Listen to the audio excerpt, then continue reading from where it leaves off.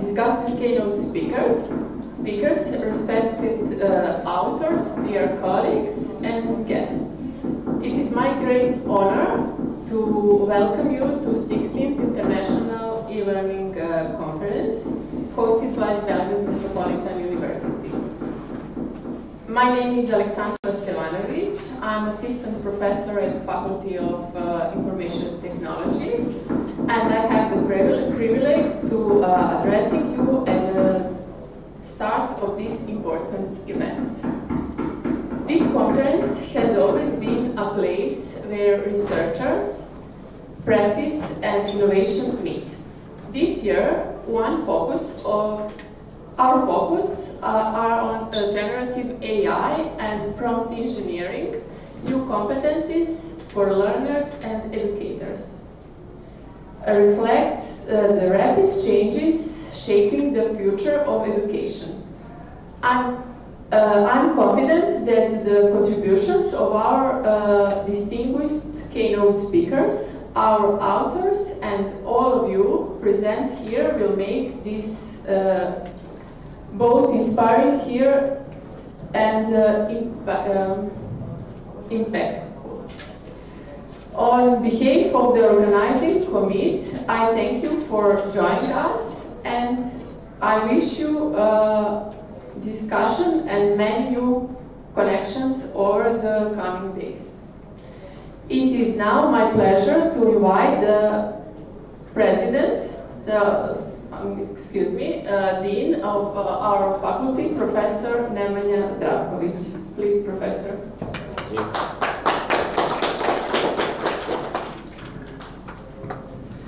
Thank you, Alexandra, for these words of welcome. So this is my first time opening the conference, so I apologize if I'm a bit shy. As Alexandra said, this conference is focused on generative AI in education, prompt engineering, new technologies such as virtual reality, mixed reality, and augmented reality in education. And these are the topics which have been proven to be really relevant, or as to say, these are disruptive technologies which will shape the future of education, especially when we're talking here about higher education, but also all levels of education. Since ChatGPT and other large language models have been open to the public, both learners and educators have faced a really difficult decision because it's really a new paradigm shift, not only for the students, for the learners, but also for teachers as well. I think it's the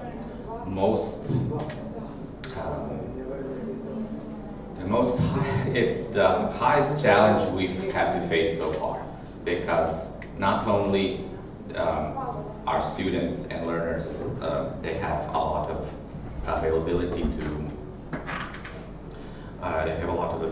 to access all types of information, but also we have to pay attention is this information correct? Is this information relevant? Or is this information that is coming through these technologies something that we need also to incorporate in our teaching methods? So it's a challenge, but we also see that there is a lot of hype and it's really trending. We see that a lot of research is connected to these topics.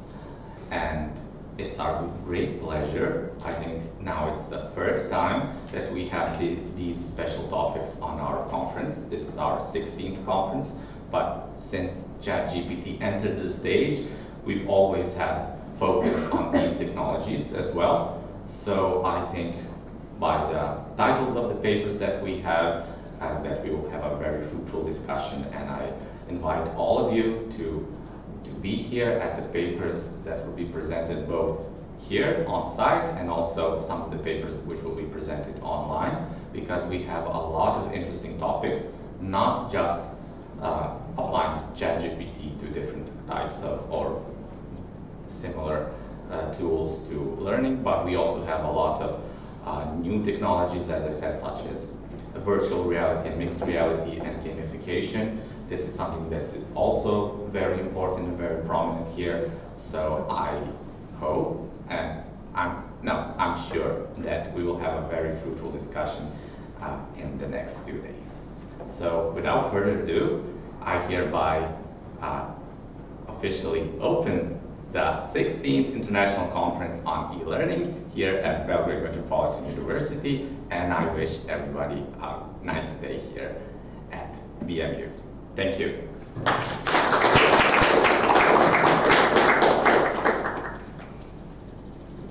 I'm also the moderator for our keynote sessions. So we have 2 keynotes in this first session. So I am proud to invite Mrs. Ilza Feltikova for our first keynote. Let me just get the title correct. Educational XR, Virtual, Augmented, and Mixed Reality via Examples. Ilza, the floor is yours.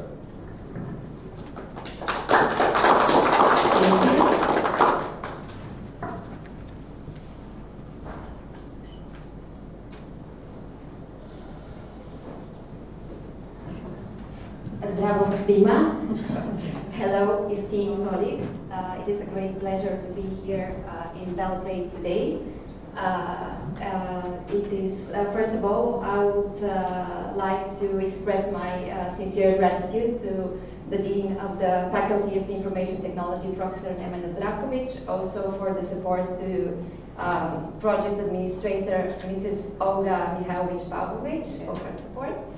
And I believe that today at this e-learning conference, we are gathering to explore the advancement of education and technologies together. And I believe that this topic, educational XR, which is part of my research experience in the last 10 years, will be helpful for you, and it will enrich somehow your practice as teachers. So as I said, I will present like a small 10 years experience, and we'll have a chance to discuss, and after to see the challenges in front of this technology, especially in application for the educational purposes.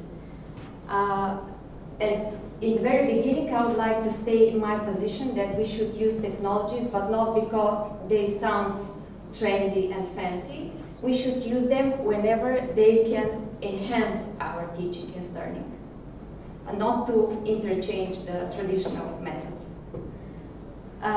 So first, because this AR, VR, and MR are increasingly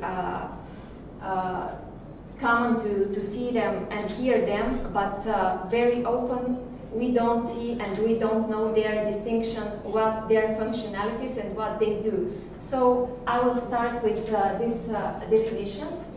Augmented reality is AR, and what this technology do. We can experience it in 2 ways.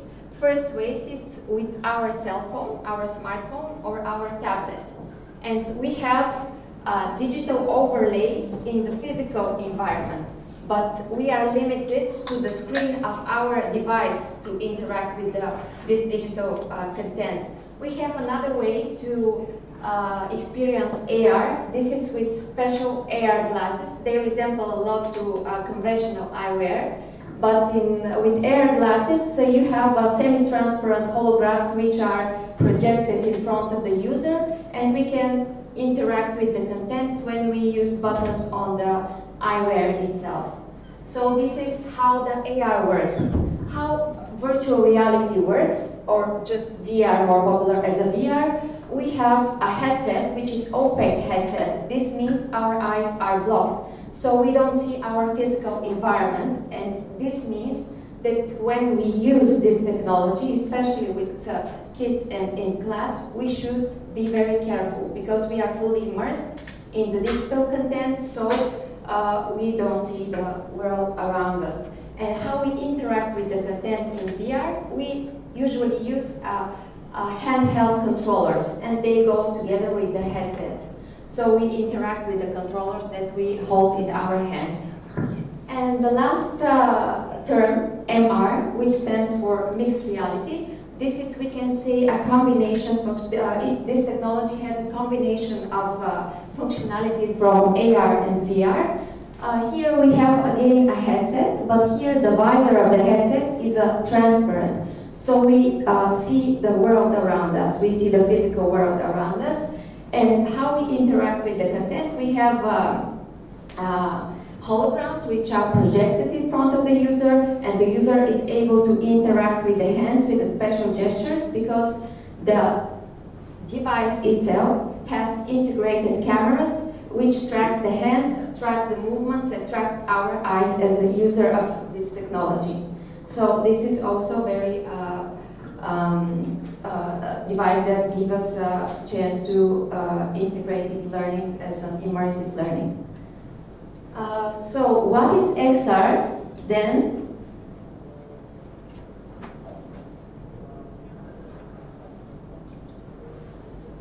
XR, when we say extended reality, this is an umbrella term. Instead of saying AR, VR, MR, when we say XR, we mean all of these three technology. This is what XR means. So here we'll start with a little bit of history. And this is Sir Charles Wheatstone, who we can call the grandfather of the virtual reality, because in 1940 he received a Royal Award from the Royal Society because he explained what is a binocular vision. And on a binocular vision is based 3D vision and virtual reality. So what is this binocular vision? This means that we see the world through two cameras, our right eye and our left eye, and our brain merges these two pictures that each of our eyes is seeing. And based on his explanation of binocular vision, he constructed the mirrored stereoscope, and this is how the first VR device looked like. So now I invite you to do an experiment how the binocular vision works. So please put your right thumb in front of your face. And first, to see how our binocular vision works, of course. So first, now focus on something beyond the thumb. Now first close your right eye after your left eye, and do this back and forth. And you see the thumb appears to move. This is how our binocular vision works, because we don't move our thumb. So this is how we have an image for the right eye, and we have the image for the left eye. And our brain do these pictures in one. So this is how the binocular vision works and how the stereographs back in time has worked. We have almost nearly the same images for each of the eyes, and our brain merged them to look like in 3D. So this is how the early VR works. So you see, these new technologies are not really new. Okay, and if you would like to see the Charles Wheatstone stereoscope, you can do it in the King's College in London. In 2016, the famous physician Dr. Brian May, maybe you know him from somewhere else, yes? This is also a guitarist of the famous band Queen. So he opened this exhibition, and this stereoscope, this VR device can be seen there, and you can experience the stereoscope vision and the stereoscope and binocular vision. So this is another example how the VR devices evolved in time. From the left-hand side, we have the pocket-sized stereoscope of a Zeiss company. It was created for military purposes. So we have a visor, and we have, as you see, stereograph. We have 2D picture, which has an image, nearly the same images for right and for the left eye. And we have 2025 device, which looks nearly the same. Of course, with a little advancement, we can move the lenses here.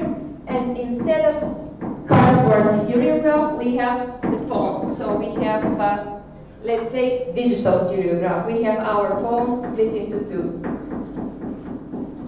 So So now I will continue with my research experience between this period, 2016-2025. I started the research on the topic virtual reality as a part of my doctoral dissertation. And the first thing that I do as a publication and as some result was this table. This was a classification how we can experience the VR, different levels, so what kind of devices we need and how much will cost us, because as teachers we also need to do this. So the first row shows the VR approach, and the second, first column and the second column, the devices we need. So we see the lower level is a mobile VR. For it, we don't need a special VR device. We can experience it with a tablet or with our smartphone, but of course they have to have some features that allows us. Moderate VR, for it we need some devices, Google Cardboard glasses together with our cell phone. Google Cardboard glasses looks like similar like this. You can cut it from a pizza box, some says. And as you see, it's not expensive to have it for a big class, for example. And the top row is the Super VR approach. For it, we need a bit more powerful devices and a bit more expensive devices, but we don't need only a device to experience this approach. We need also a VR-ready PCs. What it means, to give you some idea, let's say a good gaming computer. And you know they're a bit more expensive and with more powerful video cards, etc. So to experience Super VR, we need more advanced devices. Here I give some examples of Super VR devices. This is on figure 1 and figure 2 are devices suitable for Super VR approach, and on the lower row we see these plastic viewers and Google Cardboard figure 3 and 4 for moderate VR. So we only need our phone. And here I find as very useful, VR Compare is a very huge database where you can browse, you can compare devices, and very important, you can see a review from the users of such a device. So if you are going to choose such a XR device, you can go there. And in 2018, together with my colleagues, during the European Researchers' Night, we did a space safari experiment. This was an experimental lesson outside of a school with the school students. And the idea, and it is called Space Safari because the topic of this experimental lesson was the stars and constellations. And the students were supposed to learn about Big Bear and the Small Bear and the polar star. And they were divided into 3 groups in 3 different rooms, and they were provided first group with these paper star maps. This was considered as a traditional tool. The second group was provided with such VR devices and cardboard devices, and the third group was asked to use a special platform, a special system called Dojo IPL, which was developed for inquiry-based learning, which was also part of my research work. And after these classes, the students was asked to fill in a questionnaire and to say, did this technology they've been provided help them to learn about the topic, in this case, stars and constellations. And of course, the results from the VR group and with the traditional tool showed higher results. But here I wish to say that the idea of this experimental class not to compete the technologies. The idea was to show, because it was also a meta lesson. This means there was a teachers who observed the classes to see that by combining the traditional and the modern technology, we can improve the interest to the not so interesting subject as physics in this case. And the curious fact was that teachers were not aware of the traditional tool even. So here is very important to say that if you want to apply it in class, first we need to educate the teachers and also maybe to provide them with the scenarios, not just to give them the skills how to use this technology, but how properly to apply it in class. The same year, I also conducted virtual reality survey with the Bulgarian teachers about the topic. And in this survey, the respondents was 145, and most of them was asked what in their opinion is the advanced feature of this technology, virtual reality. And most of them, I'm sorry to speak Bulgarian, but because this was the survey, how it was go, they said that the virtual reality has the potential to facilitate learning a difficult concept. So this is what the teachers said. So, maybe you also have some results from the Serbian teachers and what is on the topic and how they perceive these technologies. In 2019, next year during the European Researchers' Night, we continued the Space Safari with the next demo and experiment. It was called Space Rangers. And here we used mixed reality device. This was HoloLens version 1 together with the Galaxy Explorer application for virtual reality.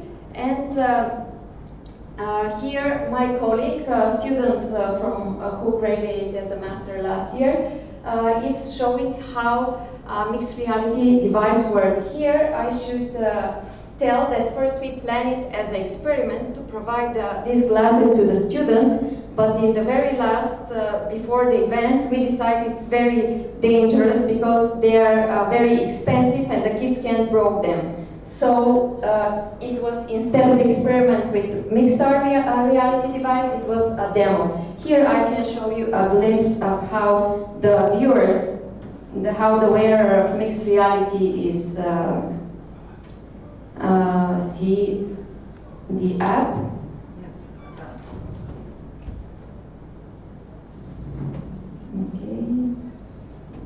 Okay, never mind, you can watch it later. Here is the link over the presentation, so you can, there is a video of how the user of mixed reality see through this device. In the same event, we conducted the experiment this time with these moderate VR approach devices, Google Cardboard and the plastic version of these devices. Like this, so the students were able to install application on their own phones, and they inserted their phones in this kind of devices, and they experienced again night sky during the day. So this was the advantage of using virtual reality. And after the experiment, the students was asked to fill in a questionnaire, and they were asked, would you like VR glasses to be used for learning in school? And we can see that almost 90% said yes, because the blue one is yes, allowed, and the red is yes. So we have very positive feedback from the potential users, the students. But yes, as we said, it's important how the teacher will apply these technologies. On the next year, in 2020, European Researchers' Night, we continued the demo of XR Space. It was fully online because it was COVID-19 and it was full lockdown. So we have only an option to stream our demonstration, and the demonstration was virtual reality demonstration, AR demo, and also we showed the platform on XR. Why I chose to show exactly this platform? My choice was this because there is an option for a teacher to translate the content there. I can do it in Bulgarian. This is what I did. So I made the content in Bulgarian. So this is important, I think, also in Serbian, because you need to have the content in the local language. And here is how the colleague I work with is wearing these plastic glasses, and this is, as you already know, a digital stereograph. You have two images. This is a mirrored display of my phone, and this phone is inserted here in this moderate approach VR glasses. There is link behind the image, so you can see it later, how it works. Maybe here it works. So this is how she is putting the glasses and what she is seeing. And here how she interacts with the content. She needs to gaze in the particular places to see the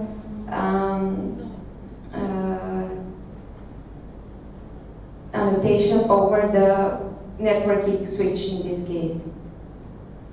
So the other example, as I said, is an AR example, and as we received as an answer in the previous survey, that AR has the potential to facilitate explanation of a difficult concepts. A colleague of mine, mathematician who is here with me, also said that his university students has a problem to imagine a solids.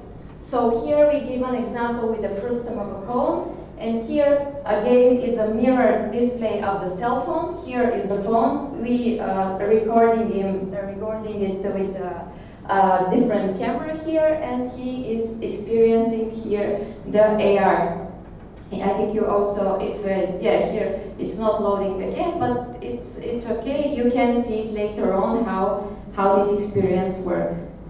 Later on, 2 years later, 2022, I conducted teacher training with school teachers about VR, and on this training I showed them my scenario, this one which I did in 2018, and beside this they already have these super VR devices, so that is why I also showed them how to use these devices. And after this training, I also conducted some experiment, and I asked them questions. And one of them is, would you like to have access to a platform with a sample educational scenario? And they also answered very positive, because as I said, we don't need only to show them how to use technically the devices, but how to apply them properly in class. And as I said, it's important not to interchange the traditional learning, but to put it whenever it can enrich the teaching process. So these are mostly demos at the end. This is 2024. Here we are experiencing how to do a circuit board soldering in a VR. And here, my colleagues do the same thing in real-life situation. So we show complementary things. We do it first in a VR, in a safe environment, because there is no chance of burnings. Because if you ever do this, maybe MENS did this, has a chance to burn, but you cannot burn in virtual reality. Here we showed it in a real life. So last year we had accreditation of math programs in our faculty, and math professors were really curious to test how virtual reality works and how it can be experienced for math, because they think first that it cannot. So I showed them the Prism Math VR experience, and this Prism Math application has content that is suitable from 7 to 11 graders. So here I showed them advanced algebra and how to find the polar coordinates. So here you see two professors engaging with and fully immersed in the virtual reality Prism Math. And last experience is from this year with my students in the discipline e-learning. I decided to ask my students how they think they can apply such a devices, such a technology for educational purposes. And here are four examples.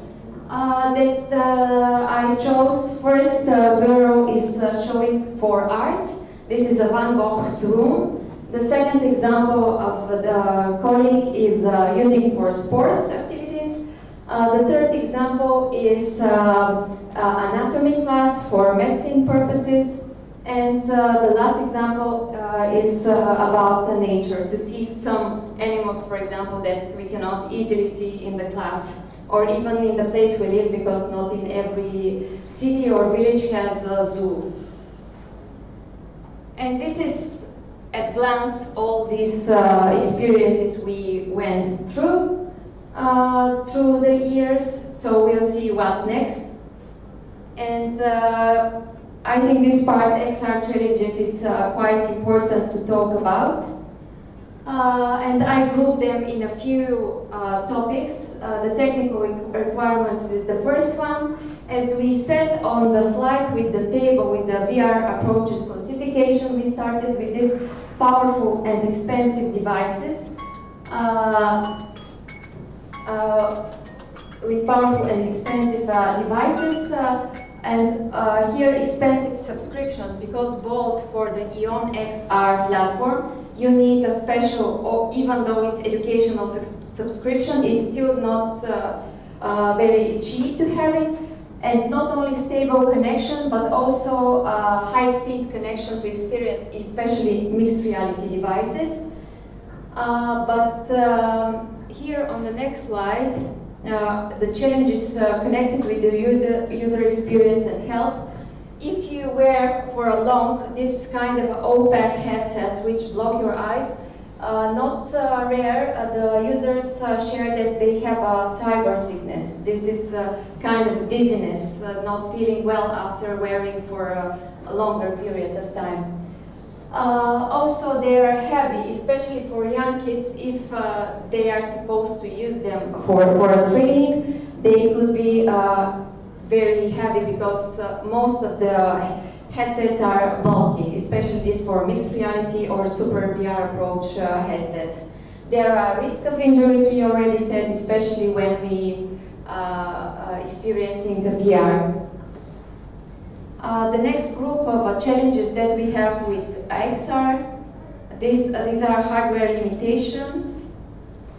Lenses issues. I mentioned this during looking at the visors, because each of us, especially those who are wearing glasses, know that we have a different eye distance between our eyes.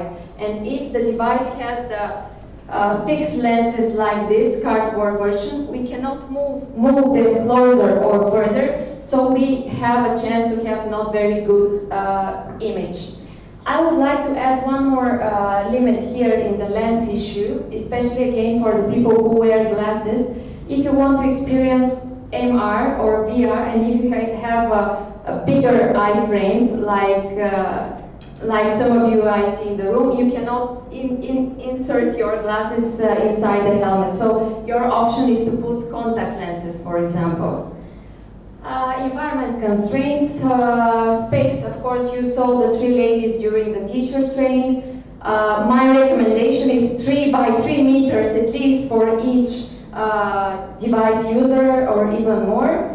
And accessibility and usability is the last, but I think it's maybe should go on the first place, because if we want to apply it for education, we need content in our local language, in Serbian, in Bulgarian, in Italian, in Portuguese. So this is why we should think about this. And VR or XR content generally has a lot of resources to be created in a quality way. So it is better to use already ready content, in my opinion, and just to localize the language.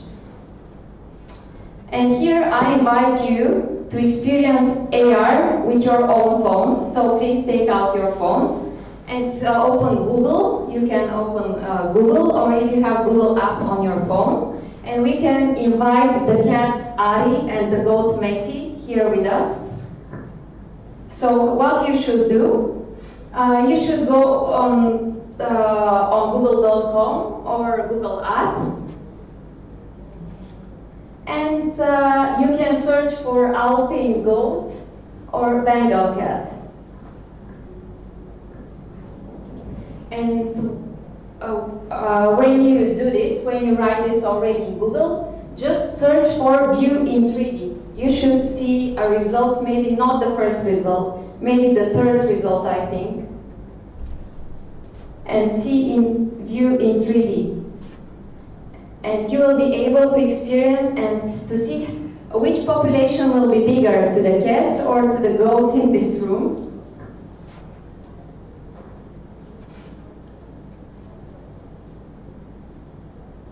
Do you have some results? Yes. Okay, do you have cats or goats? I got cat. And where is your cat? Okay, but now put it now in here, in the room. Do you see there is put in your own space. Welcome her here in the room. You should first, did you see it here in the room? No. Maybe I can help you? Yes, I got it. And I have not Android phone. It's okay. Okay, yes, here. Maybe you can show to the camera, I don't know. And you see the cat, right? Do you see a cats and goats? Camera? Maybe there. Maybe somebody's watching. Did you have results? My boat is rotating, but on the phone. But you can put it here in the space in the room.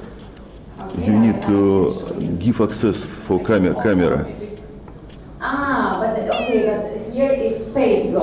You should go back in the results. No. But let me see. Oops. Non-commercial video, maybe that. It's pretty realistic. Yes, I see, you see cat near to. Okay, go down. Okay, now click here. Okay, now. Yep. Maybe because it's you don't have. And there is result. Yes. Only Wait for here. it to be in Okay, Google thank Docs you. or Google Application. I think enough. But is this an unpaid one? Yes.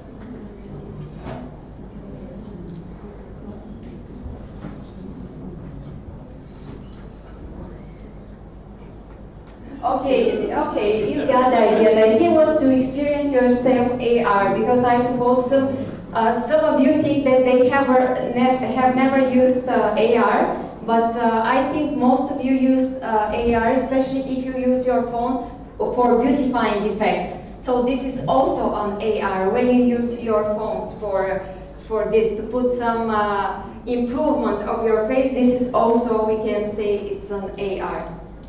Okay, here are also an example. This is the platform I talked about. You will see later you can do a registration and browse the content, VR and XR content. You can install it also on your phone and also experience in VR or AR. You also can have different here mobile experience. Google Street View is also kind of a VR, but it's a mobile VR. And maybe you know that in the new Paint in Microsoft, you also can create digital elements that can be viewed in AR. So this is Microsoft Paint 3D. So in a conclusion, I want to share these two quotes. The first is that wealth of information creates a poverty of attention. And also the other is that that even though the kids are growing with technology, with plenty of technologies, they usually don't know how to use in their advantage. So we are the people who do show them how to use them properly. But the first thing, we need to teach ourselves how to apply them correctly. Here are some acknowledgement of the projects, and thank you, Hvala, and I welcome your questions.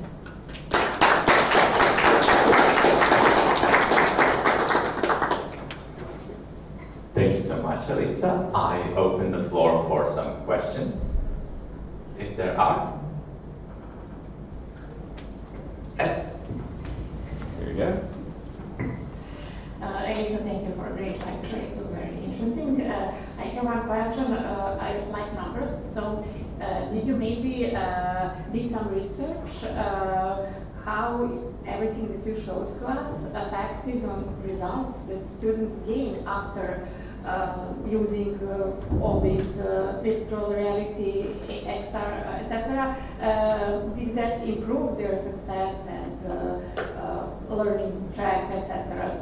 Did you maybe make some survey or something like that, and some numbers that really confirm that this is effective in their learning process? Thank you for the question, Associate Professor Ilya Tosic. In one of the slides, the first research I did, this was my result. This is from my results from 2018.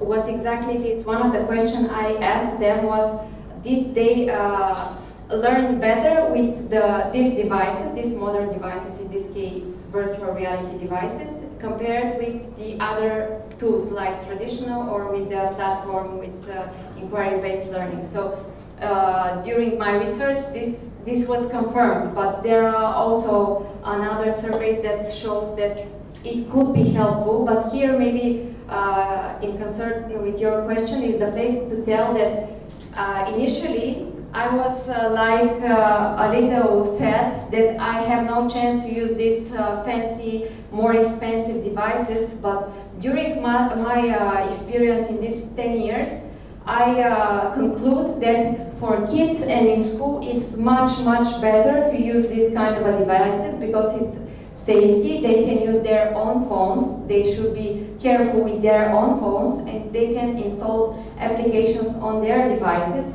And you should not be all the time afraid, am I going to have a whole device after this class? So based on my researches, I definitely recommend this kind of moderate VR devices for bigger groups, and only with a supervision to use other devices, because you have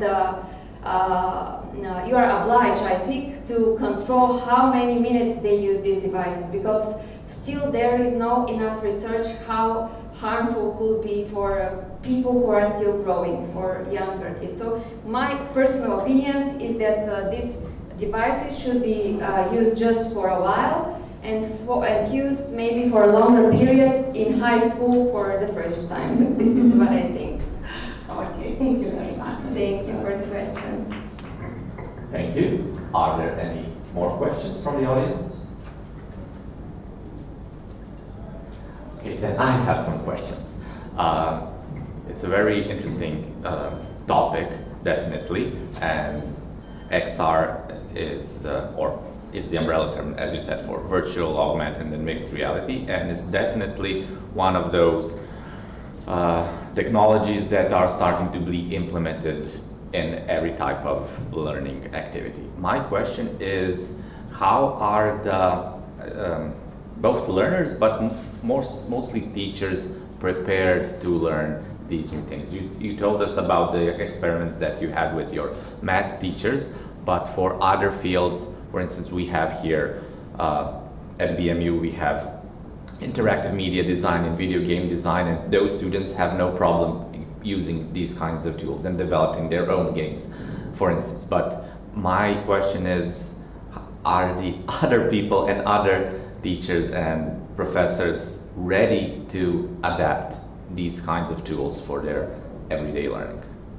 Thank you.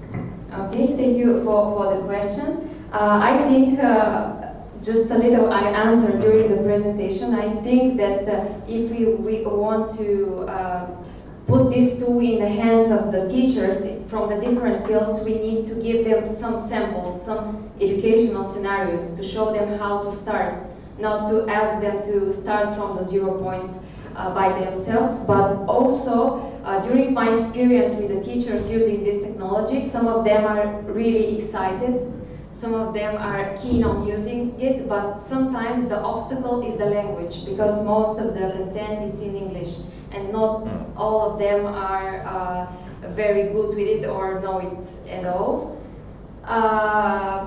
So from other fields, I think we first, as a train the trainers, maybe first we should train trainers with the good educational scenarios, and also each university maybe should be equipped with such devices in case to use it. So after that we can make it more accessible and more widely used. It was more curious for me, I would say, that sometimes the elder teachers has more interest than my students in the university who are quite younger. And for me it was quite surprisingly, because some of the last classes where I provided the equipment, a lot of students said they have never experienced VR or AR, and when I bring the devices in the room, they are also not so experienced. I think for me it's surprising. Maybe this hype with the phones, and they are staring at their phones, also it's a flag for us. So it's not about the age. So yes. Thank you. Just one final question from my side. Do you think that, in your opinion, what is the trend of adapting these tools in universities and different schools? Do you see a grow in applying tools, different kinds of tools, or is this just, in your opinion, some kind of trend which will be surpassed by something else, or do you see that it will grow? Especially for the very expensive devices, I think maybe they will go away, because some of the devices, like very expensive devices, because recent years as an Apple device for mixed reality, Apple Vision Pro, most of the people say it is a device that only made to collect dust, because it's about 3,050 euro per piece. So the schools don't need such a jewelry, let's say. So in my opinion, this kind of a devices will endure and has more application. Or like an Oculus Quest devices, which are more accessible and don't need VR-ready PCs. So these devices which can be run faster, and where we don't need very expensive equipment. So this is my opinion. More accessible devices will stay. Thank you so much. We also have a number of papers which also deal with virtual reality and mixed reality. So I invite everybody to have a discussion when we have those papers. Thank you so much for your time. Thank you.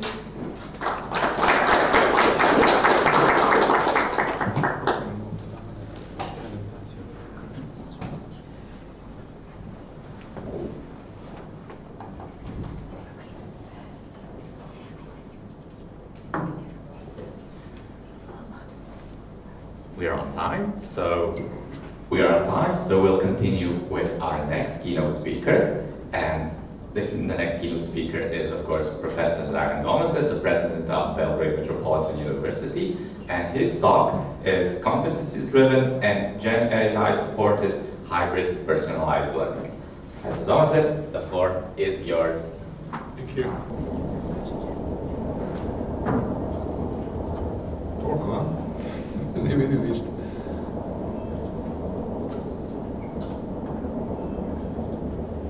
Treba da otvorim?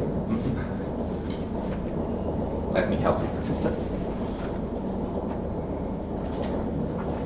Good.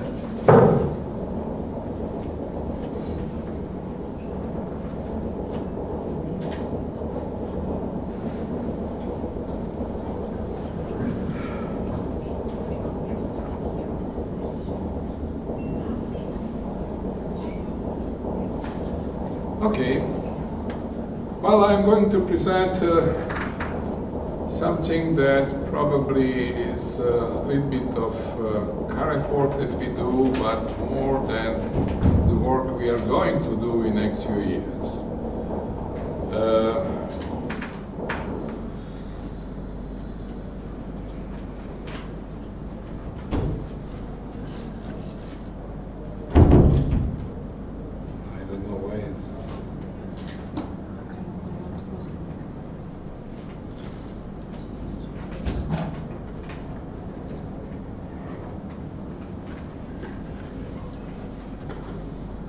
I say competence-driven learning, this is something that I would like to explain why I focus on competencies.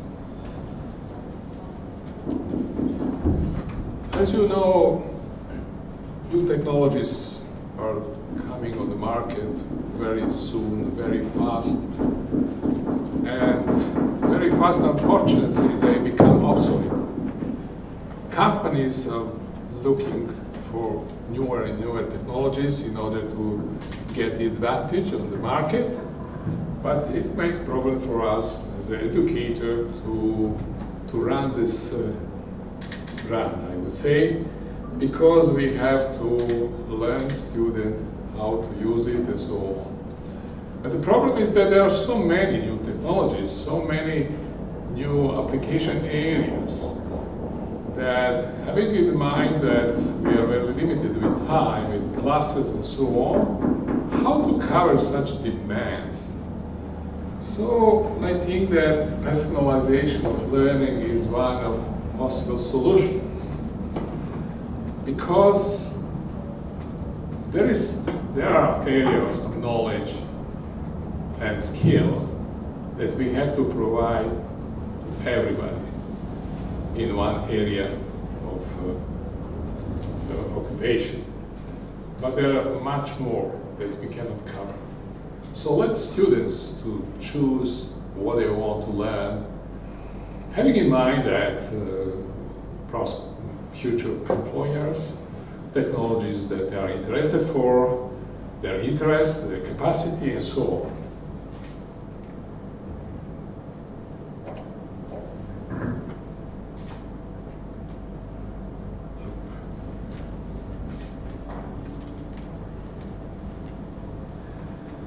Let's analyze one topic of the lesson only. We can see here that we can go deeper and deeper in one area, teaching students, starting from some basic knowledge and go further. On the other hand, we can have a breadth of competencies. That means different kind of topics we can learn within a lesson.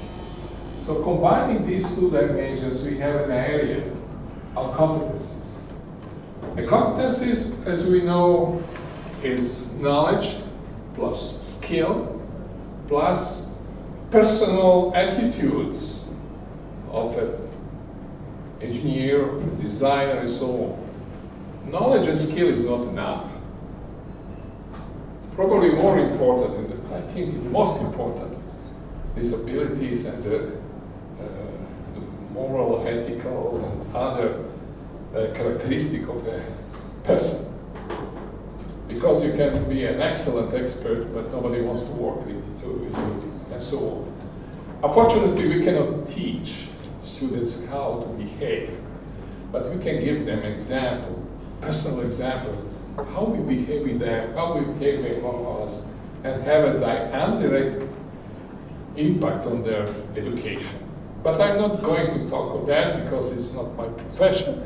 It's more for other professions in humanities. So to do that, I can talk only about knowledge and skill. In this presentation, when I say competence, I think knowledge and skills. How we learn students to knowledge? Giving lectures. Skills, giving them classes in laboratories, in exercises, do it, test, give them tasks, and so on. So, at the Belgrade Metropolitan University, we have some internal standardization at the moment, that for each course we have to provide at least 40% of core competencies that are mandatory. Every student has to know it. Yellow is the area that is in addition, that is optional. Students can choose in different topics how deep he is going to do it. We call it the second layer of knowledge. This is level 1, we call it N1. This is level 2, that is normal, that we don't want the students stuck here, but some students are not interested very much to go deeper. And the 10th level is for those who are most advanced students, where we can do special kind of education, debates, reasoning, analytics, synthesizing the knowledge, thinking about the future, and so on. Because more and more the market will need people that know to reason, to think, and to have vision. You see now in programming, chat is doing the job. So if you're just a programmer or even designer, sooner or later you will lose the job. You have to be more advanced to do more advanced engineering stuff. It's the same with all other professions. So never mind, don't cry about this. It's normal. In work, with steam engine started, levels were against this. But it's better not to work. Sit down and work and enjoy. So it's the same with white-collar workers. They will do something else. Don't be afraid about this. So, for instance, if one lesson has 5 topics. As a teacher, I have to design this course having in mind these 5 topics. And then I decide how deep I will prepare my material. It doesn't mean that I always have to go up to 100% of the knowledge that we think that it's possible to teach students in a normal bachelor degree for that bachelor degree. So we can choose how much deep we can offer. And we provide this. But if a student is interested for this area, we have to develop technologies, learning technologies and methodologies, how he can do it on his own with the help with the AI. And I will show you that this is something that we can provide even here, from 0 till the end, or here to add it. And so student can create his own program that he wants to finish.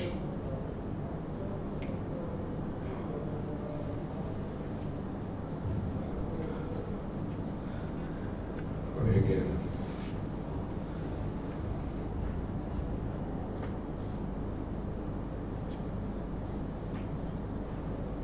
So many keys here. I have a Mac. I don't have this Windows. So that's why I'm a little bit confused.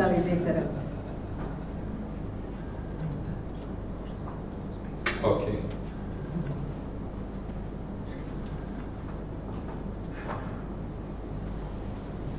So we have to plan our higher education differently and to offer totally different.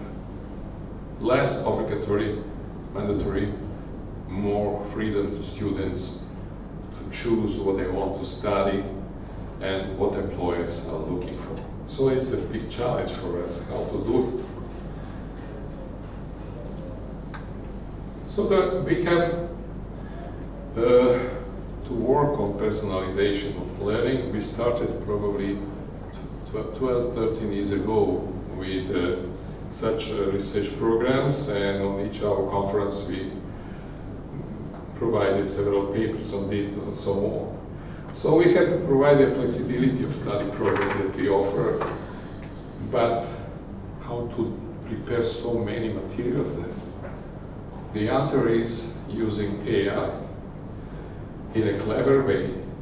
It's easier to use the AI when you're in a company. You don't need to teach anybody, you are just a user. But we have, also we are users, but we have to learn students how to think, how to understand what is the background of this technology. So if we give them the opportunity just to click and give us a report, it doesn't work. We have to be very smart to plan our assignments to check whether the work that I got from student is something that he understands how to do, and he can answer the questions, he can improve it, and so on. So it's a pretty challenging for us. If we are in a school that is pretty large and big, and the problem can be solved with a lot of elective courses and different programs and so on. But what's about small higher education institutions at our Metropolitan University? We cannot afford to have so many. So the solution is personalization. One student, one elective. So we even for all our classes, we do it with small group of students. We don't like lecture theaters. We think that we have to have a dialogue with students all the time and so on if we want to achieve quality education.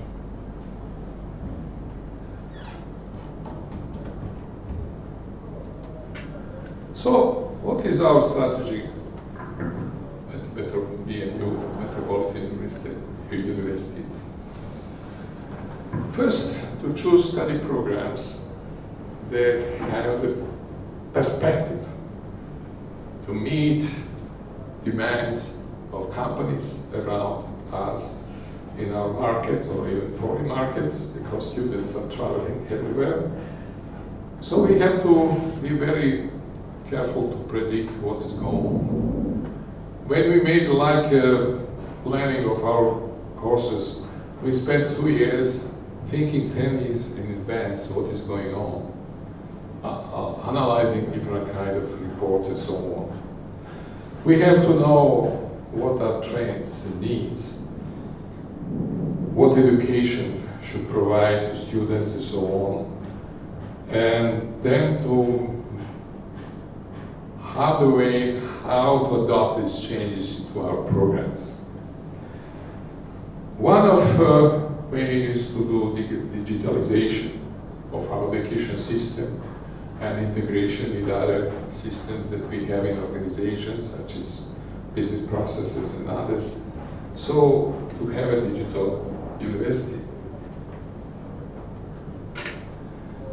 So, what are strategic measures at BNU for next, let's say, 4 or 5 years? First, implementation of the principles of offering quality education. Actually, when we started 20 years ago, this is also our key principle, so we keep it. It's not very probably wise, because most of students are not interested for quality education, but for fast, cheap, and easy. But we focus on those who are very good, because we want to provide quality education. The second measure is personalization of learning, as I mentioned, because this is the way how we can cover demands of such gifted students. They know more and more. Of course, when we started 13 years ago, we used a rule-based system for with knowledge bases and expert system to deduct materials and to produce what students want and so on. Now with generative artificial intelligence, it's much better, faster, and interactive and so on. So with even prompt engineering, you can get what you want from AI if you want to use it. So digitalization of learning and teaching processes are a fourth measure, because you cannot implement new technology if you don't change the process of implementing these technologies. So we have to know how to do it. It's not enough just to have one application or one software. You have to integrate with all these. So that's what we are doing currently in our university. The fifth measure, internationalization of our programs. Unfortunately, Serbia is a small country, competition is pretty high, and even international competition is here, so we have to compete. No problem, competition is good.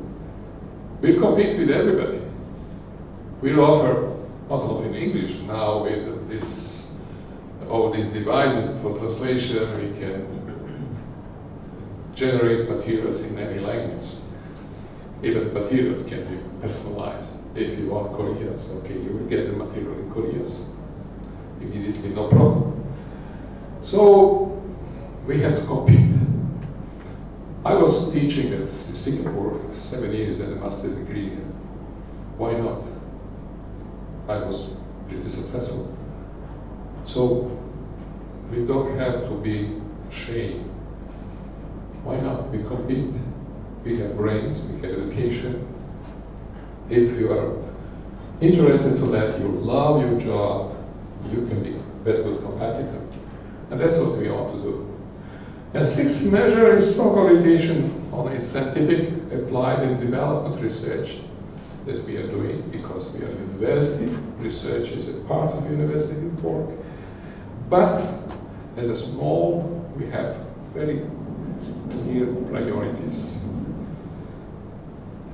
One of the major priorities is that we are also implementer of our scientific results. So we have two roles. One role is to develop new knowledge and skill. Another one to implement this. In our case, because we are an organization, we have all processes and normal organizations, and also teaching, learning, more learning with teaching, because this is the process that more and more we have to learn students to learn themselves, because whatever we learn them, it's obsolete after 5 to 10 years. They have to know how to learn by themselves. So that's our task in a sense. So I prefer to take learning than teaching. So we have to do it, and that we try in every project proposal. First question that I see, ask, can we implement this? When we implement this and we show, then you can sell your research results. Nobody believes you if you cannot show. So we are showcasing sense. We are first implementer of our results. So I think it's better, and you have double benefits. So you are better competitor because you are first implementing something new. How we now come to such our syllabi, for instance. This is a short overview. I will not talk much about that. All our programs are based on some body of knowledge from different associations, professional associations such as IEEE and others. So we create something, a curriculum with project objectives, learning outputs, competencies, and so on. And then we design our course syllabus. Program curriculum, I will say, that is called syllabus. It is just for one course. So we map objectives, learning outcomes, and competencies, so that all courses in one program are pieces of the same program with the same priorities, with the same way of thinking. Of course, when we do it, we analyze previous syllabus. We also analyze textbooks that we can use it. We also include lectures, what they think, and so on. So it's a very important that you have very good design syllabi if you want to have success in this area. So this is how we map from body of knowledge to curriculum, to courses, to lessons, and even to topics in the lessons. All these three: course objectives, learning outcomes, and course competencies. But we focus more on competencies here. Because as a result of these competencies, we have outputs and so on. Of course, objectives must be set before all that. But you have to select one of these that can drive students and teachers what to select, so on. So we are using competencies. That's why the title of this presentation is like that. Of course, the knowledge is something the student has to learn to do, to understand and study, but without skill to implement it, it's not very good.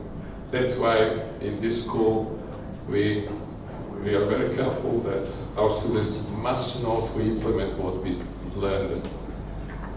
Also, personal attitudes and characteristics, the third elements of the competences, we try to provide indirectly, asking teachers to be careful how they behave with students, how they communicate among each other and so on, what values and principles and attitudes they implement in their work, even personal and so on, because we all know good teachers that we have in history and we remember them always.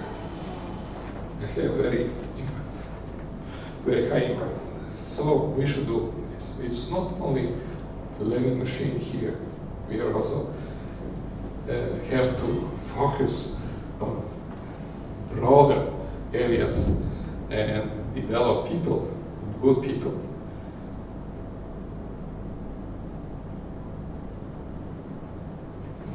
But, as I said, there is very limited amount of courses, or part of the courses, or part of even topics that everybody should know.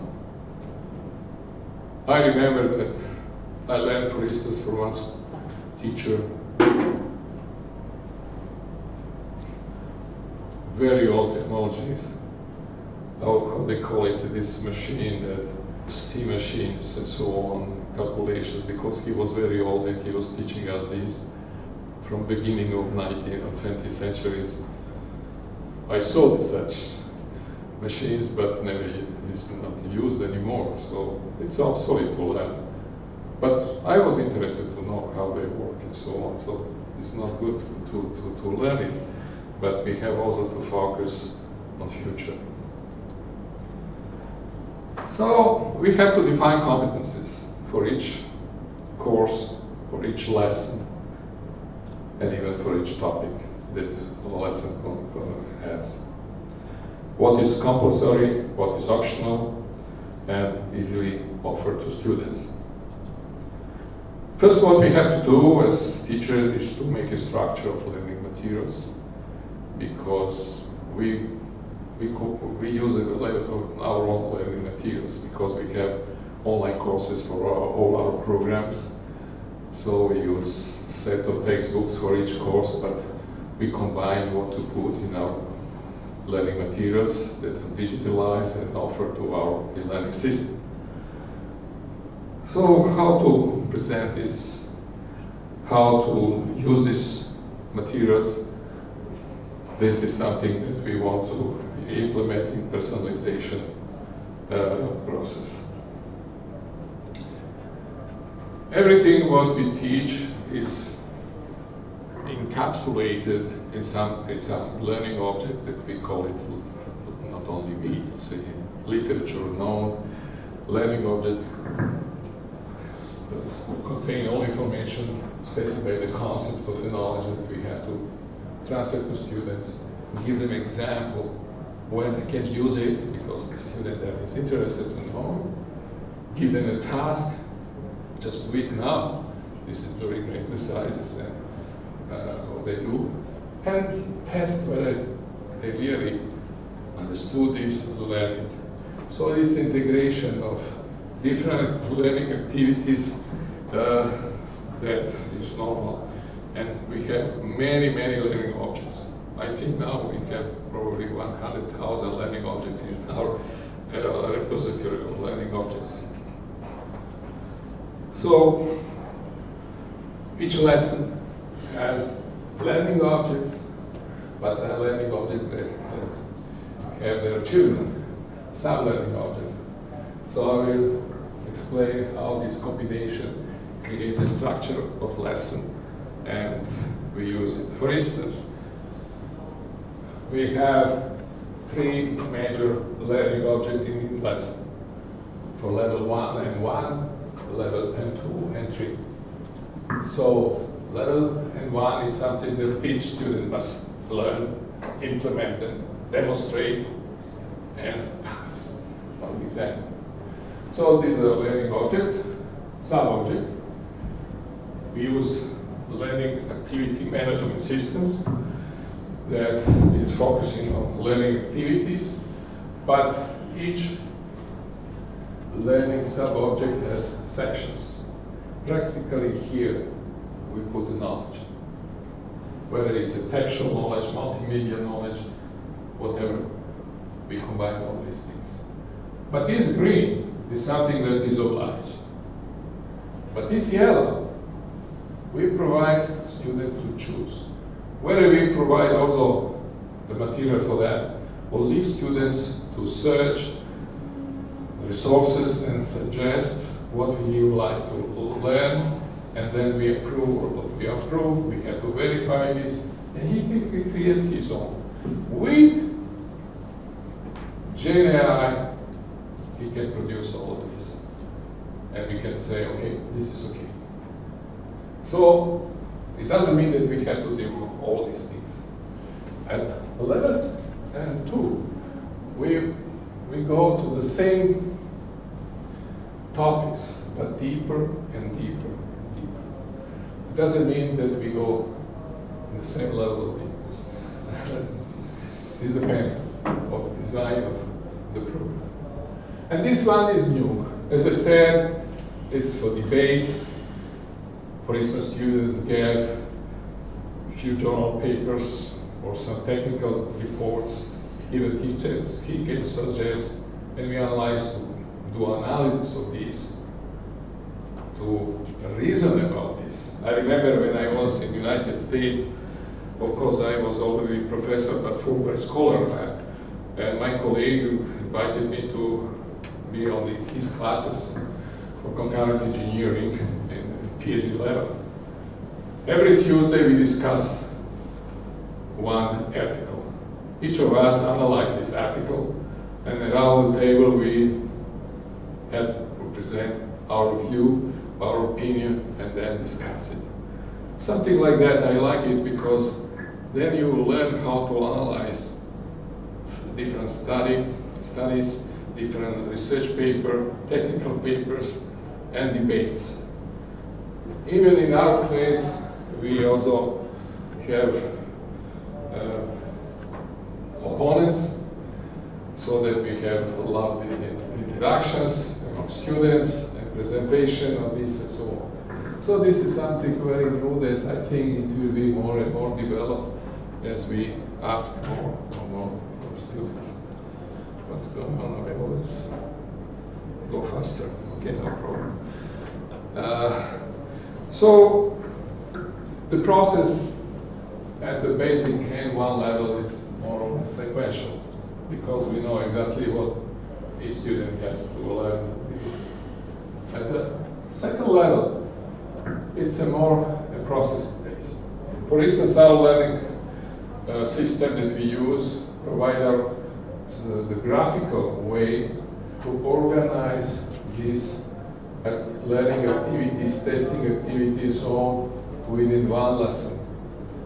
Graphical. So depends, for instance, here we test him whether he's going here or here, or he wishes to more learn from this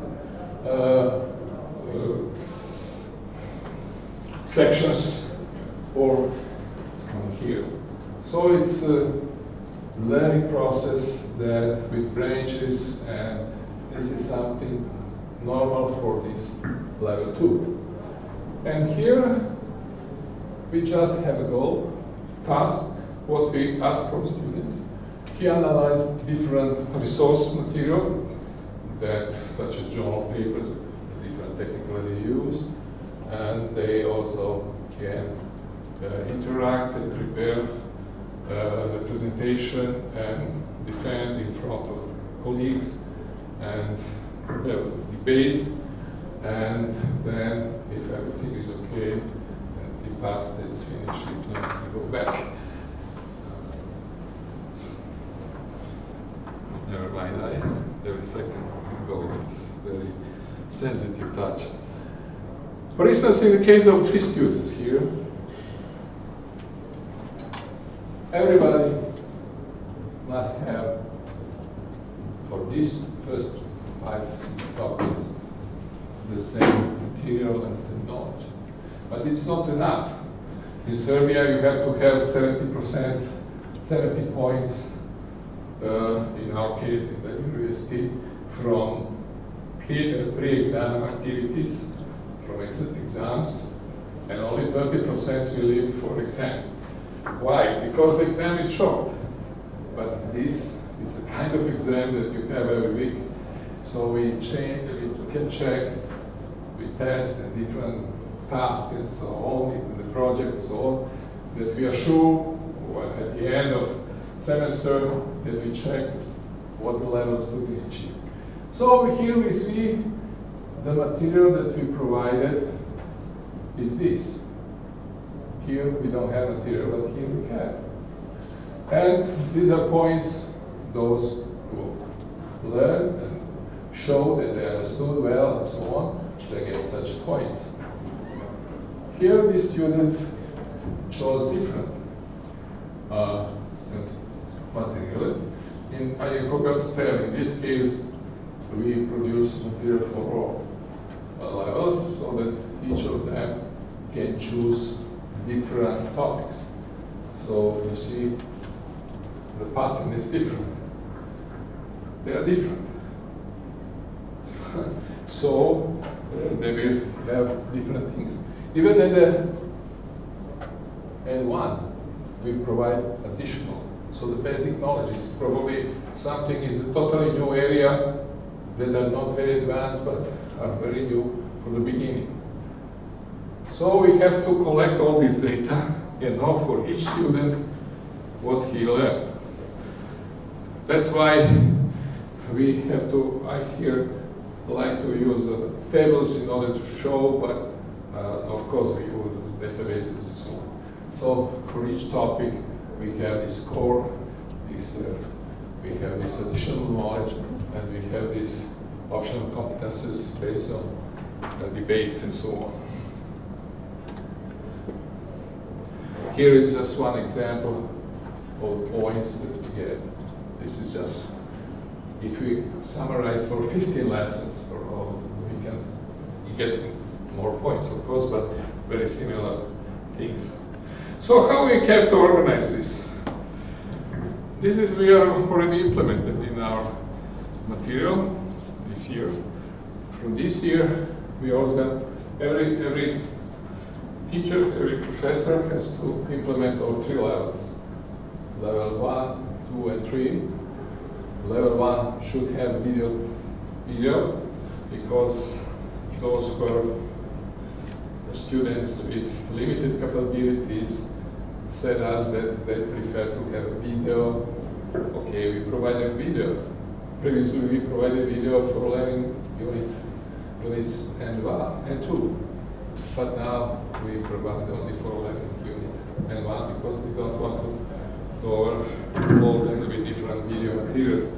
You can use in your topics here video materials from internet if you have very good, but not lasting more than 5 minutes per topic, so that student has enough time to teach, to learn, to analyze, to read, and so on, and to do homeworks and so on. And these are knowledge in these sections. So each topic has a specific section in different area. This is for level 1, and 2, and 3. And these are metadata.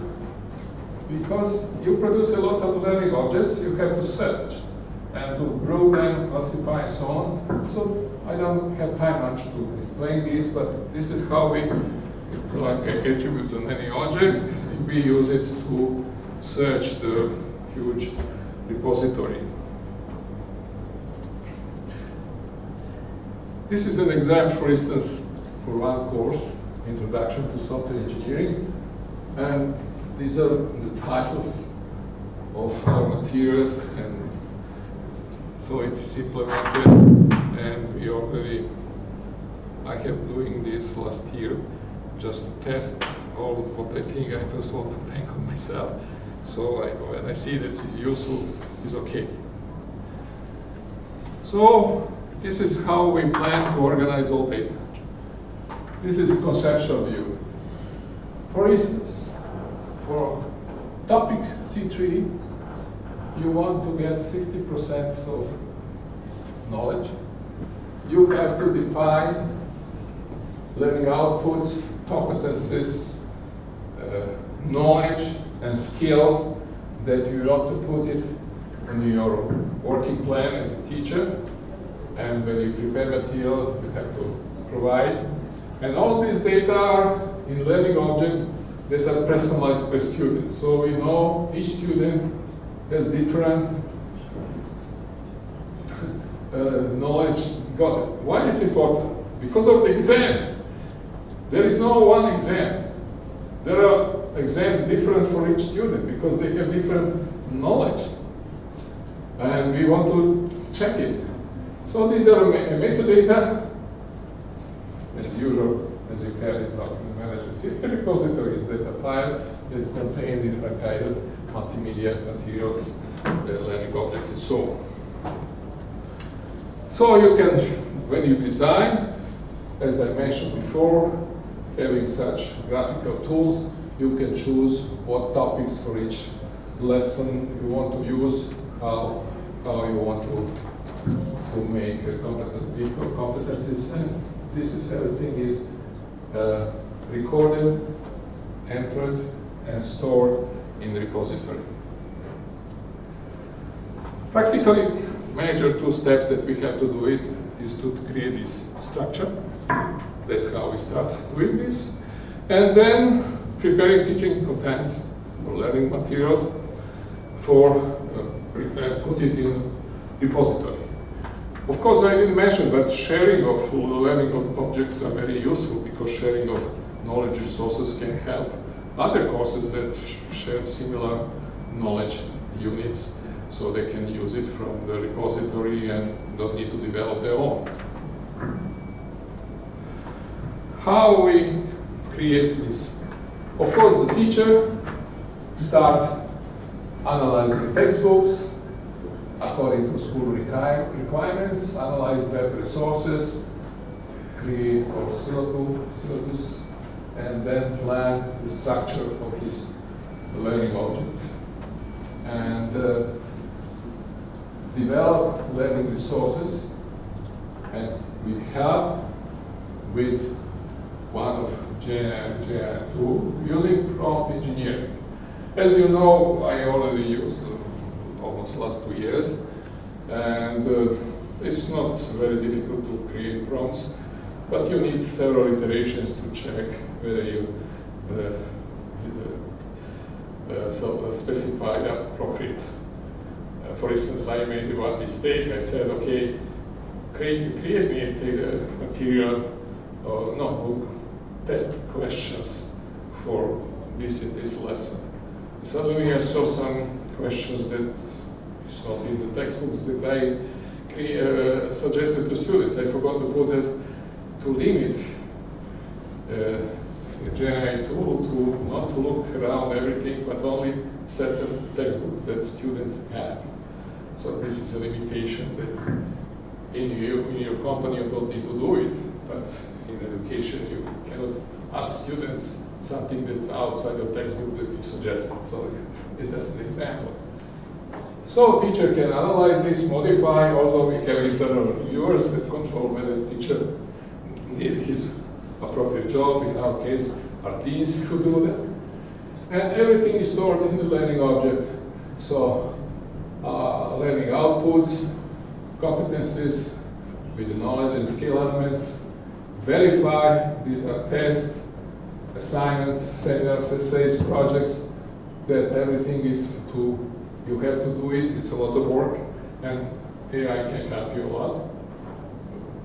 We can use it, but we have to check. That's why I said hybrid procedure, not only automatic. And if everything is okay, you prepare materials and you can go on. But what student have to do? Of course, he has his own personal workspace.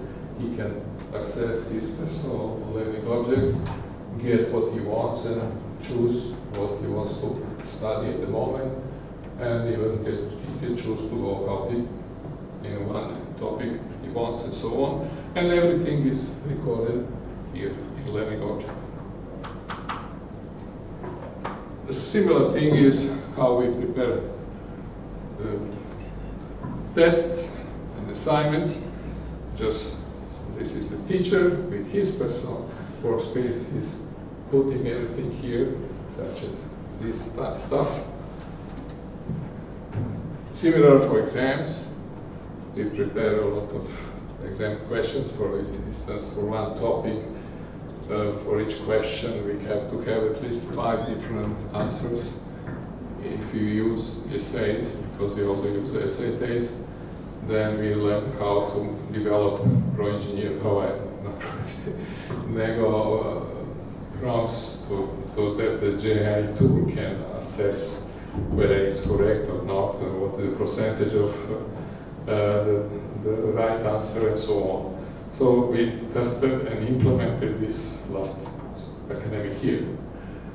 So everything is done. But what is not done, it is this. This is the future for next 2 years. What is the difference?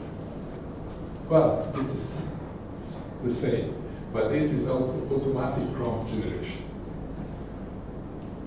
That means we have to put the knowledge, what we do normally with prompt engineering. Now we have to learn AI teacher. This is the platform that we have to develop to generate automatically for certain typical courses that we use, so that we can much easier change the material. Every year to change, because it's automatically changed, because the knowledge how to do it will be here as well. And all other things is the same, so everything is stored in here in repository. So what we have to do in a sense is just to have real-time selection, check out of needed learning objects, generation of personal lessons. If everything is okay, then we prepare assignments. Teacher is also controlling these, students can use it, and students can use all materials to test himself, to self-verification, whether he's ready for exam. If he's not satisfied, he goes back. He has instructions how to analyze more.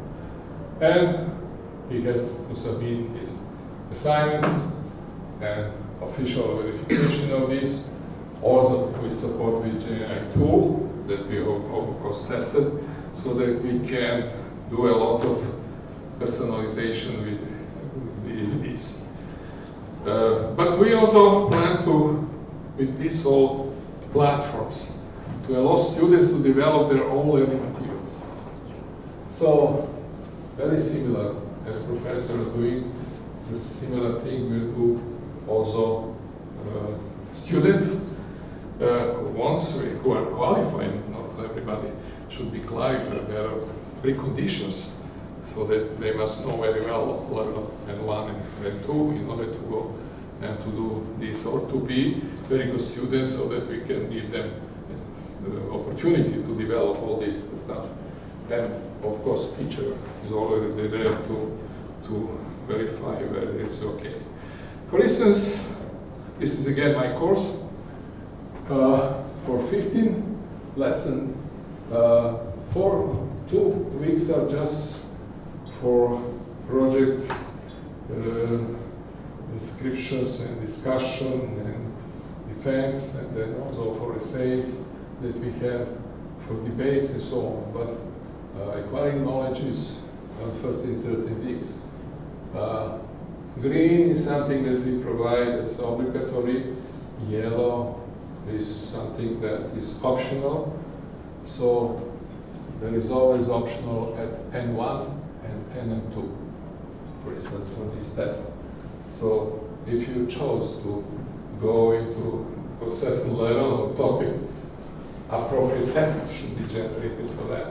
And also task, if you have such here, you have task, then you have in each project, of course we use projects because we want to give students know to implement what they learn.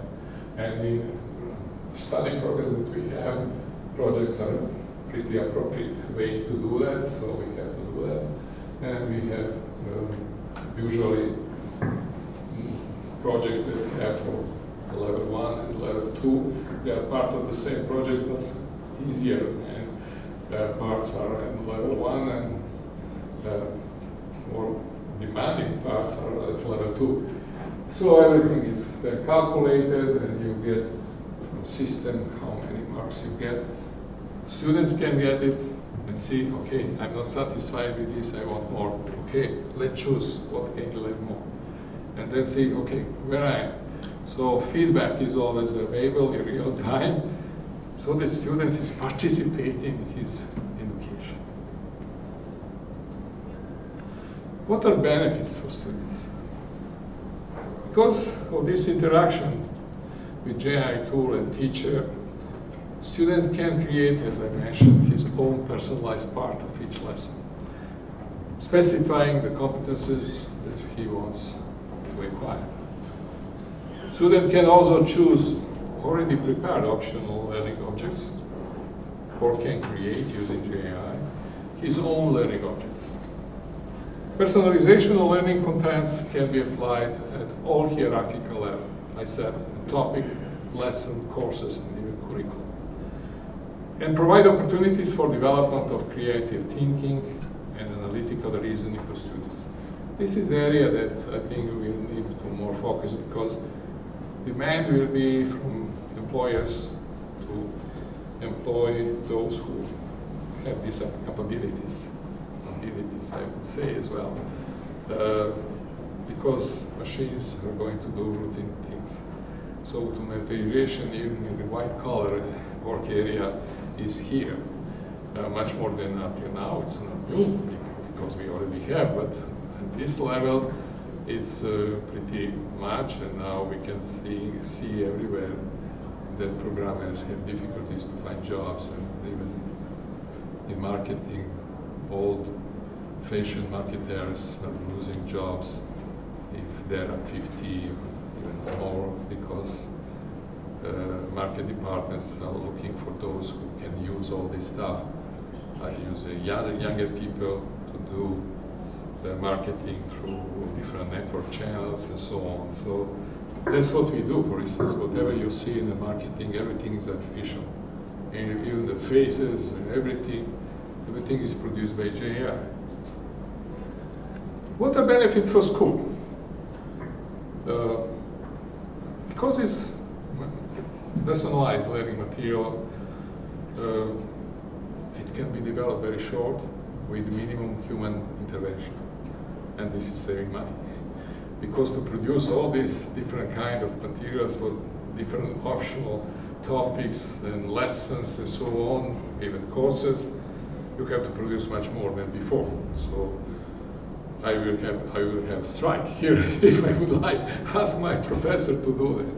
That's what we want to develop this so that they can more or less enjoy and just monitor, initiating and thinking as well, what next, and so on. But more routine tasks to develop learning materials and tests and different kind of assignments should be automatically done. So they can fast adopt new competencies, new technologies, and modify schools' curricula according to the market needs. We don't need to wait 7 years to change everything. We currently pay our professor every year to do that, but requirements is that they change at least 5% of their material. it will be very easy. So we will increase the percentage as the demand is on that. In some courses you don't need to do that, but in some are very fast because technology is becoming obsolete very fast. So teaching staff will have more time for their own professional development and research. We are not only teachers, we are scientists, because this is university. We have to develop new knowledge, new horizons. So if we don't do it, we are just a secondary school. We don't want to do that. The problem is that the science, and especially applied science, is not very developed in this country, but we have to do it because we have to develop teachers as well to know thinking and so on. I had a professor that asked to be a professor, but when I talked to him, I realized that he had no project, research project until now. Nothing.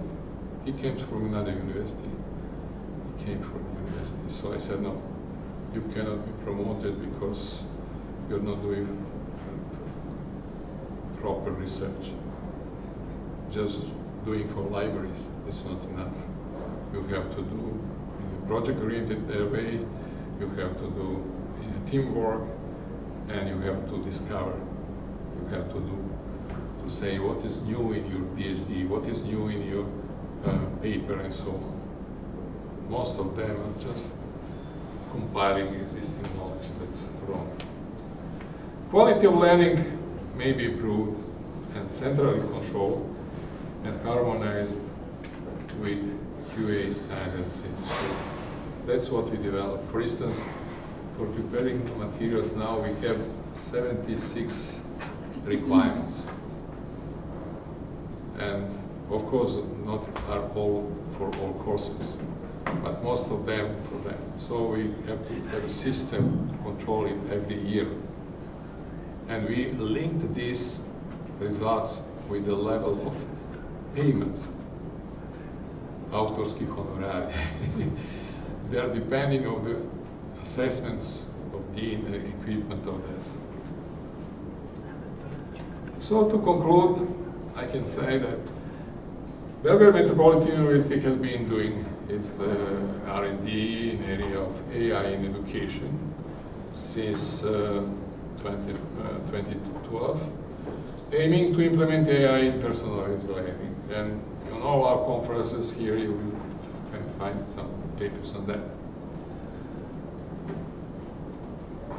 Last 2 years, we started to experiment with generative AI with prompts engineering, but as I mentioned, it's just a start because now we want to go much deeper in automation of prompts and optimization of prompts, and to integrate all this because intelligence system, our students develop our internal information system, and even tools that we use currently, what we use as an editor is developed by our students, but they are now becoming intelligent as well because it can make us more productive and better. That's all. Thank you.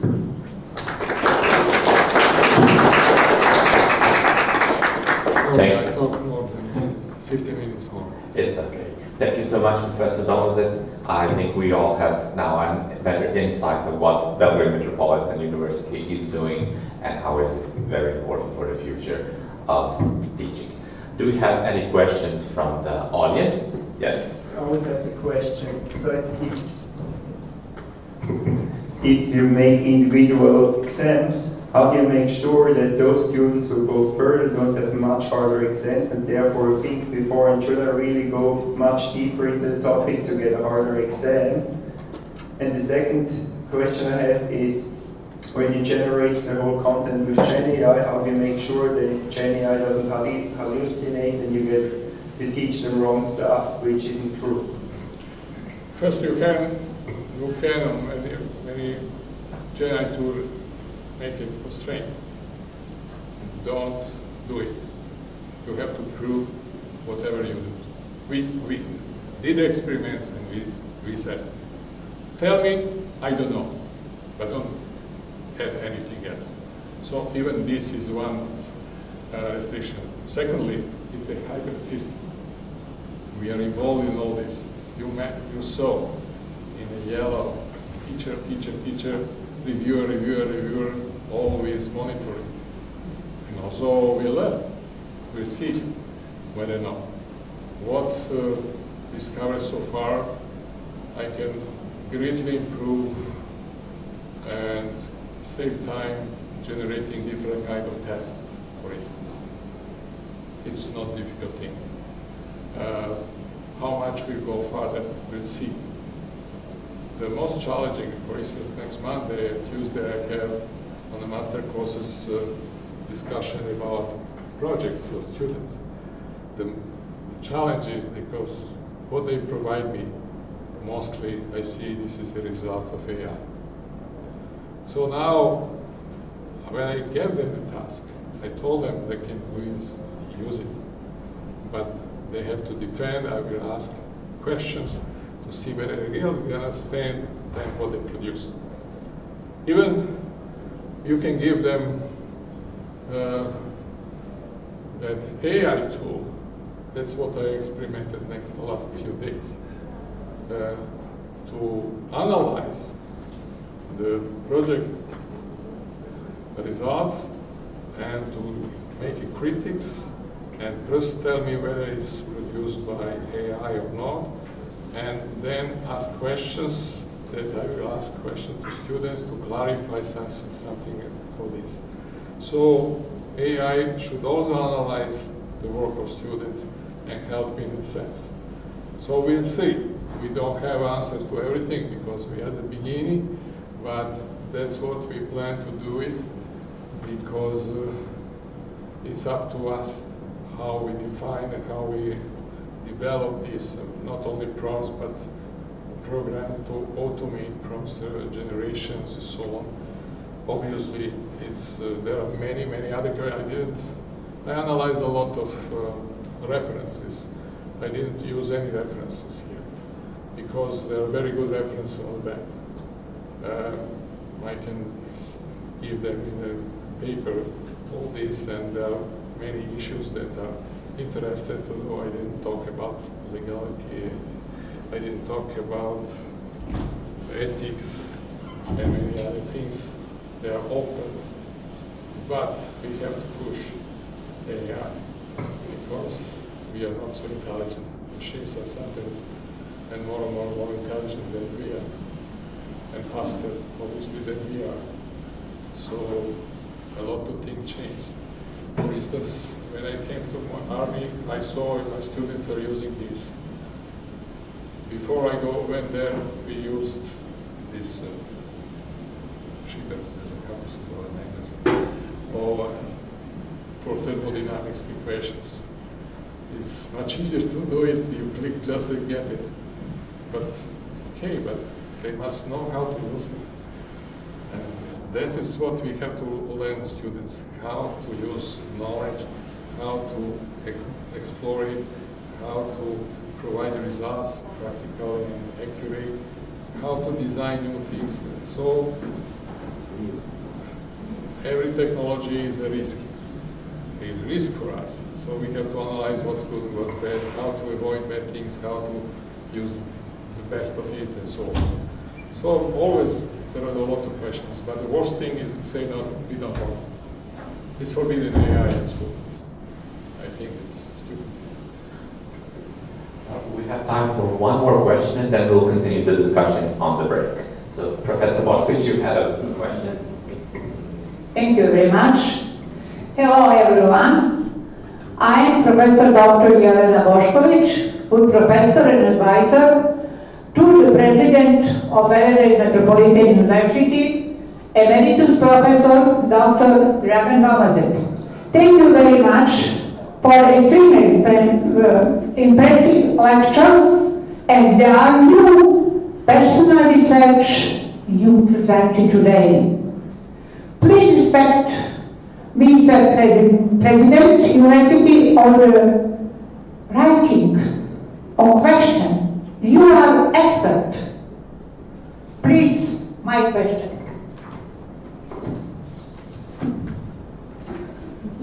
Please. Sure. Yes, yes. Much question. Very interesting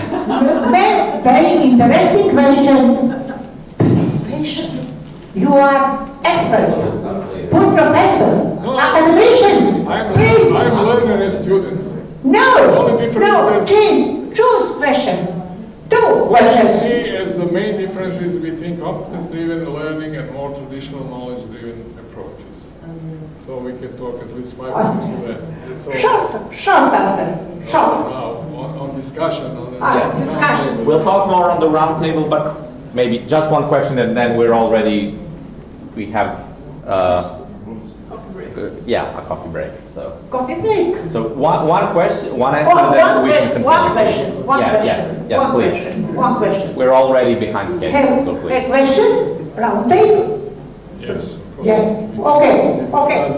Yes. Now, probably I can just give a Now, student, you are full professor, expert, and academician. What? Why? I graduated in mechanical engineering production.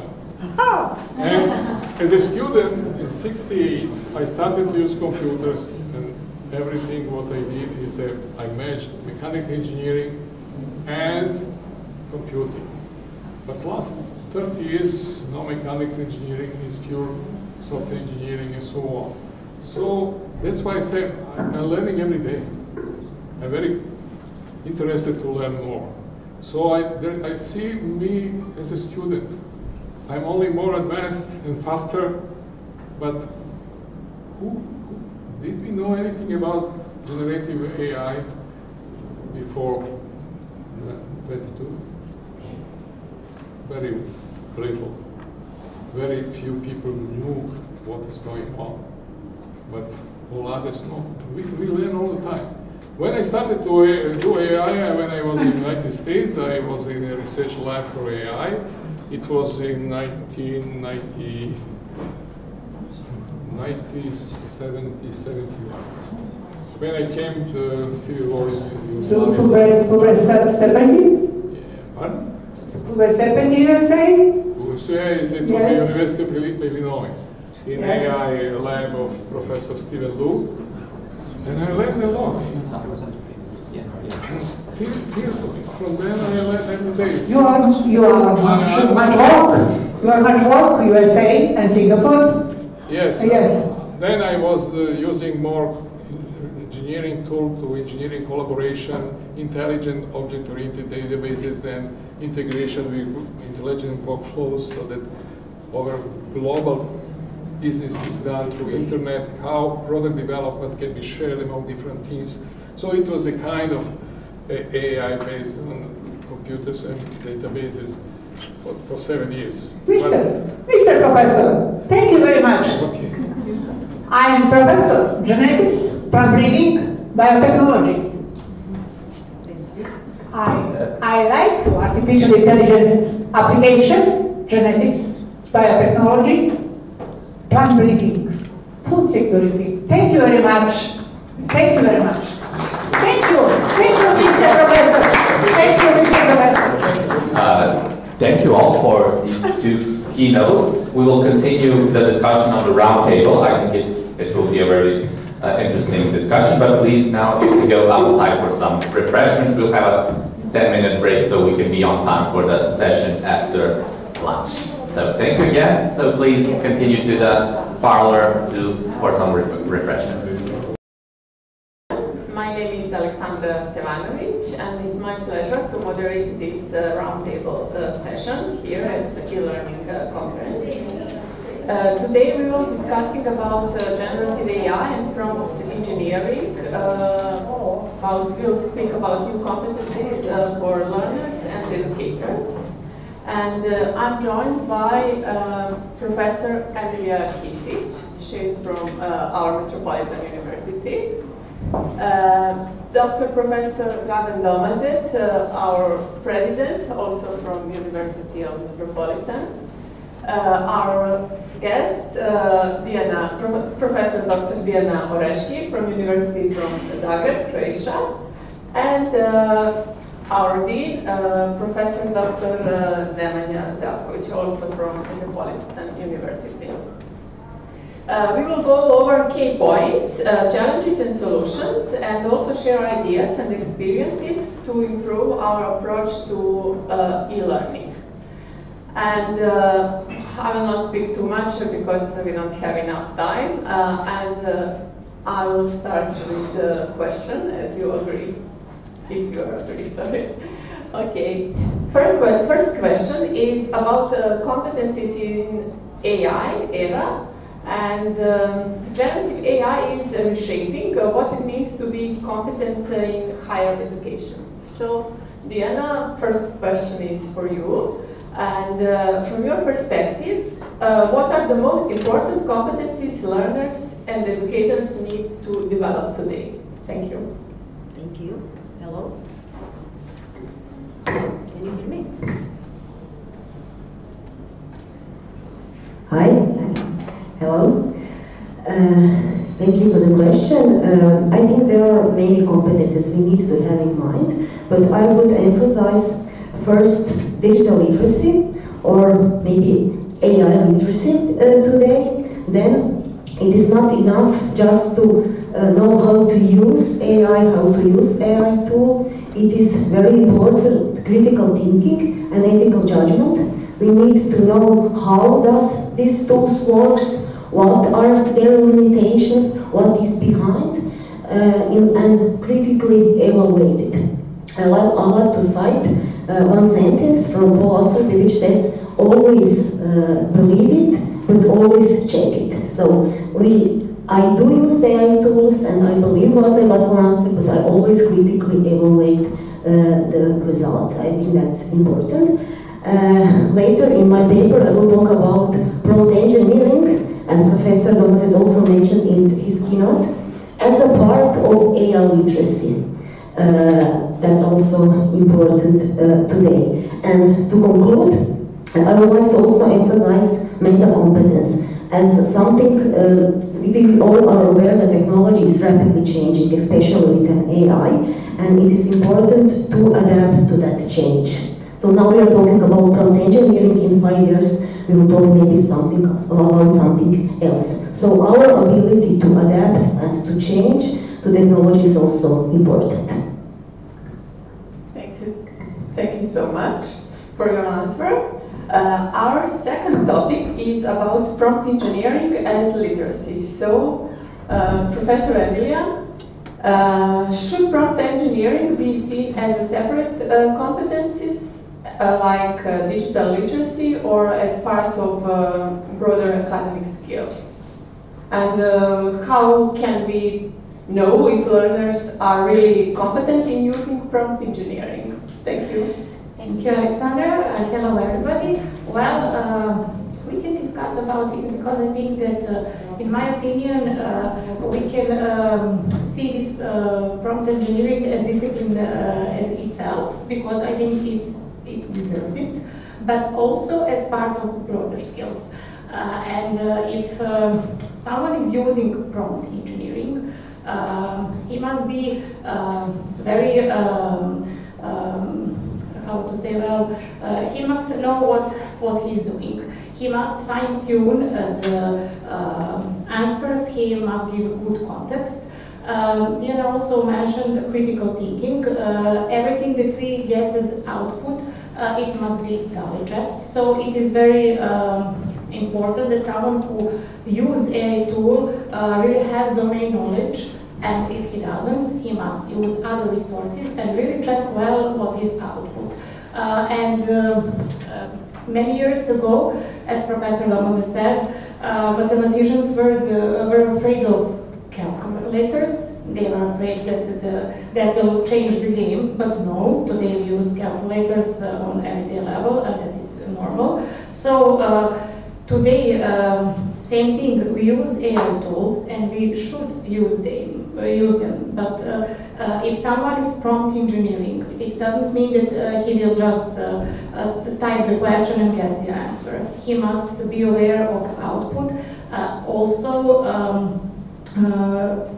double check everything, and there is one thing more, it is bias and trust and fairness in all this process that is very important, because people must be aware how they use these AI tools, about data privacy and all these things. So if someone says he's prompt engineering, it can be skill for itself, and also part of our other border skills. But all these things must be fulfilled, so someone can safely say, I am prompt engineer. Okay, thank you. So now we will discuss a little bit more about AI for personalized learning and engagement. So Professor Domazen, how generative AI support hybrids that can personalize learning in practice? As it was mentioned from what the colleagues here, I think Gen AI should be primarily used by experts, because you have to check whether the results is meaningful, you have enough knowledge to assess whether it's too big or it's feasible and so on, so you have also other resources to see. So, as we don't trust to everybody, because humans are also cheating, so why machines should not be the similar thing. So we have to know exactly, not exactly, but roughly what we can expect. So personalization is something that requires a lot of preparation. Prompt engineering is producing prompts, but it's not one click. But you have to very carefully prepare the prompt and so on, to check it, to do experiments and have experience in one area, and then you can be successful. But if you have to produce so many materials, so many additional materials such as assignments, tests, and so on, it's impossible to do it without support of Gen AI as well. So personalization requires a lot of stuff to do it properly. And for instance, how to organize exams. You have, let's say, 50 students here, probably only 20 have the same courses, others have different courses. You have to have from the database and prepare questions and answers and tasks for each of them differently. And to assess this. It's not possible even human to do all this. So you have to develop AI tools to do all this stuff and to be sure that they are running properly. So you have to do a lot of experiments. Well, I have been doing this the last 2 years only, and I saw that I know very little, because it's all the time. I think today we start with the GDP 6, I think.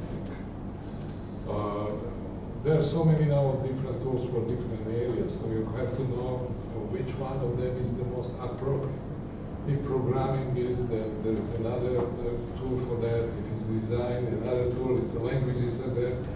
So you have to know all this stuff. So AI to implement and teach, it's not easy. It's a very complex thing.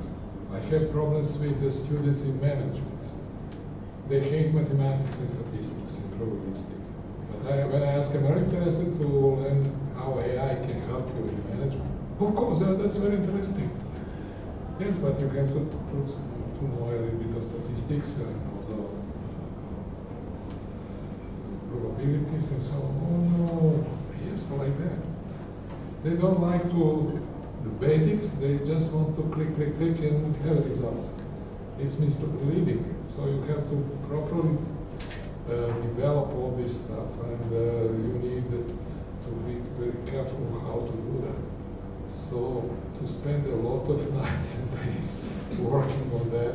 You have to merge theory and also practical things, how to do it in one area and so on.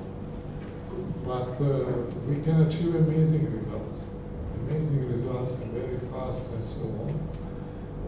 Of course, there are a lot of open questions, ethical, legal, and so on.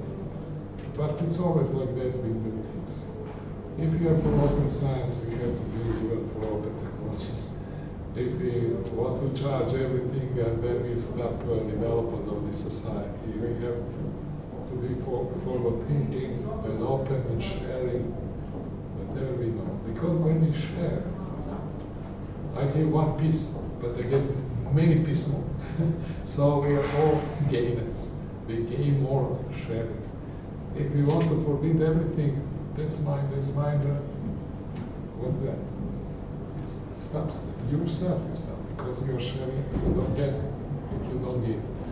So that's why we have to change the culture of sharing the knowledge, skills, and help each other, and in order to achieve all these preconditions for personalization of learning. But what is needed, and that we didn't think, this is the quality of students for personalization. They must be very interested for what they study. That's why personalization can focus on what is interesting for them, not to push them in an area that they don't like it and so on. But on the other hand, you have to be, you should be interested to know something. If you are not in mind researchers, I know when I was students, one of our professors made a club of the students to do student research work. After 6 months, I changed my mindset. Whatever somebody, professor talk, I always think, what is wrong, what could be better, and so on. So you start analytical thinking, because you develop your brain in such a way. So to implement all this, you have to have students interested in personalization. But unfortunately, students, probably more than half, are not interested to learn. They are interested just to get a piece of paper with qualification. And that's something that kills education, especially if we have also schools that are not interested for knowledge, but interested for money only. And so when we measure these two, we have disaster. So personalization is not the solution if you don't create an environment to develop it. It's the same for everything. And unfortunately, our material, human material, is not very good. Look, corruption everywhere, around you, and so on. So if you're not corrupted, you feel that you're only in this world. It's very wrong. Thank you, Professor. You already answered my next question about students. So, Professor Zdravkovic, how can learning analytics work together with AI to keep students engaged and successful? Thank you, Alexander. So we still haven't talked about learning analytics, at least for now, on this conference. Some years ago, this was one of the key topics for this conference. So when we're talking about artificial intelligence, especially machine learning algorithms and so forth, a lot of data is in the mix. So as Professor Thomas had said, if we want to make a good environment for learning and for teaching as well, we should use all the tools at our disposal. So for one thing, it's the use of Gen AI, of course, but for other things, we should see if we can go or enhance those with another path. So for instance, if we already gather data from students, how they're passing their exams, how they're doing their assignments, are they attending, and so forth. And we can use all of this.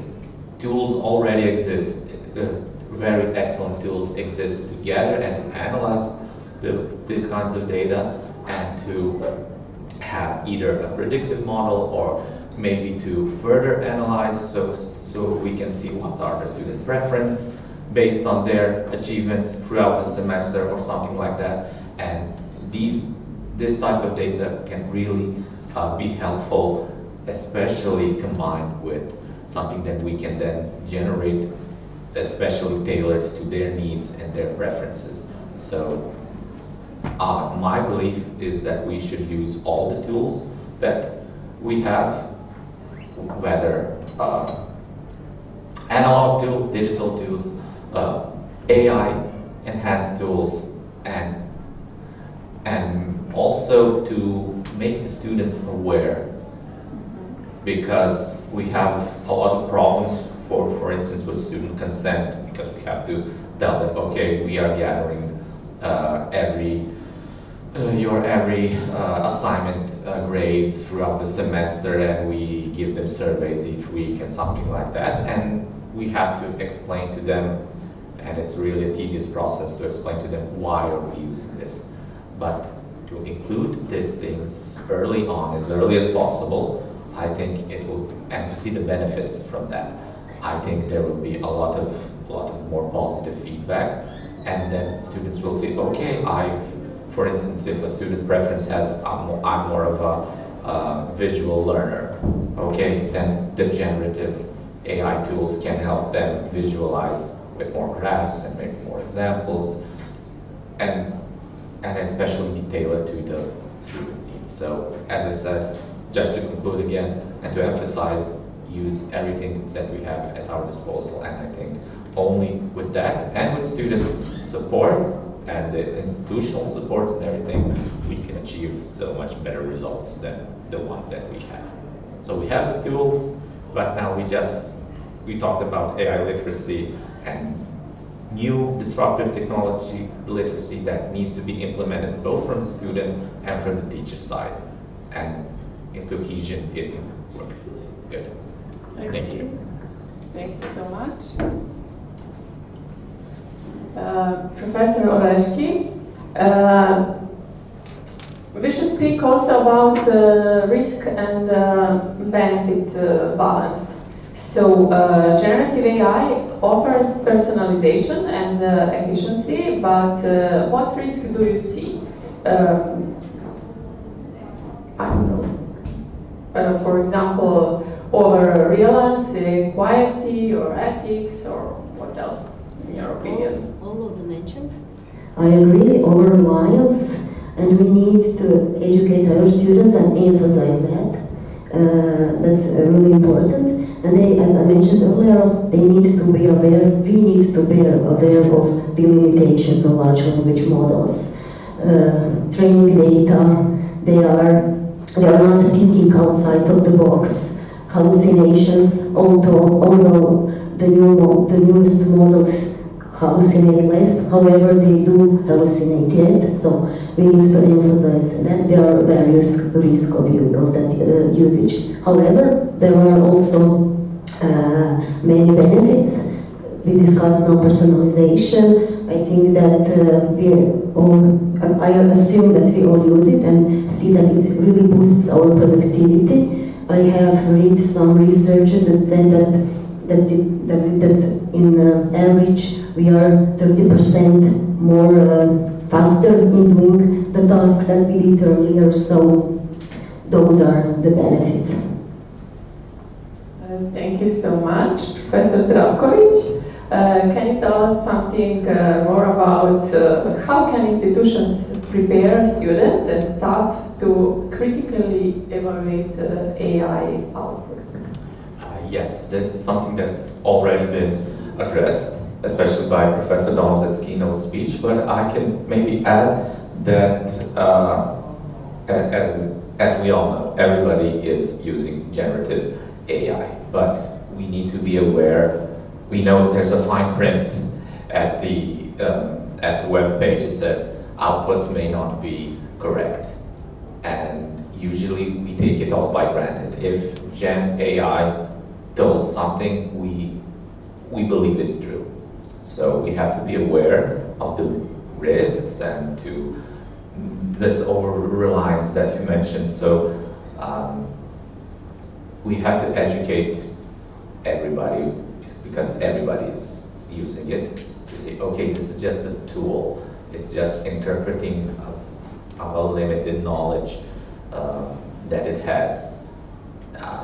So far, we didn't see if AI has any creative thinking yet so far. That's another topic, but only if we first teach the professors and teachers how to use these tools in a good way, and then to pass that knowledge to their students. Say, okay, you can use Gen AI for something, but it's not the only tool, and it shouldn't be the first tool.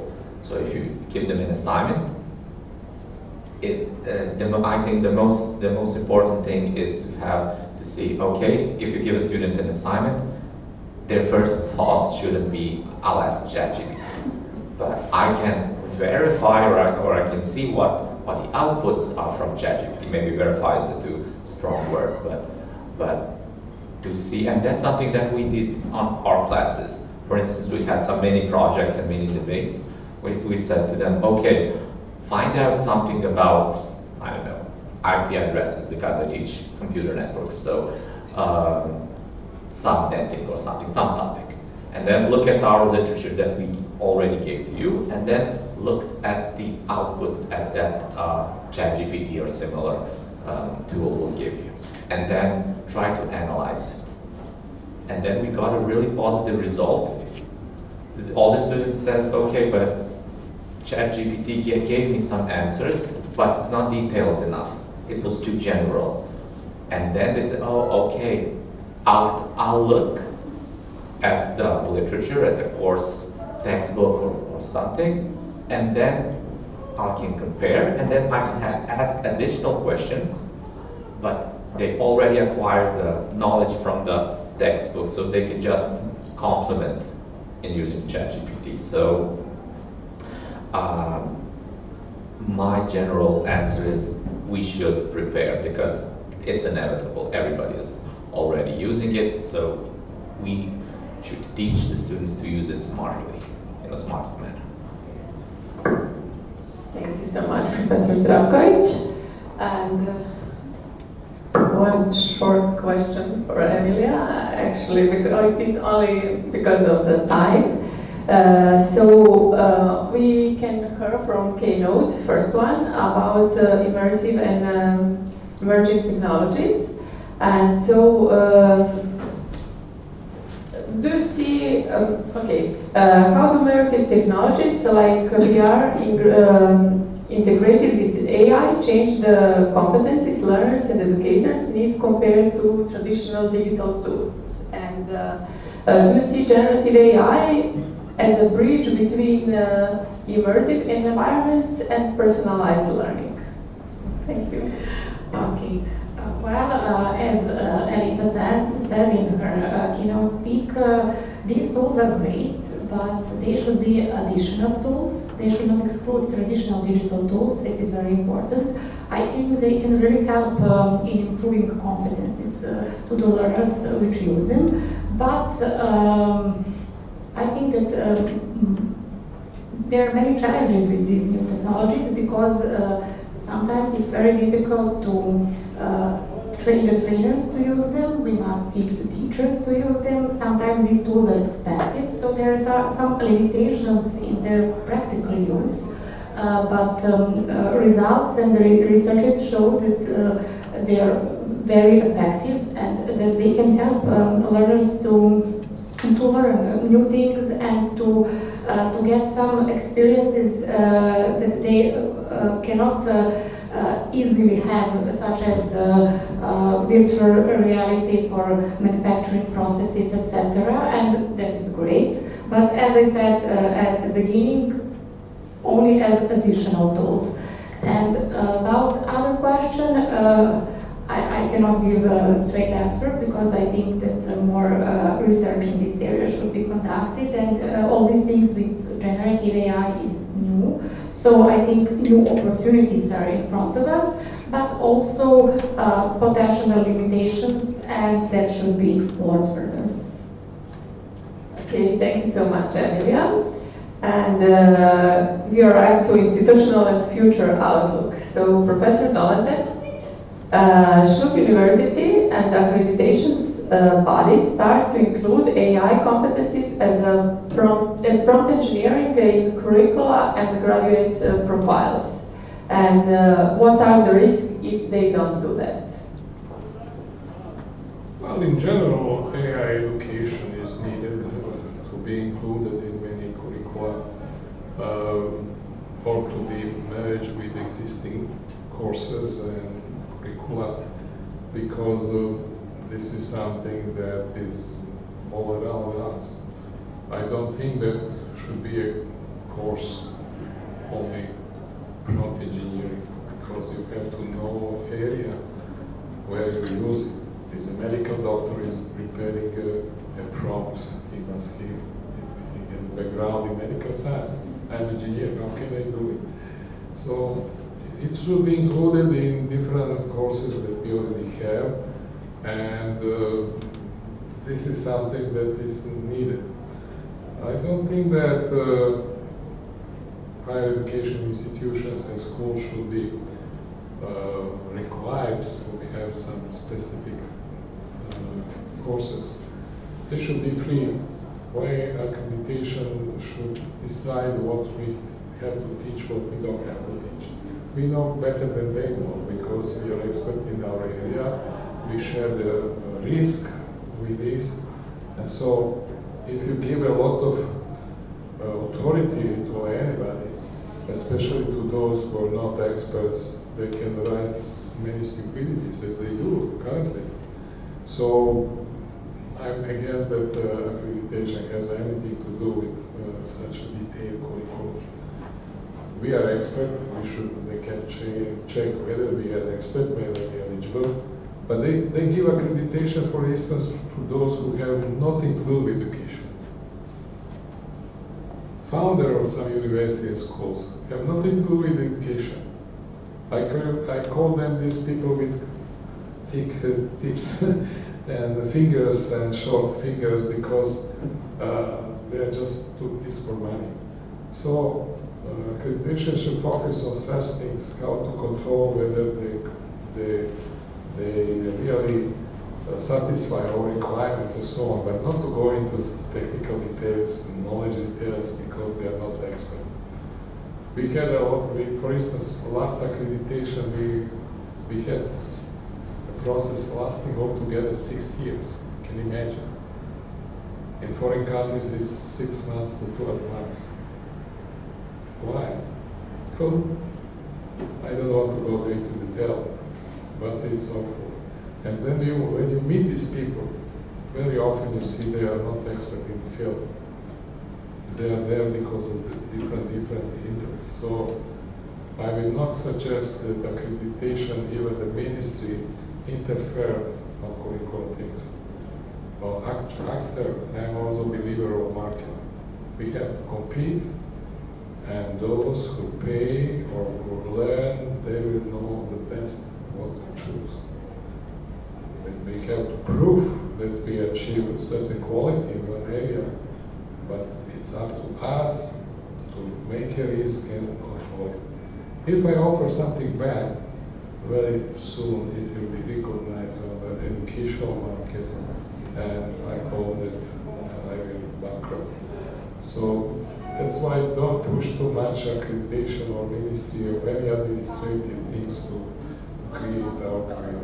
What we have to do and what is done in the world, this is professional societies, such, for instance, IEEE, ACM, and so on. These are professionals, and even we can work together as professionals to set some standards, recommendations, but these are only recommendations, no requirements. At the beginning, they even specify the courses. Now, in any of these book, you will not find any course. Just recommendation how to create your courses and so on, but they give freedom to professors to create their own based on recommendation. Even professional organizations are reluctant to be very specific. So accreditation commission is far from being expert for everything. So don't push them. Okay, thank you so much.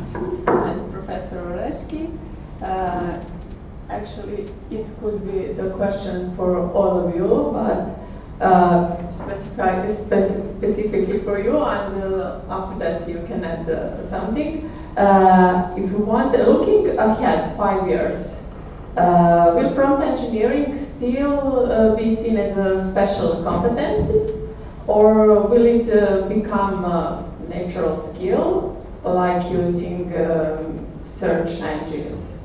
And what new competences do you expect will emerge as AI continue to evolve? Thank you. Today, I think that we need to emphasize prompt engineering, but looking ahead, I don't think that prompt engineering will be in such a focus. It will be part of AI literacy or digital literacy. Like you mentioned, search engines, we do not talk about Googling now.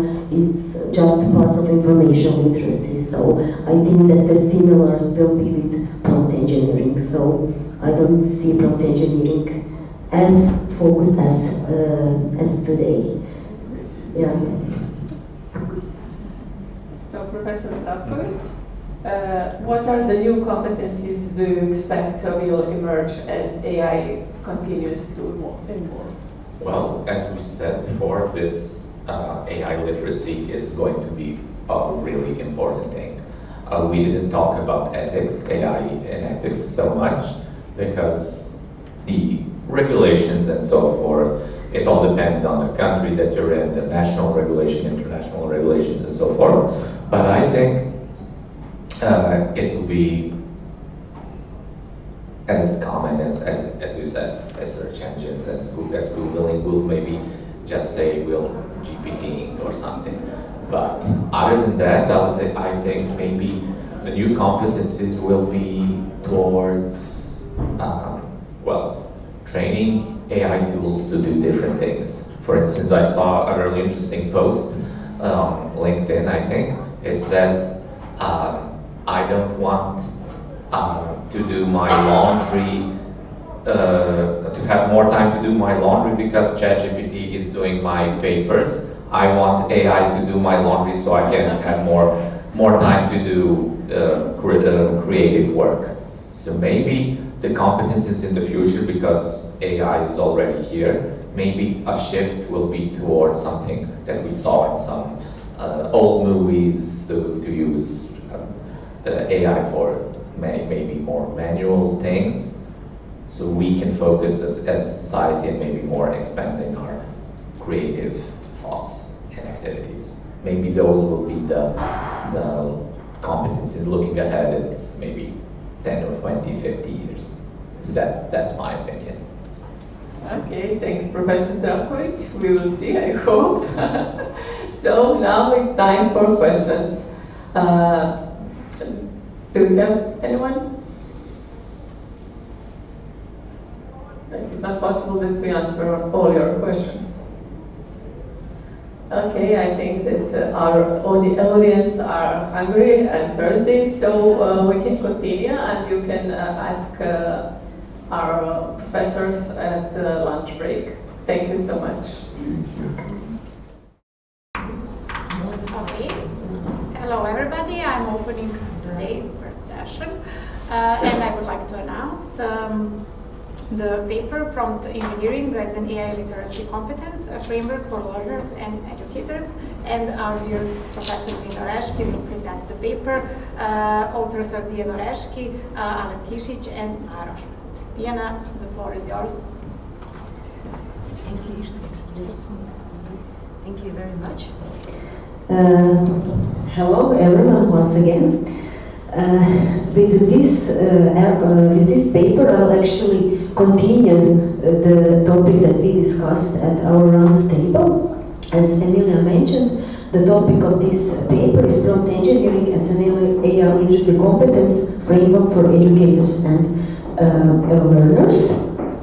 Actually, this work is continuation of work that we have been done by examining AI literacy among Croatian and Slovenian students, and we have identified really big differences in their AI literacy, not just between Croatian and Slovenian students, however, between students of different background, and differences between students of the same background, but at different university levels. So that was motivation to go deeper into the topic.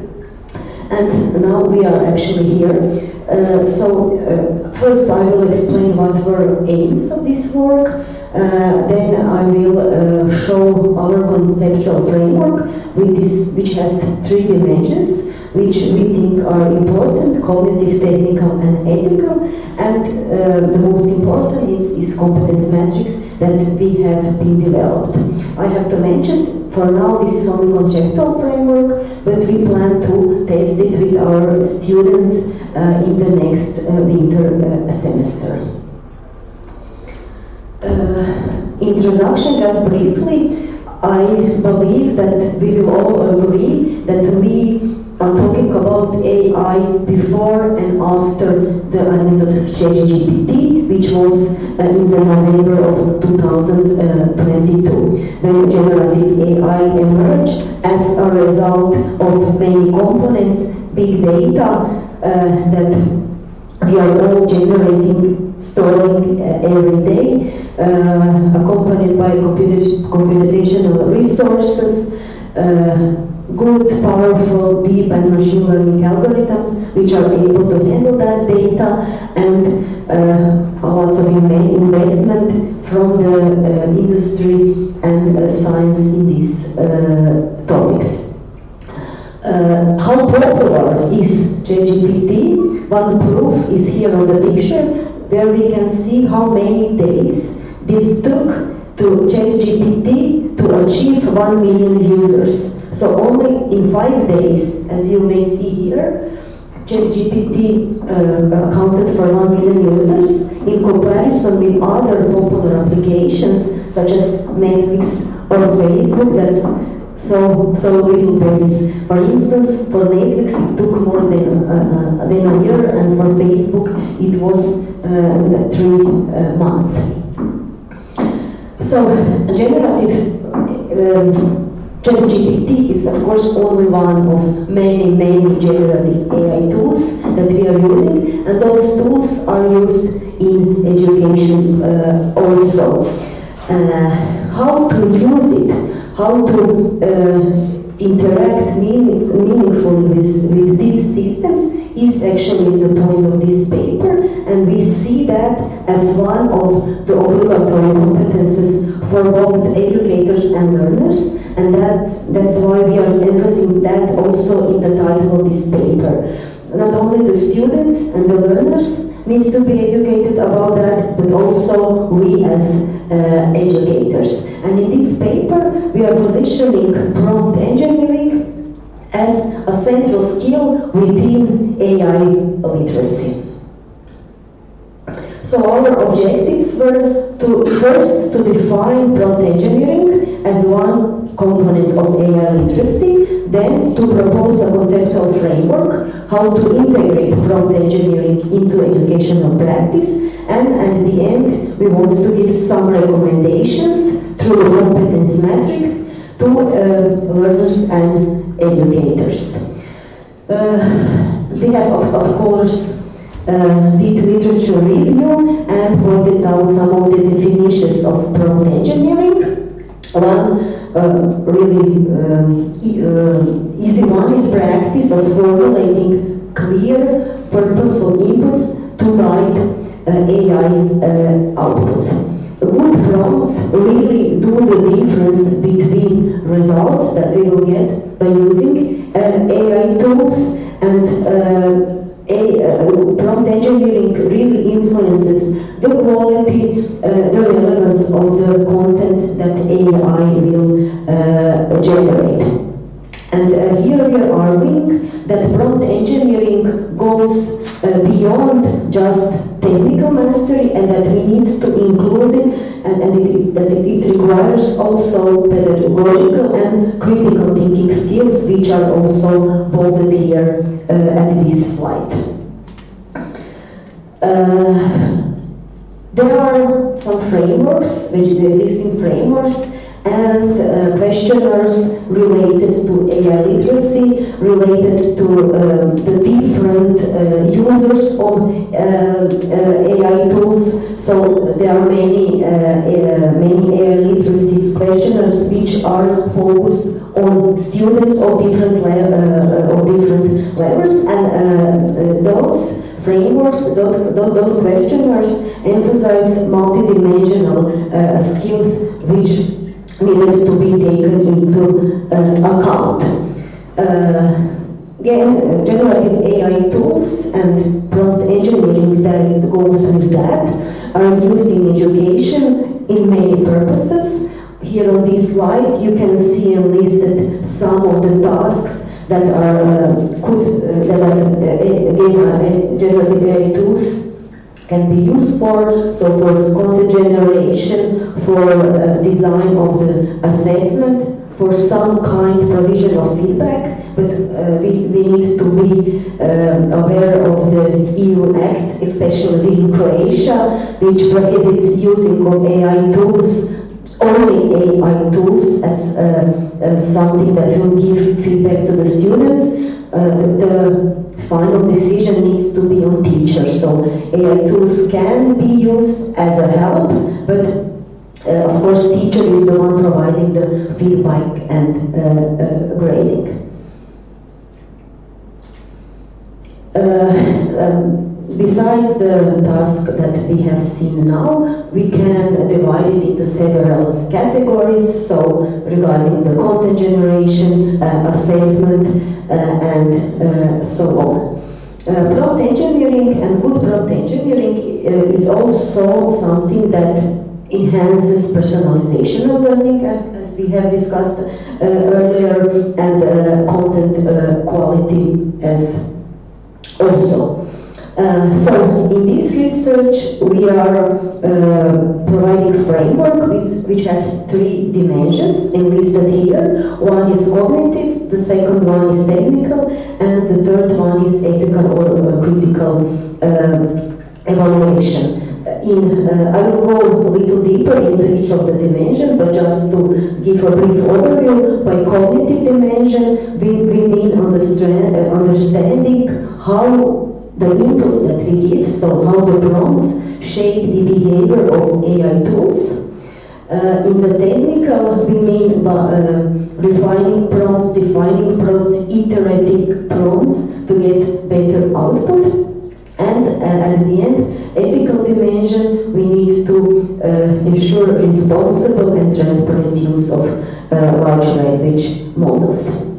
So in the cognitive dimension, or cognitive skills include effective and informed AI usage by both educators and learners. And in this dimension, we want to understand how prompt structure affects model output, how it affects tone, style, and in conclusion, output of AI systems. The next one is technical dimension, and here are included strategies for formulating prompts. There are lots of frameworks which says which elements that good prompts needs to have to give good result. Clear framework is one of them, for instance. Prompts also can be categorized, and here is some of the categorization. They can be task-based, constraint-based, or role-based. So only simple role-based prompts can also be one part of learning personalization, where we say, okay, put yourself in the role of teacher of 6th grade student and explain some concept, for instance. There are lots of prompt templates created. Of course, they are also reusable and important to mention here. And technical dimension at the end also includes adaptation to the language, to the subject, and of course at the end adaptation to the specific educational tools. The last one, not the least important of course, is ethical dimension, which addresses bias, fairness, and academic integrity issues when dealing with AI tools. And we need to ensure transparency with students on how AI is used in their learning. Based on this, we have developed competence matrix. I believe you can't read this, but I will only point out important components in the paper. You have the matrix explained. So basically there are two elements. One of them is type of the competence, which you can see here. As I mentioned, we have three types of competences: cognitive, technical, and ethical. And the second element of the matrix is called educational tasks. And in this matrix, we have included a 7 group of tasks, typical for education, for educators and learners. Of course, we can discuss about those tasks. It could be more comprehensive. Maybe we could group some of them, but we will iterate it based on the feedback of the students. Here we have included the following tasks: lesson and content creation, feedback, student support, critical thinking, assessment, communication, and tool mediation as the 7th task. We believe that this framework and this competence matrix can serve as an input for the development of resources, for the development of rubrics, and maybe at the end micro-credentials based on this framework. However, we encourage, by defining this matrix and by defining this framework, we encourage usage of AI tools, but usage to be transparent, to be ethical for educators and learners. At the end, I just want to declare that we did use generative AI tools in preparation of this paper. The most include and perplexity. However, we didn't use it for sole content generation. We use it for editing of the references, and it did very, very good job. We use it for checking of the grammar and spelling, and to improve readability of our paper, actually serve as to check our English. After these tools, we all reviewed the paper and agree and took the full responsibility for the content in this paper. I found this important to note because the topic is it is the topic of our paper. Thank you so much for your attention. If you have any questions, I'd be happy to answer.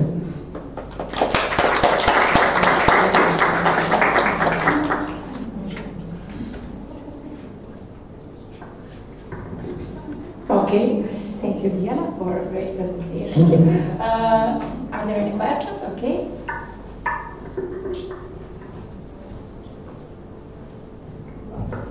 Thank you. Hello. Thank you for a nice presentation and a very interesting topic. I'm Maria, and I come from the Faculty of Technical Sciences from the University of Novi Sad. We are also interested for this topic, and I missed what kind of questions you ask students for what kind of problem they solved. What kind of problem? I want to know if you have different problem, probably you will give some different prompt. What is the problem? How then you compare different kinds of prompts? What will be the problem which students will solve with that prompt? So if I understood good, what kind of students, what kind of tasks students get from us as teachers? Yes. I think that they use ChatGPT and other tools for solving all their tasks.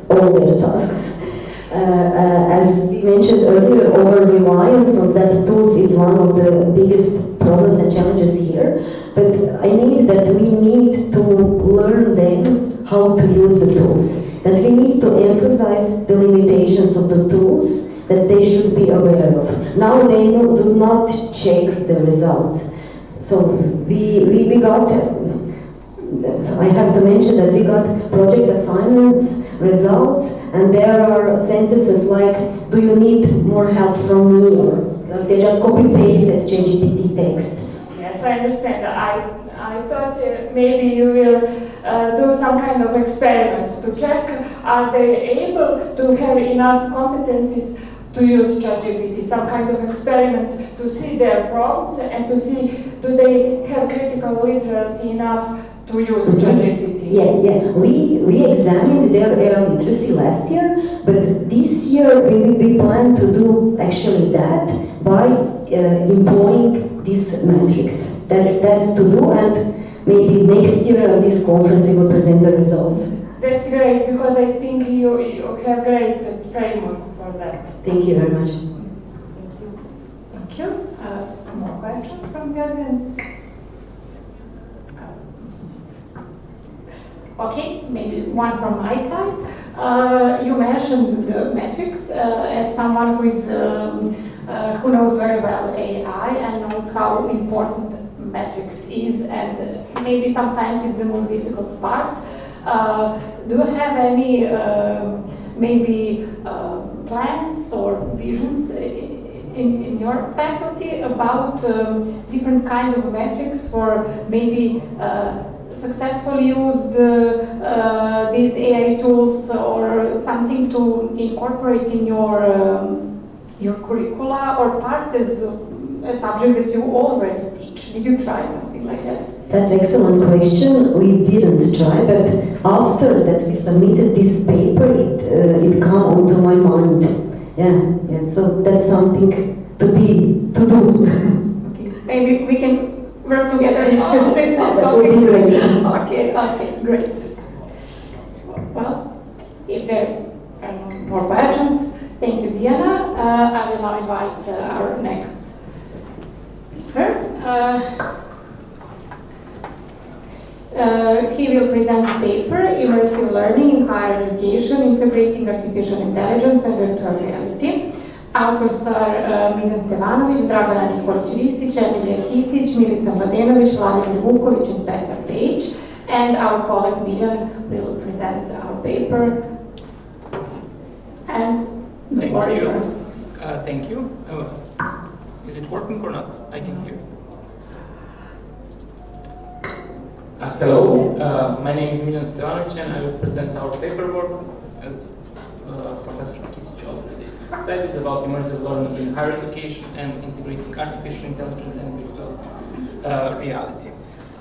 Beside me, the other authors of this proposed framework and whole paper, Professor Miljan Kisić from Belgrade Metropolitan University and other professors from Center in Niš, Dragana Nikolić-Ristić, Milica Mladenović, Vladimir Vuković, and Petar Pejić. The thing that we first need to discuss is about current challenge in robotic education and the growing skills gap between them. It's about robotics, automation, and mechatronics. And also another challenges that we have is also traditional methods that fails to build required practical and digital skills. For example, we have one study done by Deloitte and MIT that by 2030 over 2 million manufacturing jobs in USA may go unfilled, and globally only about a third of the population line workers have the skills needed for today's digital manufacturing. Also, to close this skills gap, we need new learning models. For example, we need to integrate virtual and extended reality combined with AI, so the student can practice complex industrial tasks in safe environment and realistic digital environment. These immersive methods can help students to absorb knowledge faster and also need to be align with academic training and industry needs. Also, other research shows that AI and immersive tech are making education more personalized and global. Also, we have many examples of virtual labs and AI-driven personalization that create safe and realistic environments so students can practice in those digital virtual worlds, which is ideal, for example, for robotic training. The goal of this proposed framework is to make a practical-oriented learning that keeps with industry needs while maintaining ethical standards. Also, immersive virtual reality has been linked to higher motivation, also for engagement, and also to provide enjoyments compared to traditional methods, but also challenges such as student concentration issues by making the students more engaged to finish their tasks. Also, results can depend on design and context. Sometimes, based on design, it can have strong benefits, but other times there is no significant performance difference in students' results. Also, we can increase the engagement and immersion. It doesn't usually guarantee better learning outcomes, but unless it is carefully integrated in curriculum, so it needs to be very well aligned with the learning objects. Also, more recent studies argue that merging immersive technology with AI can personalize and gamify learning, making it more adaptive and impactful. Our proposal framework builds on XR for Humans, a 5.0 Euro project, and combines AI, VR, and XR for immersive learning, and also addresses problems such as traditional robotic curriculum, where we have theory-heavy subject or limited labs. Also enables practical, scalable, and affordable robotic training. We have 3 modules. First is for immersive simulation environment, where we provide realistic XR simulation. For example, we have robotics assembly lines, logistic operation, and quality control. In this environment, students can experiment without safety risk or equipment damage. Also, this way of experimenting can support cognition through active and physical engagement. That other research shows us that it can improve conceptual understanding. Module 2 is about the adaptive AI learning system that can personalize the experience for each student independently. By analyzing this interaction pattern, the system also can scale task difficulty, which is really important, and provide targeted feedback. Also, this AI can act as intelligent method. It can be one way to provide like guiding reflection of our task, feedback, and also can provide collaborative problem solving. The third module is about assessment feedback. It's focused on collecting the data and visualization of the student progress in the real time. Also, frequent testing with multimodal feedback can strengthen the long-term memory and support inclusive education. The core purpose of our proposed framework is to first practically realize our immersive learning framework that integrates AI and VR. Also, the main goal is to balance the 3 critical elements, such as the technical part, educational, and user-centered, user-friendly design. Also, this platform can serve as backbone for immersive robotic, and we also can enable solo and collaborative learning experience between students. Key components are, of course, hardware. We have the VR headset, that is the main one. Next is haptical, that can provide tactical feedback, motion tracking, and optional exoskeleton. The exoskeleton is the most advanced system for movement tracking. Next, we will have Unity and Unreal Engine for software design, because they can provide modular design. Also, we need to have cloud collaboration, so the students can participate in the same tasks in the same time. And also we have artificial intelligence, where we have real-time adjustment of the difficulty. Also can reinforcement learning, and also can build some kind of virtual assistant.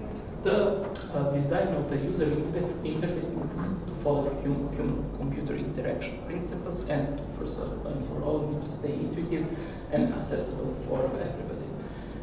We will have the features like scalable text, audio description, and to be compatible with assistive device to ensure inclusiveness. Also, to follow standards such as FormX, API, and LTI, so the platform can be integrated with existing learning management system, and also to have the opportunity to have cross-institution tracking of student progress. Also, our development needs to follow a design-based research methodology. First, we will create a prototype and test the prototype with a small group of students and educators. And after we get the feedback, we can refine our starting prototype. As we approach the finalization of the prototype, we will scale testing to larger cohorts to ensure technical robustness and educational effectiveness. Also, this therapy site can guarantee a high quality and industry-relevant Excel learning platform.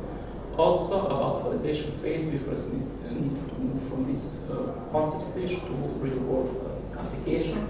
Project can be done at Metropolitan University in Belgrade. Also, we can use mixed method for research. We will have control groups and experimental groups, and we will collect quantitative data about test time, errors, possibility, and also retention. And we will also collect qualitative data like engagement and motivation, student motivation and usability of our platform and proposed framework.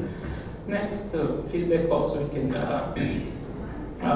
based on the feedback from the pilots and the prototypes, we can do the iterative improvements. If the student struggles with, for example, with navigation or the AI scaling is off, we can also refine the interface or the task difficulty. Also, implementation of this proposed framework and also depends on academic stuff, so we need to make some workshop or professional development sessions so that will help future educators to blend these extra activities with lecture and live work. Also, the implementation of this project needs to be ethical and sustainable. First of all, we need to have data privacy to be ensured through GDPR compliant police and informed consent. Also, accessibility need to be built so the student can participate. And also, we will also maintain the platform with continuous technical support and updates. Also, this model can scale to fill the other fields like mechanical engineering or healthcare, preparing the students for the demands of the academic field industrial revolution. Also, through this exercise simulation, students can practice complex tasks such as road operation, programming, and troubleshooting without the limits of physical lab, and also can personalize the difficulty and provide feedback for each learner and boosting their engagement and self-regulated learning. This precise simulation also can reproduce real industry challenges. We will have also team scenarios which can boost collaboration between the student and to distribute knowledge between them. Then we will have also sensory feedback that makes learning more engaging, and students can experience and learn from virtual failures, and by doing that, it can create lasting safety mindset. Also, AI-driven assessment can identify weakness in early phase. In conclusion, this framework combines VR, XR, and AI to provide realistic and safe training for robotics, to guide students to build technical skills and meet industry demands at a lower cost. And looking forward, we can pilot this in real courses, collecting feedback from students in the industry, examine also privacy and accessibility issues, and explore new robotic scenarios and applications in fields such like healthcare and mechanical engineering. So that's all.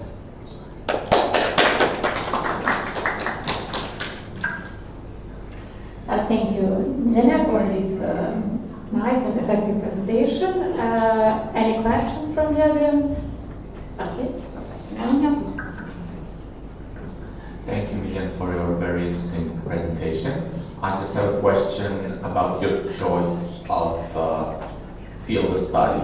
In one of your first slides, you said that a lot of jobs will be replaced by robots, and then or AI. Is that the motivation why you choose to have this virtual environment teach robotics, or is there some other motivation? Yes, because it's much cheaper to do the in virtual reality to practice this complex task, because real robots are very expensive, and it's much easier to prepare students in the virtual environment so that they can learn. Because this model we can make for different type of fields, so it's not need to be strictly for robotics and for healthcare. Okay, so it can be expanded. Yes. I saw a lot of research done, not just research, but also startups using immersive VR in these hazardous environments to complete some training, and I think it's very, very interesting, especially for students, for something that you cannot afford for some maybe minor universities or minor cannot afford these courses, but in VR you can, with the right tools, you can do anything. Thank you. Thank you. Okay, any more questions? Okay, thank you, Miriam. Our next presentation will be online, so just a few moments to make everything.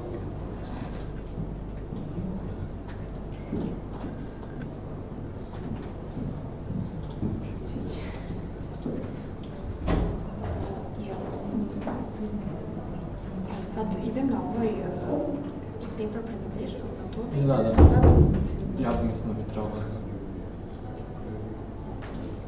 Da idem na ovaj link, ili tako? Se to podesi, jel da? Jeste, napravio sam samo stvar. Ok.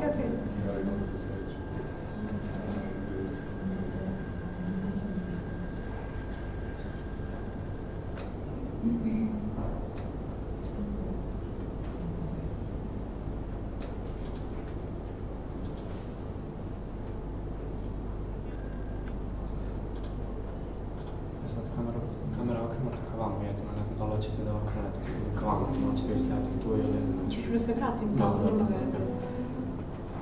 Okay, Professor Pornostari, can you hear us? Yes. Okay, great. Will you share the screen with your presentation? Okay. Okay, while Professor is sharing screen, I will announce his, just a second to allow, I will announce his presentation. He will now present the paper, Authoring Tools for E-Learning, Critical Analysis and Pedagogical Perspectives, the case of H5P in Interactive Digital Teaching. And Professor, when you set up everything, you can start. Yes, just a moment. Okay.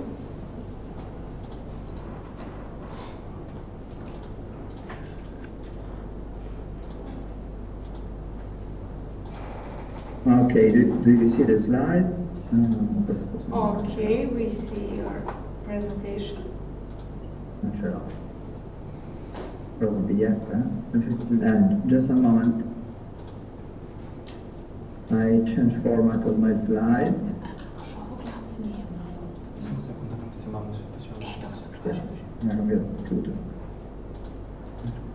Continue. No. Sorry, we have some problem to share our slide with this PC. If I have some, just 1 minute, I change. Of course. With PC. Okay. No rush. Take your time. Okay. Do you see the slide now? Well, yes. Yes. Yes, we can see. Okay, perfect. Okay. First of all, good morning, everyone. I am pleased to be able to take a part once again this year in the international conference organized by Belgrade Metropolitan University, and I would like to greet and take the rector, Professor Dragan Domacet. I apologize for attending online remotely, but on the same date I have a conference here in Italy, in Lecce, that we scheduled a long time ago. The title of my speech is Authoring Tools for E-Learning Critical Analysis and Pedagogical Perspective, the case of H5P in interactive digital teaching. I coming from University of Bari, Aldo Moro in Puglia. Okay. Sorry. We have problem to change. Now, sorry, the slide. Okay. The digital transformation, we live in a digital transition, and within this framework, authoring tools play a strategic role in the design and dissemination of interactive content. And in recent years, the educational sector has undergone a structural transformation with increasing integration of digital online and hybrid learning environments. The COVID-19 pandemic accelerated the adoption of distance and blended learning modalities, and teaching practice require a paradigmatic shift, combine virtual space with face-to-face interaction. Instructional design has been redefined with multimedia resources assuming a central role, and images, video, sounds, and animation act as pedagogical tools to enhance motivation and support higher order cognitive processes. Within this framework, authoring tools play a strategic role in the design and dissemination of interactive content.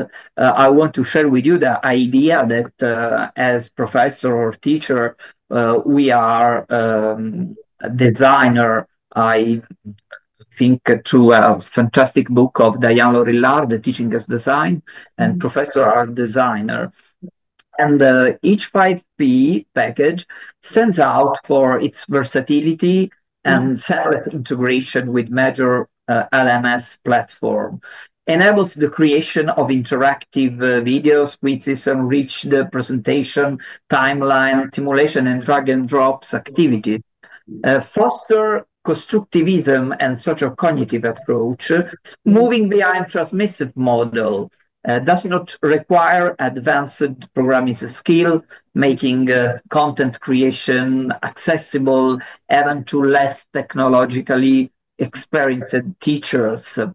And the adoption of authoring tool foster inclusive and diversified learning environments, enhancing student motivation, engagement, and satisfaction. Each 5P enable non-linear and personalized learning pathways, stimulating higher order cognitive processes, autonomy, and responsibility. Educational digitalization represents a pedagogical transformation, broadening accessibility and personalization. Interactive tools support open and distance learning, promoting self-instructional materials tailored to diverse cognitive and motivation profiles. And this platform, H5P, helps counteract disengagement and dropout, fostering active, dialogical, and sustainable learning. Authoring tools for e-learning are digital environments that allow the design of multimedia content, images, audio, video, interactive presentation without requiring advanced IT skills. Through intuitive interfaces, they democratize institutional design, supporting teacher autonomy and alignment with the learner's need. accessible across device and rich with interactivity such as quizzes, simulation, and gamification, they move behind transmissive teaching. Attention to accessibility standards ensure inclusion.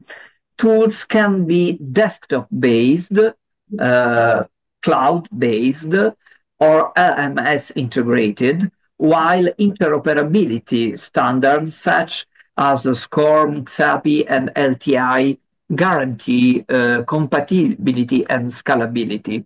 The pedagogical evaluation of authoring tool is multidimensional, encompassing usability, interactivity, inclusivity, and personalization. Intuitive interfaces reduce technical barrier and support pedagogical focus. Interactive features foster cognitive engagement, reflection, and critical thinking.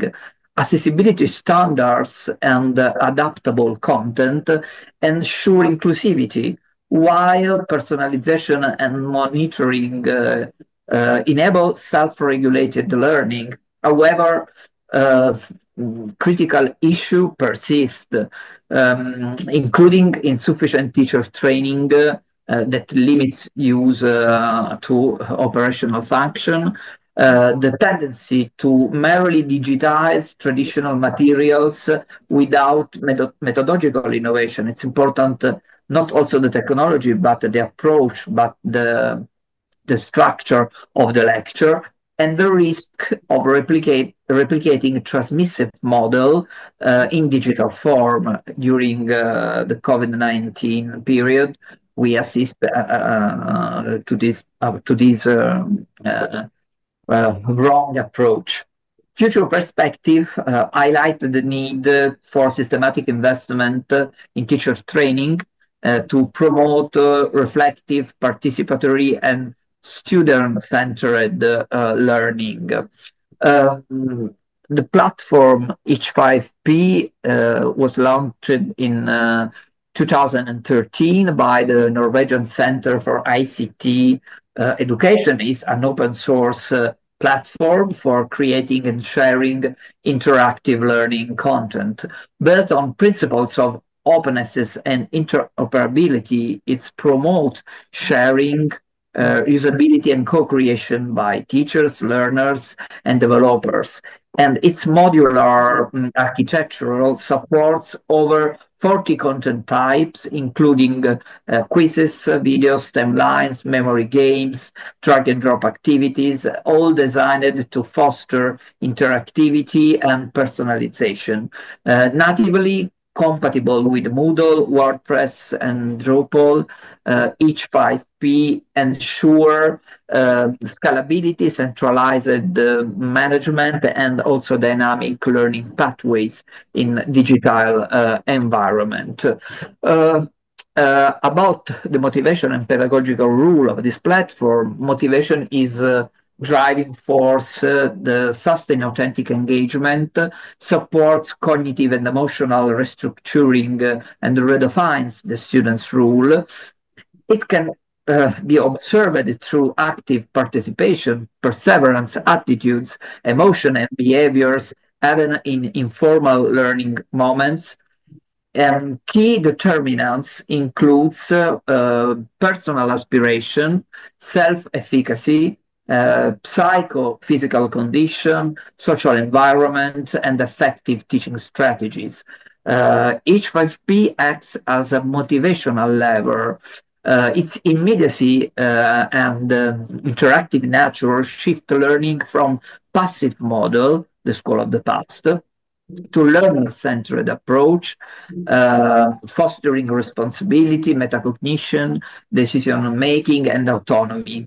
Interactive, customizable, and multisensory content reduce ambiguity, enhances clarity, and aligns with diverse cognitive styles. Based on this platform, based on HTML5, Each 5P is fully accessible across device and is integrated with the LMS platform, ensuring flexibility and broad usability. At the end of this my speech, I think that it's important to reflect about instructional model, evidence, and condition of effectiveness. Um, and this platform support active learning through micro-learning, situated learning, and non-linear pathways that encourage exploration and self-regulation. Immediate feedback, straining autonomy, and self-efficacy, while reusable content ensure sustainable design and inclusivity through compliant responsive interface. Evidence show increased engagement at the University of Edinburgh, more 70% of interaction in the students, higher motivation in secondary schools, and improved self-efficacy and completion rates in systematic reviews. In effectiveness, however, depends on pedagogical design quality, clarity, and alignment with the learner's needs, requiring teachers to act as designer of cognitive and metacognitive environments. This platform is versatile, is modular, is open source platform that promote interactivity and personalization. However, its effectiveness is not intrinsic. Positive outcomes depend on intentional and coherent pedagogical design. Without methodological reflection, technology risk become a mere digital aesthetic. Teacher must act as cognitive architect and instructional designer. Without adequate training, tools are often used mechanically, losing their transformative potential.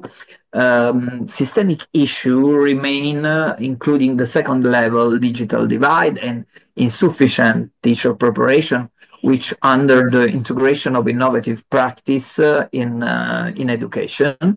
And the strategy, I conclude with this slide, the strategic development slide is to have a systemic vision is needed to integrate the device, content, and practicing within a coherent pedagogical framework. The operational proposal focus on three main directions. First, pedagogical guidelines should be articulated on three levels. Principles such as constructivism, situated learning, and dialogy, design criteria including interactivity, accessibility, and modularity, and clear protocols for implementation and evaluation. The second, situated, collaborative, and reflects context. And third is new assessment, multilaterally approach, including the use of XAPI for detailed data on engagement, critical thinking, and self-regulation, complemented by participatory evaluation involving students in reflection and metacognition. In Italy, this area of research is named docimologia, the study of the assessment.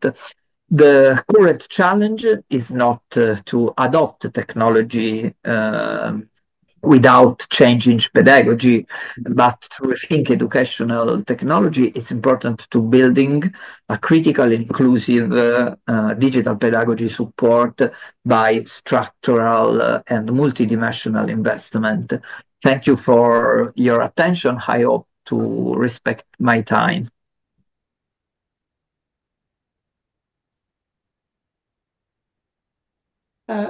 Thank you very much for your presentation. Are there any questions from the audience? Okay, Professor Brankovic, maybe you could approach so Professor can hear you. Yes, hello from my side. I just have a question because this is a very good overview of the HP5 authoring tool. It's very famous, and you said it's very modern. I mean, it's open source and everything, and it can be used as a plugin for different LMSs and such forth. My question is, what's your experience? Have you integrated it in your courses, and have you maybe considered, because we're talking about among other things, learning analytics, and which uses the XAPI format and everything. Have you had any experiences with combining LMSs with H5P? Thank you. Yes, thank you for your question. I started to use this year this platform with in the course that we have for the training of teacher that become teacher for students with special needs.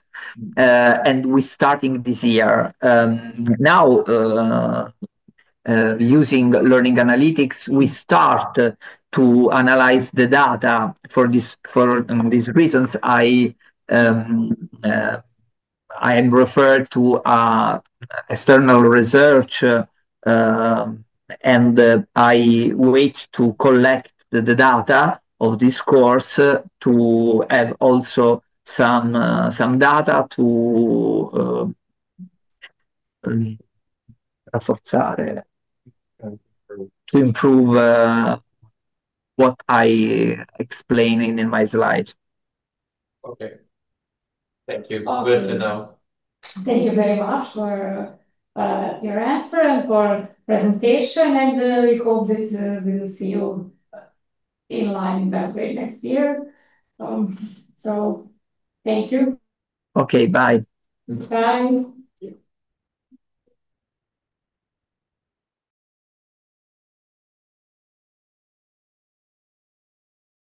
The paper, reusable Unity-based puzzles for this ESCAP, educational escape room platform. Authors Maja Ćosić, Miloš Kostić, Miljan Milošević, Sonsoles Lopez Pernas, Aldo Gordillo, Enrique Barta, Alexandra Santamaria Upleta, and our Maja will present the paper. So the floor is yours.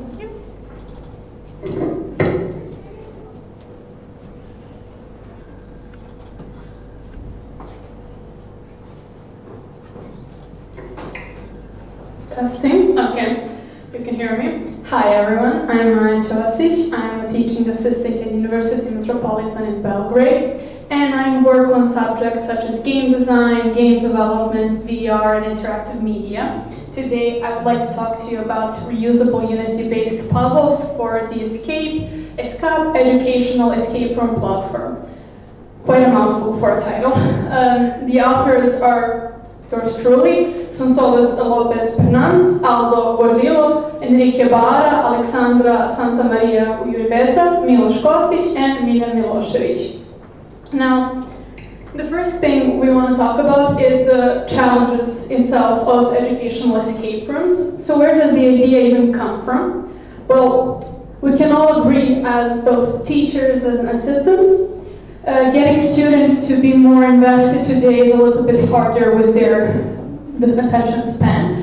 And one of the fun ways we can do this is by making studying fun. How do we make it fun? Well, through gamification.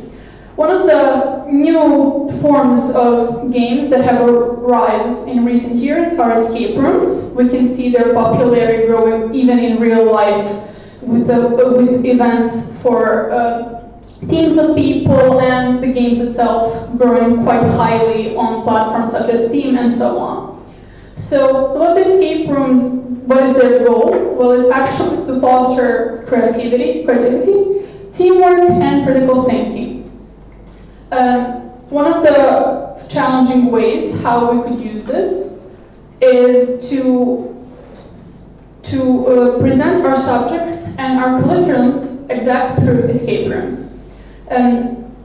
With the ESCAP app, we thought of making puzzles that could be reused for this very purpose. So instead of having a single escape room, you can make an escape room for each subject, for each class, and reuse the puzzles in the game itself. Now, the Eagle project and its framework for reusability Now, the first thing for our project, we needed a platform to show all of our puzzles. Our amazing partners at Universidad Madrid-Politecnica, aka UPM, have created an amazing platform called Escape. Now, it's a web-based platform where teachers and both students can play escape rooms, teachers to create escape rooms, and for students to play. How they work? Well, this is what the platform looks like. You need to create your account. You can create an account individually as a teacher and as a student. As a teacher, depending on your subject or your class, you can create an escape room. That escape room can be based, let's say, created for biology, mathematics, maybe even programming, and so on. And as a student, you can play these games. Now, some of the escape rooms are thought to be intended to be used both online and in real life. So the escape room itself does not have limitations. It can be used both in the real world and online. One of the puzzles you can see as examples, because there are examples on the platform, call for actually using the platform itself, or hiding some clues, letting the students explore, and so on. But since here at University Metropolitan we have both online and traditional students, we thought of making most things very digital, so everybody would have access to it. Now, what would be the best way to do that? Well, with Unity. Now, first, I want to show you what the Escape looks like. So, to enter Escape, you just need to enter on any browser, just Escape, there are not many of them, and you can find the link escape.es, as in Spanish. Currently, the platform is in English and in Spanish. However, with the development of our team, we're trying to make it also in Serbian and have it on a Serbian server. So this is what the app itself looks like. I was having some fun with it. And to create an escape room, you just need to add the plus, and here what it looks like. So you will need to first enter the title of your escape room, the subject you want the escape room in, the knowledge area. I'm sorry, I don't have a mouse, and it's very tricky with the mouse, but scroll with one hand. Knowledge area, education level, format, description, duration, and maximum team size, and so on. So the escape rooms, the app itself is indicated to be for even younger students, even high schoolers or middle schoolers, and it can also be used for higher education, like bachelor's degree, master's, and so on. Depending on that, you would want to adjust your puzzle. Now, most escape rooms are thought that they should be in a team, that is to be solved in a team effort. Most teams are around 2 to 4 players. However, they can also be created to be for individual players, aka individual students. Now, once you entered all of this info, you would go to next and add even more info. There's a lot of info to be added, but that's what makes it fun. To show you the later, this is what a draft of a puzzle looks like. Once you've entered all of the needed information based on like the title, subject, and so on, you have a drop-down that allows you to add puzzles. Here's what it looks like. And here, you would be able to add all the puzzles we have created individually. Add what's their description, what's their title, what should the result be, what are the hints. So if you wish, you can give hints to your students or not. They don't need to have hints. One of the ways they thought of maybe making it a little bit more difficult to get hints, if you can't finish the game, you can do a little test instead that gives you the hint and helps you solving the puzzle. Now, to turn back to Escape, on the enter page, you also have an introduction and how to create a puzzle document, also a video created by our partners in UPM. So creating the puzzles itself will be very easy. One of the things that all of the puzzles are advised to have is a timer for for how long do you think the students would need to complete the puzzle? So how do we integrate our puzzles with the ESCAP? Well, it's actually pretty easy. So first, we want to send all of the information from ESCAP to Unity. How does this work? Well, with a simple JSON file. The ESCAP can send almost any information needed. Most of them are texts or numbers. They send it to, they are created in a JSON file, and then that JSON file is sent to Unity. Now, how do we send it to Unity? The ESCAP app has its own API for connecting, and if you wish to, you can find their API and the documentation all on GitHub. Everything is open source, so you can check out anything and see how the API works.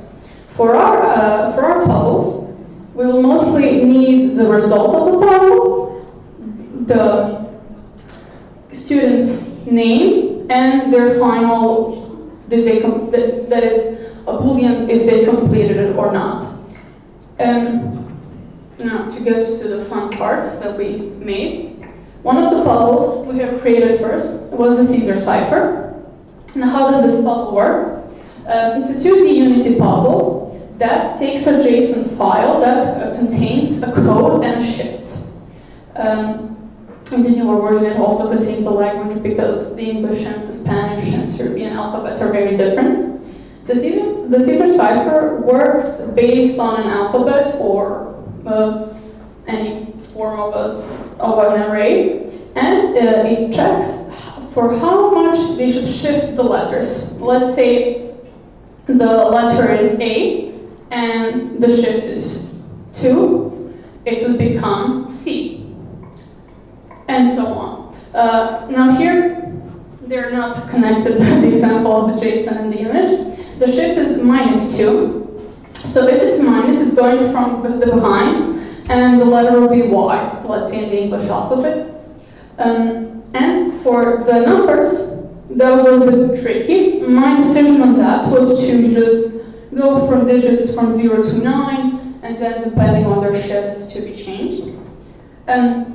Now, let me show you the video. This is the gameplay of the game.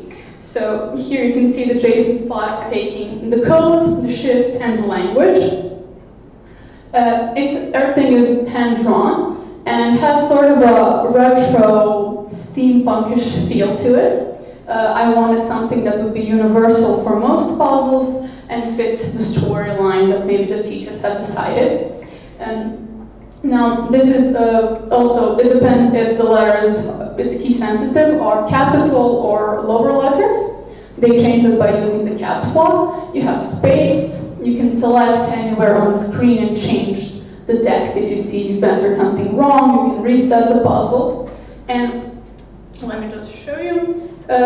Once the puzzle is entered on the enter button, you can see here if it's correct or wrong. This time it's wrong.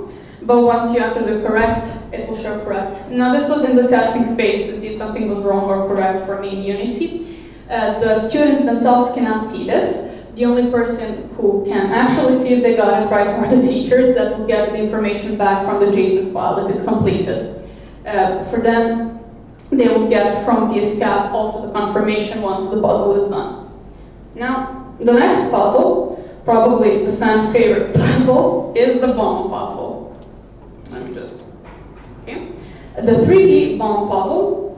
So once our partners heard that something could be made in 3D, in Unity, they wanted everything in 3D. So this was quite a challenging puzzle for me because how do you make a bomb puzzle? So the original idea for this was just to cut wires, but I thought that was a little bit boring. And then my idea for it was for the bomb puzzle to actually be made of fewer smaller puzzles. Now here there are 4 smaller puzzles. They need to be completed in a sequence.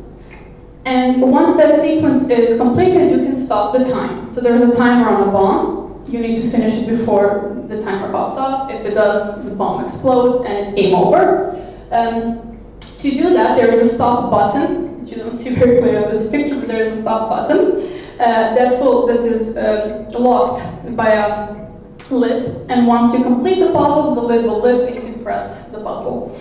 So one of the challenges was, how do I tell the players that the pawn, that they can, what sequence they should go? And my genius idea was to use little light bulbs. Like it was a homemade bomb and somebody just added like little diodes. You can see here like this yellowish dot, that's the light bulb. If it's gray, the puzzle is inactive, so you have not reached it yet. However, if the light bulb is yellow, it means it's active, you can solve it. If you make a mistake during the puzzle, it will shine red to let you know that you're going in a wrong sequence or doing something wrong. But if you complete the puzzle, it will turn green and lock the puzzle. So you know you finished it. So, like I said, it's 4 mini puzzles. We have the first one is a sliders puzzle. Quite an easy puzzle, but I thought it would be more like satisfying for kids to pull, let's say, the sliders to the correct value. As teachers, you can enter from, let's say, 0 to 10, 0 to 100, whichever value you want. We will have also in the escape, we will have suggestions for each puzzle, what we think would be the best option. In my opinion, for easier solving, I think 1 to 10 like digits is the easiest. And you need to change the sliders value to their corresponding value, let's say 5 and 8. Now, for the students should, let's say, tweak around trying to see it. You as a teacher will give them the hint of what the numbers could be. Or give them through the escape what the numbers should be, and they should change the puzzle to fit that hint. Next we have the color buttons. Now the color buttons, how they work, they should be pressed in a sequence that is in a correct order. You as a teacher can enter the color of these buttons, whichever color, I have allowed full freedom for that. You can enter the colors, and you can enter their sequence. Now, if you want the sequence, it can be as long as you want or as short as you want. It can also repeat itself. Let's say you want to, let's say it should be blue, blue, yellow, pink. You can do that. The students need to press the sequence in blue, blue, yellow, pink. If let's say they press the wrong button, the light bulb shines red and shows them that the sequence is wrong. Now for this puzzle, I think that students should be allowed to test, because the sequences are usually not hard, and they're learning to see how much they can memorize from using these colors. Then we have the wire cut puzzle. I have left that in. For this puzzle, the players need to cut the wires in a sequence as well, so that it's in a correct order. Now, there are only 4 wires, and since the wires are being cut, there isn't much sense for them. You can only cut them once. You can, as a teacher, change the color of the wires and in which position they should be. And based on that, you enter the sequence in which they should be cut. You can allow for students to cut all 4 wires or even just 1 or 2 wires depending on the puzzle. And then the last and the most simplest one is the number pad, which is just a simple 3D number pad that students should enter a code. How you would give the students the code, you can either do it through other puzzles or maybe through hints or whatever way you feel is the correct one. Honestly, for this puzzle, the hardest thing is in the button animations for them to look good. And here's the gameplay video of our puzzle. Also, one of the things to make it more reusable, you as a teacher can input the background itself. Then there are presets because it's a 3D scene, and I've made the lighting to fit to look good based on the backgrounds. You will have a modern look, retro look, and modern and futuristic look. Now, once you can see here how the puzzles are being solved. If you enter a wrong code, you can try again, delete them. You can see them turning green. The lid goes up, and you press the stop button, and you stop the time. It freezes, and you can go back to the next puzzle. Now, how the puzzle works with this cup, we mentioned those JSON files. So in Unity, there's this thing called system serializable. It's just a basic class like anything. However, it's meant for objects, for information to behold. And for each puzzle, there's a system serializable that sends to the JSON file, and the JSON file is then sent to the SCA and sends the information if the puzzle is completed or not. Let me just this slide.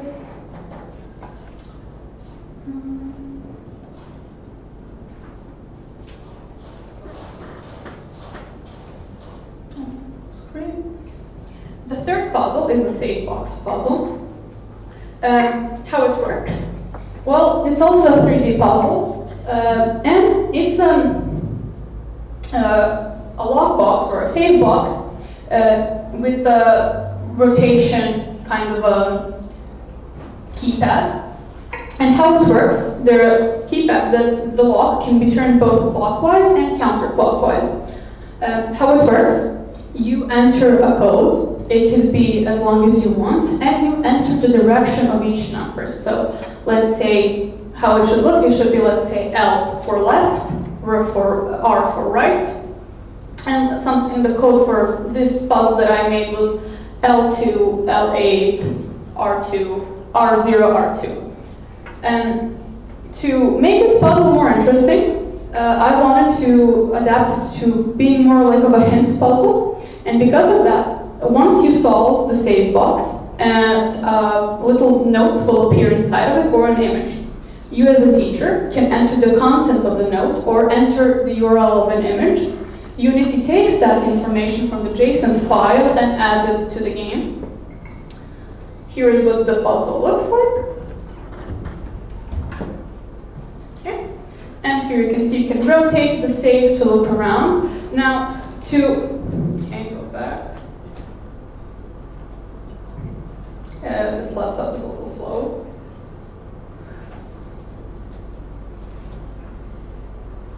Okay, I have to exit and then go back. Okay, so the way I was thinking of changing the clockwise and counterclockwise was using the keyboard. By pressing the key Q on the keyboard, you're changing your position from to spin clockwise, and if you press the key E, it's spinning if you press Q, it's counterclockwise. If you see, it's clockwise.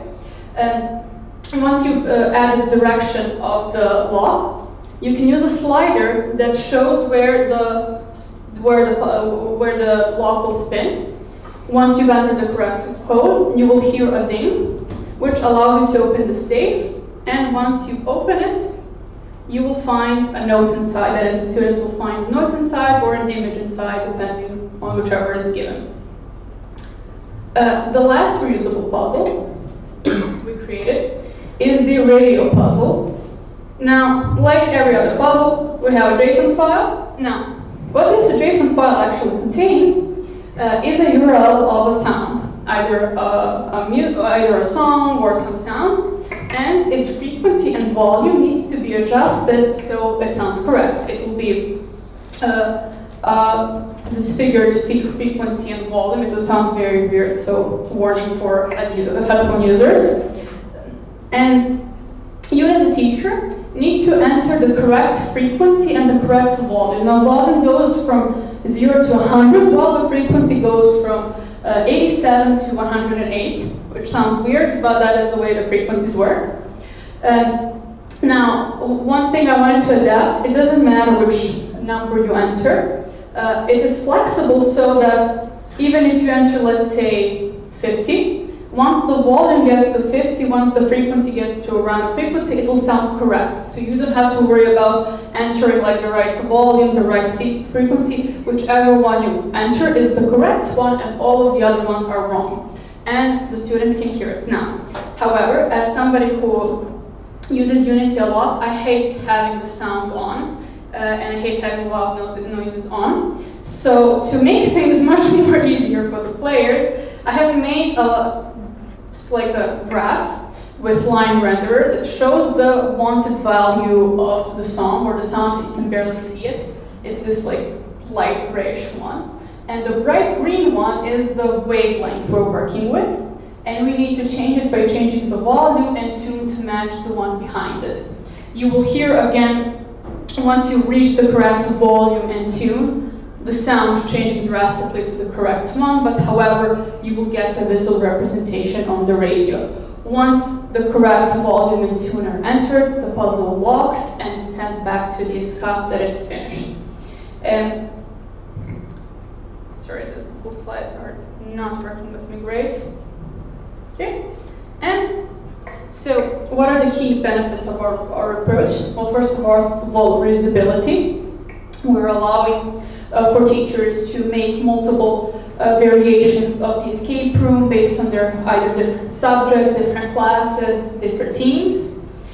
We've also made it so that it requires no background in coding, which means it can be changed for any subject. Let's say a biology teacher wants to use this app, they can. It's quite flexible. It can be used for any subject. More flexibility will probably come. Currently, this app is for the PC and so are the games.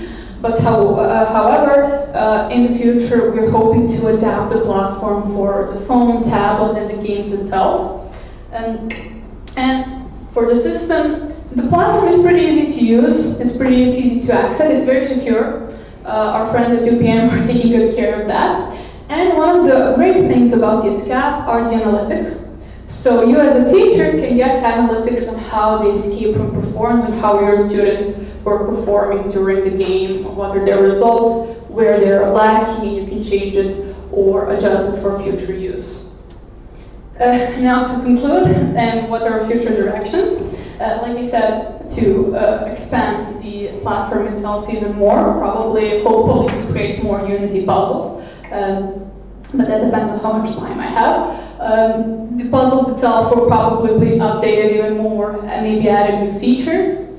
And we want to make it even easier to work with teachers and other participants, make it accessible to everybody, also make it accessible in multiple languages for our Spanish native speakers and Serbian speakers. And we would like to have even more users of our platform and gamers of our games. And if you wish to follow us or support us, that would be great. You can follow all of our social media here on the links. You can take a picture and save the QR codes for every site. And thank you for your attention and being such wonderful listeners.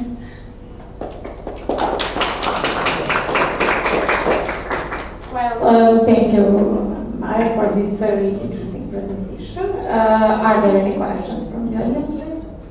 Sure.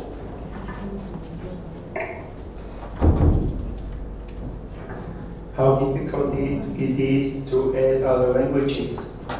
Like, for example, German or so, so is there, like, for example, for WordPress themes, there is like an extra file where you can just translate everything and then it works or something like that? Yes. Think about that as you also try to translate it to other ones? Well, it's not too difficult. I'm the one who's doing that. It's not too difficult. Currently, I've made JSON files containing all the information I need and then just automatically changing it depending on the language. One of the problems we have encountered is the localization, but not in the language, more in, let's say, how some things work, how do we pronounce some things, what do we say in words. It's a little bit different, especially for us, let's say, don't speak Spanish, how they would maybe say something differently than us. You can see that, let's say, in Serbian, how we use different phrases for every day and things like that. But all in all, for the gamification itself, it's not too hard, but still it takes a little bit of effort, mostly to check if everything is correct, there are no bugs, everything is working properly in each language, and nothing is misspelled or used badly. Okay, any more questions for Maya? Okay.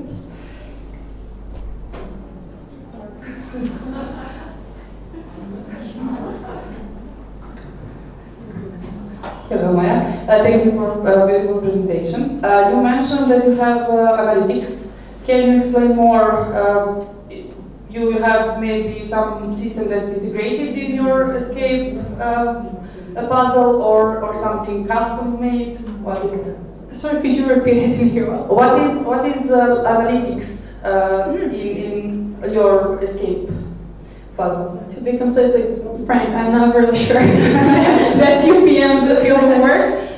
Do you have some solution that is integrated in your solution or? Yes, they have the university itself. Their main development team is exactly for analytics, and the SCAP itself already has built-in analytics that they made at the university themselves. Everything is connected. They have a GitHub, literally a SCAP, and all of their projects, everything connected to those open source. Anybody can see and how it works. The way I understand it, they enter all of the information through it and they send it. I'm not really sure where, their API if I'm not wrong, and then teachers can see everything. It's generated for them and easy to access and look at. Okay, more questions for Maya? Okay.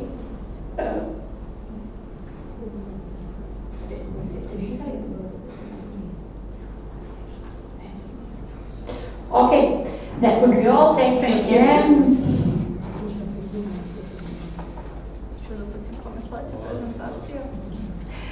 Okay, now our next presentation, paper titled Play and Learn, Video Games and Digital Play in Early Childhood Education. Authors Miljan Stevanovic, Petar Pejic, and Miloš Nikolic. And again, Miljan is on stage and he will present the paper. Thank you. Now I will present the project for kids, not for students, under the name Play and Learn, Video Game in Early Childhood Education. The benefits of digital game-based learning are, first and for all, they can boost cognitive skills like memory, attention, and problem solving. Also can encourage creativity and creativity thinking in children. Also, it can boost their social and emotional intelligence and keep children motivated and engaged by doing some tasks such as playing the specially designed video games. Also, these games can develop motor skills by tapping, dragging, drawing, and also can refine hand-eye coordination. Some active video games can promote physical movement, physical engagement. Some games can promote literacy and immersion by reading, vocabulary, counting, or recognition of shapes. And what the most important thing is to support kids' creativity. Number one, game design principles for games for young children is about localization. Games need to be on native language because the children need to understand their task and to know what they need to do. Also, story, audio, and visuals elements need to engage young learners. Also, there is importance of educator role, parents, or teacher in kindergarten because they need to choose content to guide teamwork and to provide collaboration between children, and also they need to adapt difficulty of game tasks. Also, these game design principles need to be aligned with child development and preschool curriculum. We have the Piaget theory about cognitive growth through play. He identified play as a key to symbolic thinking and cognitive growth. These games are for preschool children from 2 to 6 years old, and ordered by Piaget theory, they are in pre-operational stage, which is the most important stage in their cognitive growth. So they need to learn best via sensory and active exploration, and games should be, first for all, visually clear and intuitive. So they, on first sight, the kids needs to know what to do. And also, the game needs to enable direct manipulation and provide immediately feedback. Also, games need to support assimilation and accommodation. Next, we have Vygotsky theory about social interaction and scaffolding. He identified ability of play or playing that lets children to act beyond their average age. Vygotsky is most known for his theory of zone of proximal development, where the children need to do tasks done with guidance by parents or educators. So the scaffolding, we have adults or peer supporter that moves learning forward. Also, because theory, we have the language which is merged with thoughts, such as like inner speech, that is about the children need to have immediate feedback and to feel motivated and to know that they are doing right their tasks. Also, these digital games need to encourage teamwork and to have guided participation. For example, we have one game, it's not our, it's Alpha Block, that shows learning in, as social co-constructed elements. Next, what is important for these games to be on mother tongue language, because children learn best in their native language. We have studied done by UNESCO where mother tongue language provides better long-term outcomes, and some of benefits of localization. It's improved comprehension and comfort, and strength identity and engagement in children. Also, these games need narration, audio, and text in the children language. There is also about cultural adaptation in games design, because we need in this game to include our local culture, for example, Serbian alphabet like Cyrillic and Latin. Next, nursery rhymes, familiar voice, or to use local motifs and stories like folk tales, local flora and fauna, or Slavic fairy tale settings.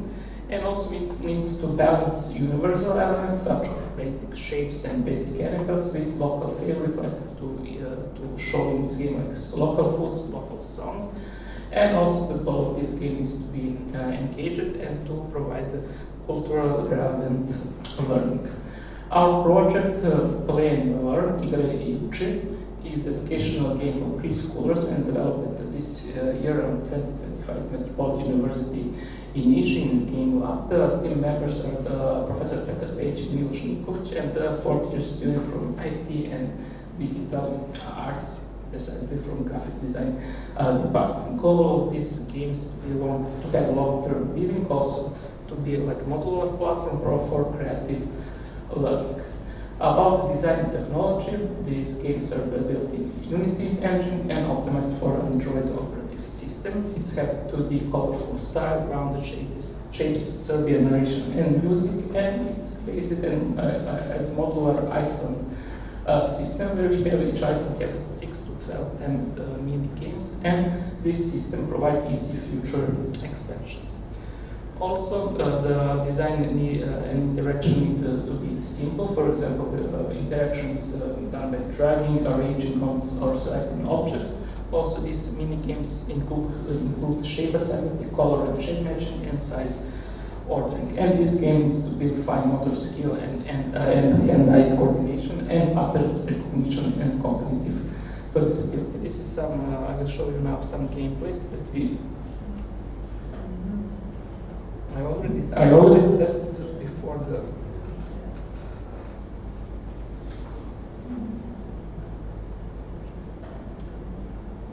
So the gameplay is easy for kids to understand what they need to do.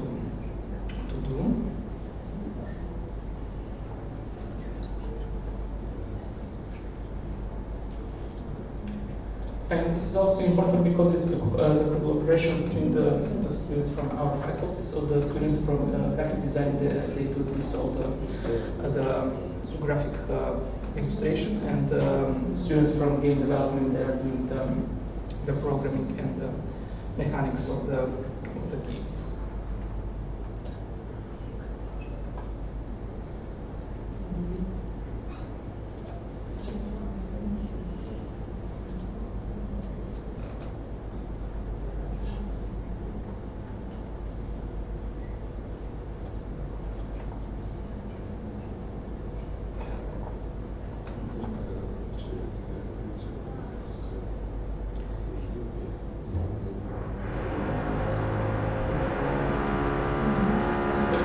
Few examples, the games are still creating at our faculty.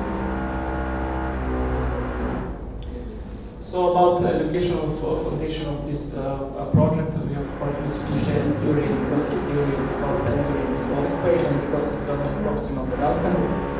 First of all, the games will have guided participation, will be guided by parents or educators. This game is free for downloading, and piloted testing is planned with preschoolers.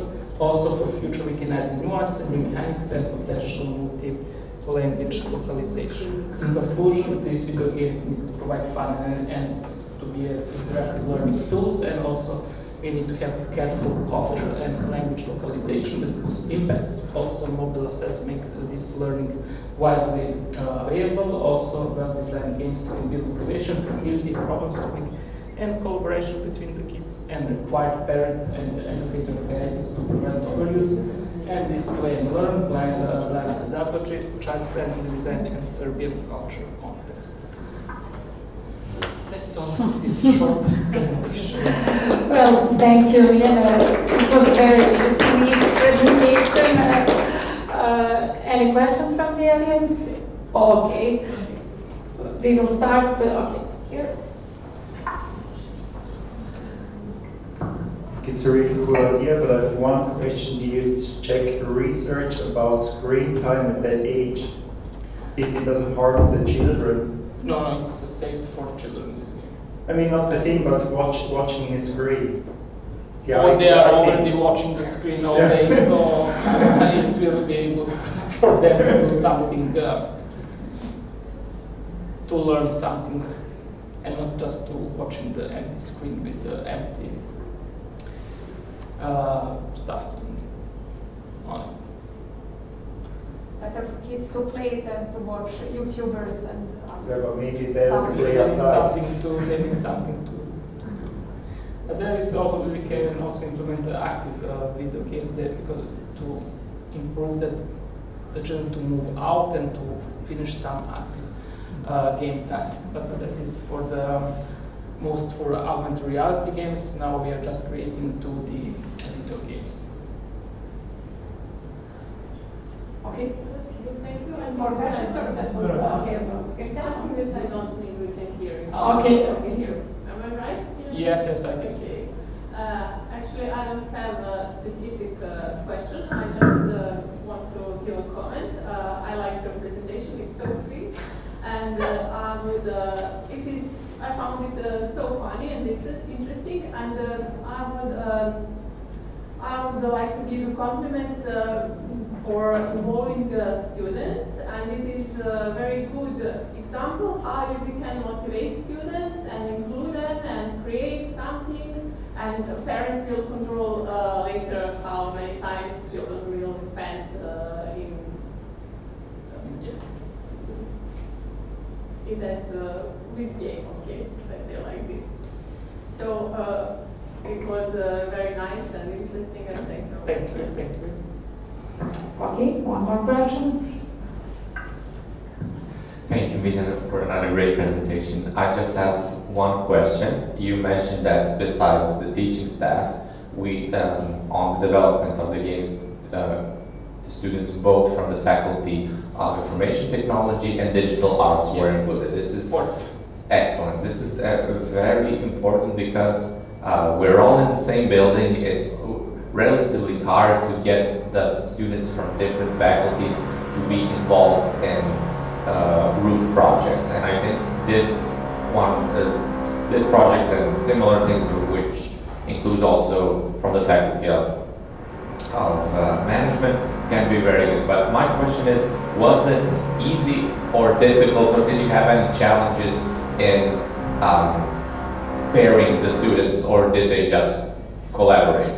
First of all, we provide several topics and they decide what they want to do, and they decided they want to do an educational game for children. So they have that option to choose what they want to make. Okay, excellent. So it's always good to have this interdisciplinary approach since we already have students from different faculties. Thank you. I think now we have 3 students from game development and I think 10 students from graphic design. And this is just first year. Okay, more questions for me? No. Thank you again. It was very nice. And finally, this is the last presentation for this first session. I will announce the paper, Improving Student Engagement Through Learning Analytics and Learning Interventions with Learning Locker, with authors Anđela Zulić, Jovana Jović, Mladen Opačić, Emilija Kisić, and Nemanja Zdravković. And Emilija will present the paper, so the floor is yours.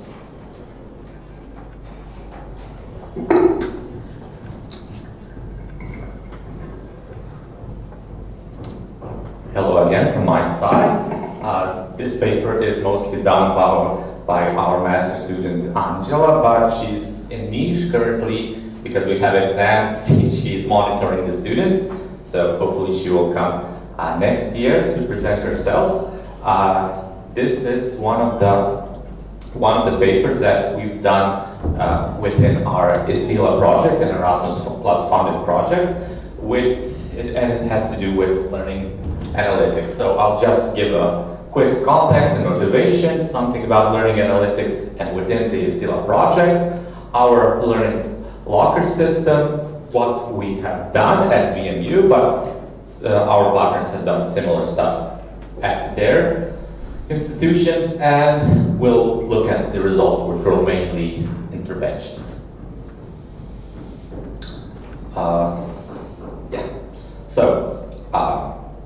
We all know that it's very, very challenging to keep students engaged, whether it's face-to-face, but mostly also in online or blended courses. We've all know this, and we've witnessed, especially in the last couple of years. Regards to that, as I said before at the roundtable discussion, we need to use all the tools available within the ESILA project and the project before that, ILEDA. We opted for a data-driven approach. Of course, I'm talking about learner analytics, and we've collected some data through some pilot courses, free courses here, some here in Belgrade campus, some in Niš campus. One course had both campuses. Unfortunately, this year was a bit challenging in Serbia because we have some difficulties regarding academic delays and so forth, but we managed, nevertheless, to get some very interesting results. So, I talked about learning analytics. One definition, it says that's the measurement, collection, analysis, and reporting of data about learners, their context for purposes of understanding and optimizing learning and environments. So the goal is to maximize the student output with all the tools available. Here we use tools, data-driven tools, as I said, mostly from our learning management systems, but we also have multi-source and multimodal data. So our goal is to use our learning management systems as well as surveys, logs, assessments that we give them, social platforms such as Discord, for instance, to improve their engagement, to provide early warnings if they show signs of dropping out or maybe falling behind, with some future goals to personalize learning, personalize their learning experience, and again, finally to support some decision making for teachers and institutions as well. This is all conducted within the ESILA project. It will be presented tomorrow, so I won't focus so much on the project itself. But what's behind the project? ESILA uses the Learning Record Store, or LRS, and we opted to have, depending on the institution, so BMU, University of Eastern Finland, University of Sofia, University of Lyon in France, and University of Bergen in Norway. We all use different learning management systems. For instance, here we use LAMP, some use Moodle, Norway uses Canvas, and we all gather data from different sources. However, we all have our own learning record stores, repositories, and then we have a common server to see if we can find some common data. It's very difficult because every institution has its own rules, its own learning management systems, its own students, so some of the data may be lost if we want to generalize, but at least for our purposes, we'll take a look at what we've done here at BMU. More or less, our sources here was our learning management system, so LAMS. Other universities use Moodle or Canvas, but we also did surveys, weekly surveys. We use Discord, some of them use games and so forth. There's one of the standards for collecting data is XAPI standard, so we developed the tool CSV to XAPI, and then it's all conducted through the global LRS. Here's our ecosystem, maybe the best diagram modeling here. We start with the course, we supervise the course, both the teachers and the teaching assistants. On some period we have some interventions made based on their test results and survey results, and then we can make some decision based on that. As I said, we use both our learning management system, our information system, because it's integrated. We use Discord for social media. We have some multi-source, multimodal data, but we also had surveys. SRL stands for self-regulated learning surveys. So we also conducted some additional information regarding their insights throughout the courses. All of that is then fed into the Learning Locker platform, where we can have a very, very detailed view, maybe on the course or sometimes even on the whole student. You'll see it later on in the results. Self-regulated learning, another definition, describes how actively students take control of their own learnings. What we wanted to emphasize here, do they have a goal in their courses that they take? Do they have some kind of self-monitoring, some kind of self-evaluation? But we also took into account time management, their coping strategies. Are they feeling anxious? Are they feeling happy or angry that they have to do some kind of tests each year, and so forth? So this is what we track, as I said: goals, planning, self-monitoring, evaluation, learning strategies. Do they have some note-taking? Do they practice before they take the test, and so forth? But also, as I said, some emphasis was stress management. So were they overwhelmed or not, because they have a lot of tests, a lot of assignments each year, and also there's a reflection question. So what we did at BMU, we took 3 courses, object-oriented programming, a total of 9 students. This is on both campuses, both here in Belgrade and in Niš. Fundamentals of web development, 61 students here in Belgrade, and we also added a course on, this is all first year, this is second year, distributed systems in Niš, 53 students. What were the things that we were tracking, or the things we were looking at, because we can track a lot of things in the Learning Locker? We looked at dropout risk. Were they completing their surveys? Did they have high anxiety? Did they have low performance, and so forth? And why did we track this? We wanted to make some interventions, twice or 3 times during the semester, so we can give them tailored instructions. Sometimes really is on a student-by-student basis.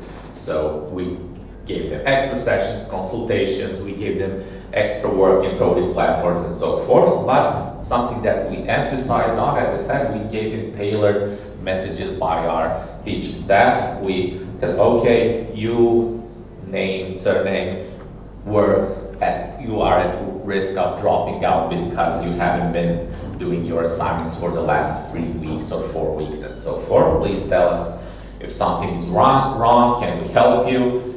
And then we got replies, or sometimes we didn't get replies. You'll see. We set up a server for the Learning Locker. Each teacher and teaching assistant can access their own courses. And then here are some example dashboards. For instance, maybe if I zoom,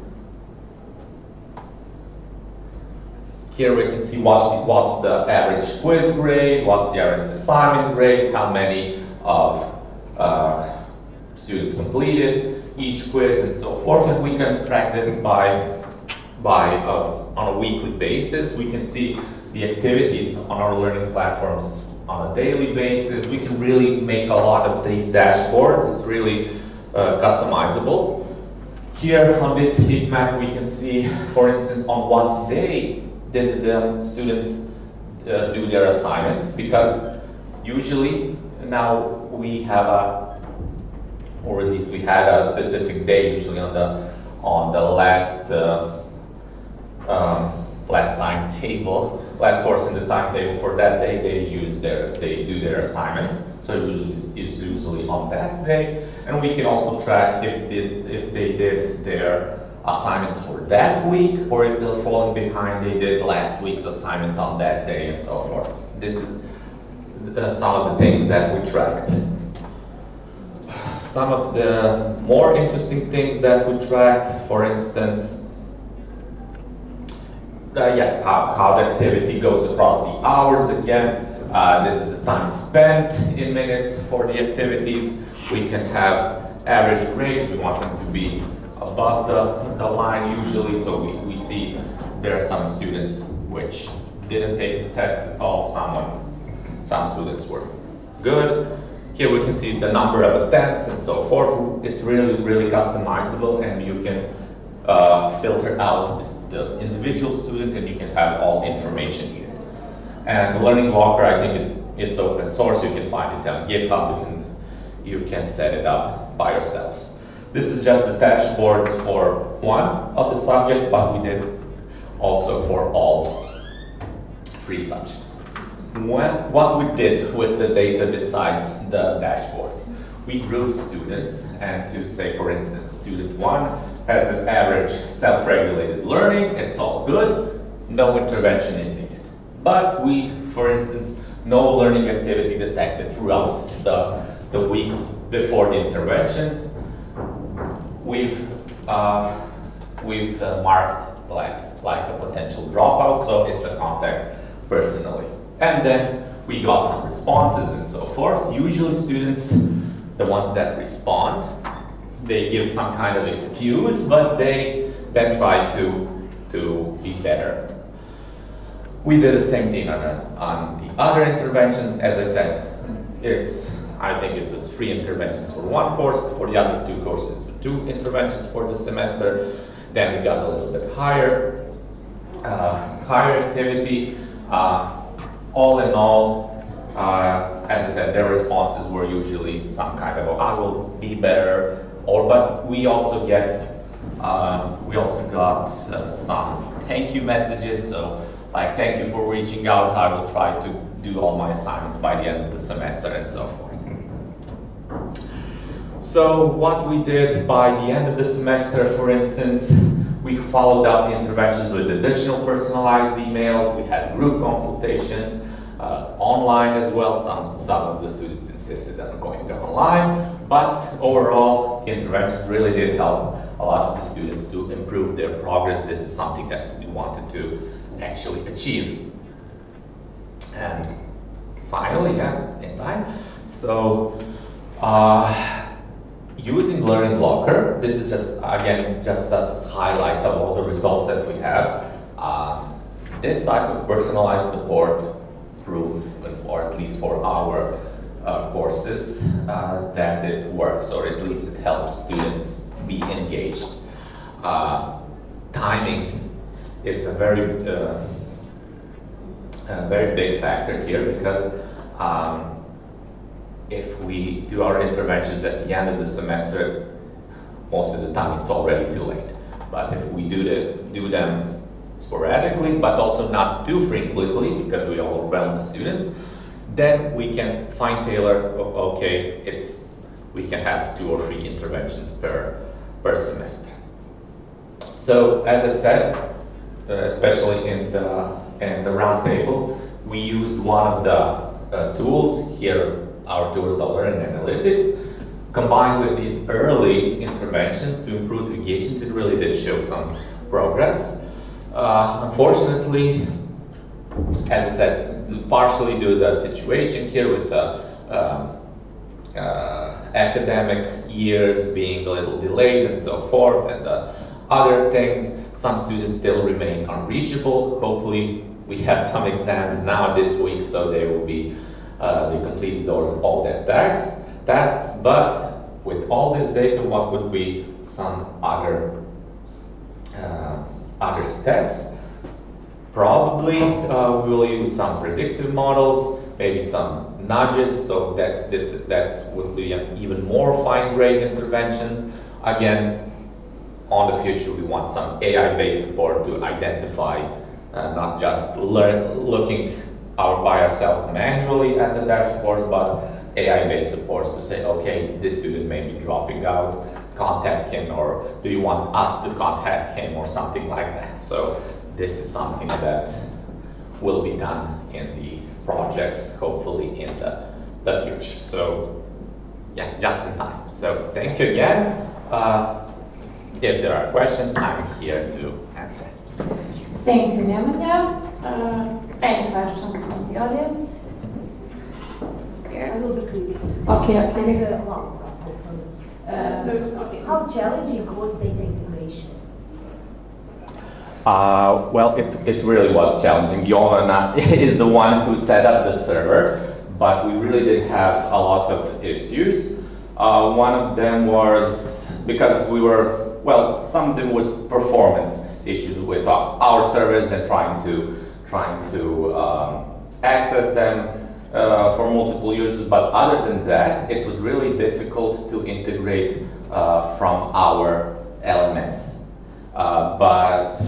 Because we track a lot of things, from minutes, from the assignments, each course has a different type of assignment scheduling, a different number of assignments, the different types of assignments, but it took a while. Jovana knows best, but finally when it's working, it's really good. And we talked with our other partners just last week. We were in Norway, Professor Donald and myself, and everybody had some difficulties with Learning Blocker. It's good, but we saw that there are some limitations, and we were just discussing how can we improve on that, can we maybe develop some other tool, but then they said, okay, this is not a research project, for instance, because it's Erasmus, but these type of tools, if set up properly, if we have the patience, I think they can really give us, I mean, when we set it up, we can really have a lot of data, but it still has its own limitations. Okay. More questions? Alexandra? Okay, also I have one comment. Thank you for the great presentation. I find it very useful, and I already discussed it with Jovana, and I have some idea how to implement, because I think it is very important, all the things that we got from that analytics, and for me, as a teacher, it will be very useful to know what is the biggest problem, where they stop, what they look a few times, and stuff like this. So thank you so much.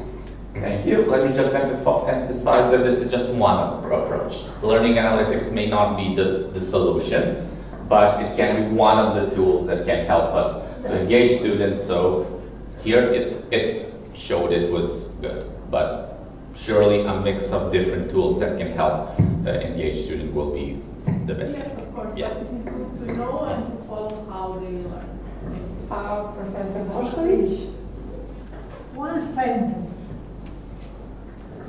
Professor Vlahovic, you are diplomatic man, diplomatic professor university. Thank you for lecture. Excellent. Excellent communication. Paper, public, excellent. Thank you. Excellent. Thank you. My pleasure. Thank you.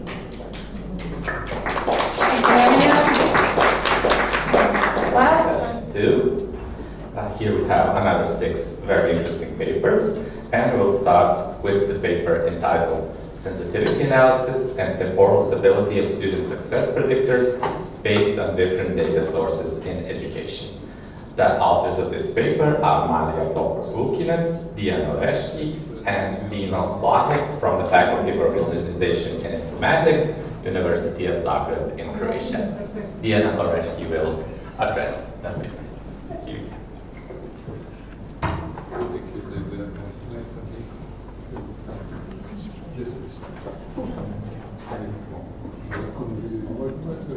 Yes. Hoću da pratim.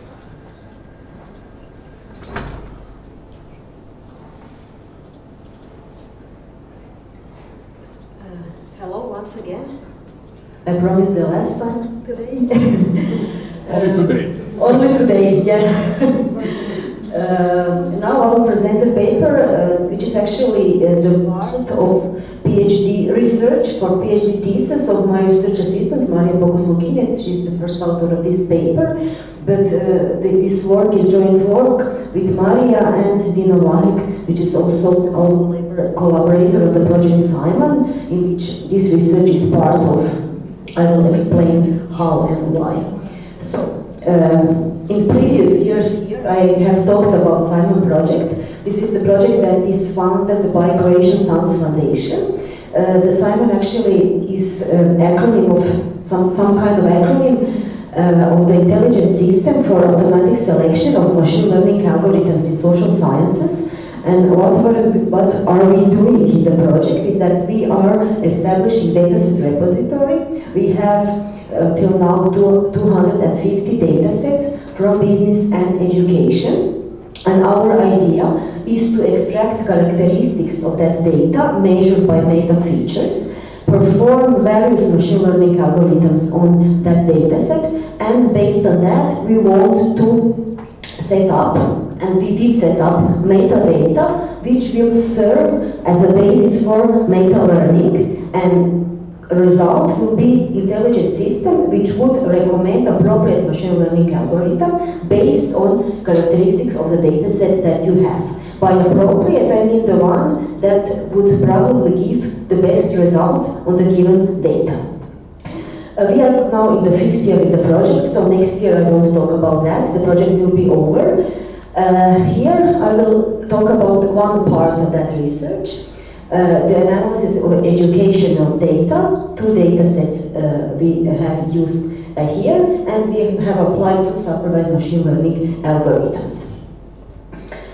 The focus actually was to torture the learning management system data to extract as many features as we can and integrate that data with different sources and to have the rich data set which would be good platform for the development of predictive models. This topic also is part of learning analytics, so we are analyzing educational data.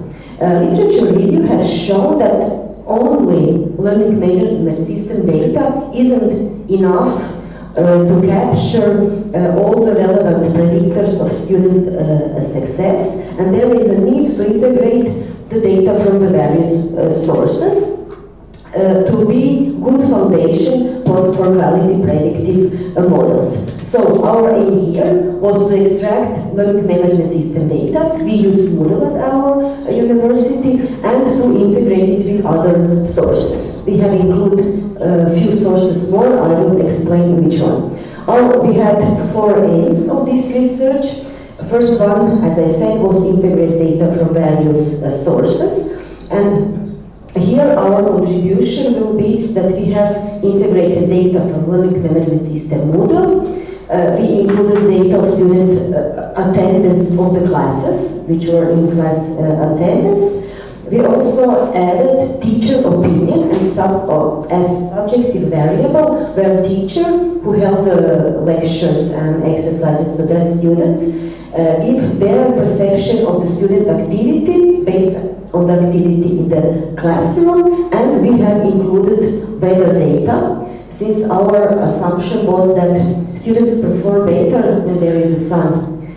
That's shown to be not important, as you will see in our results. Second aim was to see are those predictors stable over time.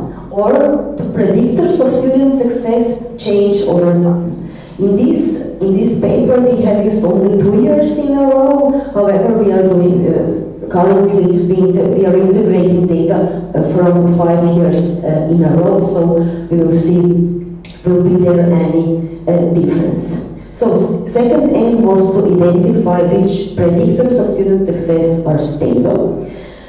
The third aim refers to machine learning algorithms to compare their performances.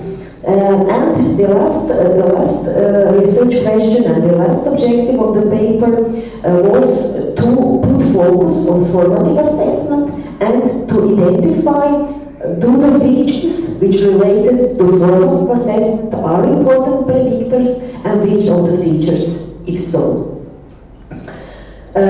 So we did this part research on one course which uses blended learning models. So we have lectures and labs in class, and additionally we use learning management system Moodle, of course, where students have all the materials, presentations with voice over PowerPoint, laboratory exercises, hand-on materials for the exercises. That course is mandatory course or undergraduate level, and each year we have between 200 and 300 students. It has a duration of 15 weeks, and that is duration that we have monitored student activity and learning management system. As I said, we had the data from 2 consecutive years. In 1 year we have 241 students enrolled at the course, and the second one 246, and that's our sample here. As regarding the formative activities that we have included in the research, students had assignments each week, and they needed to submit that assignments on laboratory exercises. However, those assignments or those activities were not evaluated. They didn't have the grade or points for that one. But besides that, we have summative activities which referred to the exams. They had 2 tests in the academic year, and they had a big project which they needed to submit in 2 phases. This is a methodology that we have applied. It is standard CRISP methodology consisting of 6 phases: domain understanding, data preparation, modeling, evaluation, and deployment. So in the first phase, in scientific research is usually a literature review, and we have identified gaps that we wanted to tackle in this research. Regarding the data understanding and data preparation, I have said something about the features that we have included. However, I will show the picture with all the features that we have included in the research. Most of the part was data preparation, and that was because we had different sources, and we had a lot of work to do with the data preparation. In the modeling phase, we have employed 2 machine learning algorithms, which are machine learning algorithms based on information. We did evaluation, compared the results, and for the deployment, we did the interpretation of the results. Here is actually the most important part. So the features that we have used, I hope that you can see something of that. I will try to explain it. So our target variable were the number of points that the students achieve here, and the features that we have used as possible predictors were the one referred to academic success, and we have, as I said, 2 groups referring to the formative assessment that were assignments and quizzes which were not evaluated, and summative assessment, project and midterm exams which were evaluated by the teachers. The most of the features is this group, and that is activity within the learning management system, and we had lots of features here. We have tried to extract as many information as we could, so we divided it into 2 groups. First one is, we call it data on social interactions, and we try to measure active participation in learning system. I will explain what do we mean by active. And the other group is their active participation in academic tasks. In this first group, we have two subgroups, clickstream and class participation. The more important actually is the clickstream, at least as we see it. So we looked in which part of the day students did assess learning management systems. So we have divided it into morning activities, afternoon activities, evening activities, and night activities at the course learning management system. And we also have divided activities which were at the weekday or which were in the Saturday or Sunday. This group, active participation in academic tasks, we take a look when and how frequently did they assess learning materials, and we have performed feature learning to create variable which is called estimated learning start time and a number of activities in the start of learning. So we take a look at student first, go on some research and activity, and when they frequently assessed some resource and or some activity. You will see in the results that actually that was one of the most important variables as a predictor. So that's the part regarding learning management system data. Then we take a look at class participation, how did they attend. It is important to say that nothing was obligatory. So they didn't have to go to the classes, but which students which participated did have better results at the end. The another variable which shown to be important is teachers' opinion. As I said, that teachers at the course were involved here to give their subjective perception of students' activity. So what is my perception as a teacher of that course for that given student? And at the end, the last group were meteorological data, and here you can see the list of that data. Average temperature, minimum, maximum temperature, snow, rain, sun, wind direction, and speed 3 and 7 days before the midterm exam. Yeah. We tried here different level of granularities, however, none of the extracted features show not to be important for the prediction, but we didn't give up on that group of features. We will we will include it in the future models also.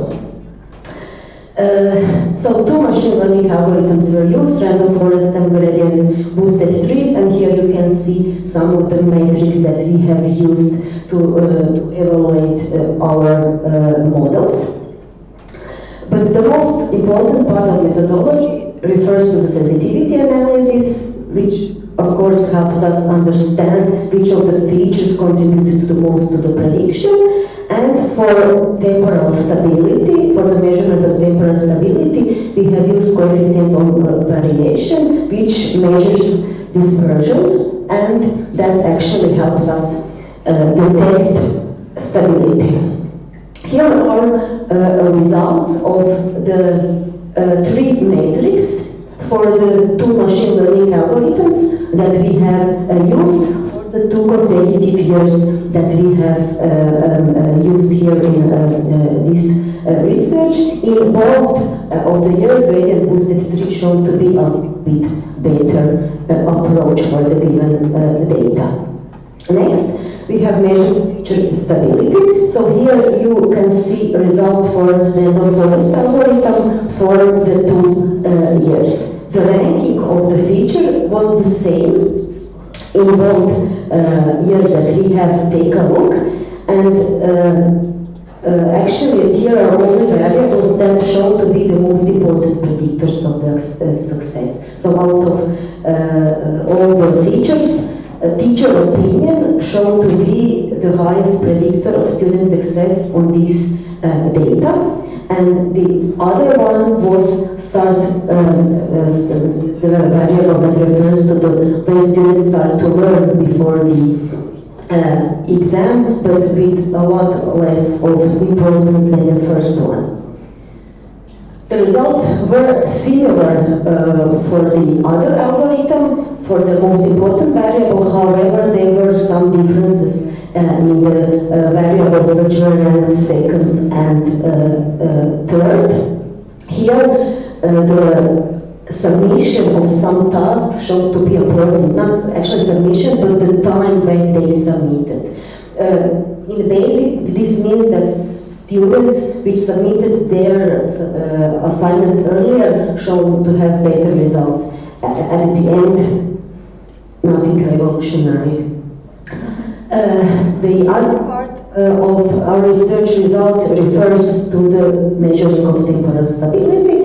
As I said, the measure is the coefficient of variation, and here you can see the list of features for one algorithm and for the second algorithm are here, and the coefficient of variation between two consecutive years, and the lowest coefficient variation shown to be for the most important predictor, teacher opinion. As I already mentioned a few times, it's really subjective variable, so we need to think, should we include it in future models or not? We still didn't decide. There are some contributions on this paper, however, there are various limitations. To measure temporal stability, we need to include more years, and we will certainly do that. We will use more machine learning algorithms, not only this one, and more complex algorithms, and we will include also more metrics to evaluate our results.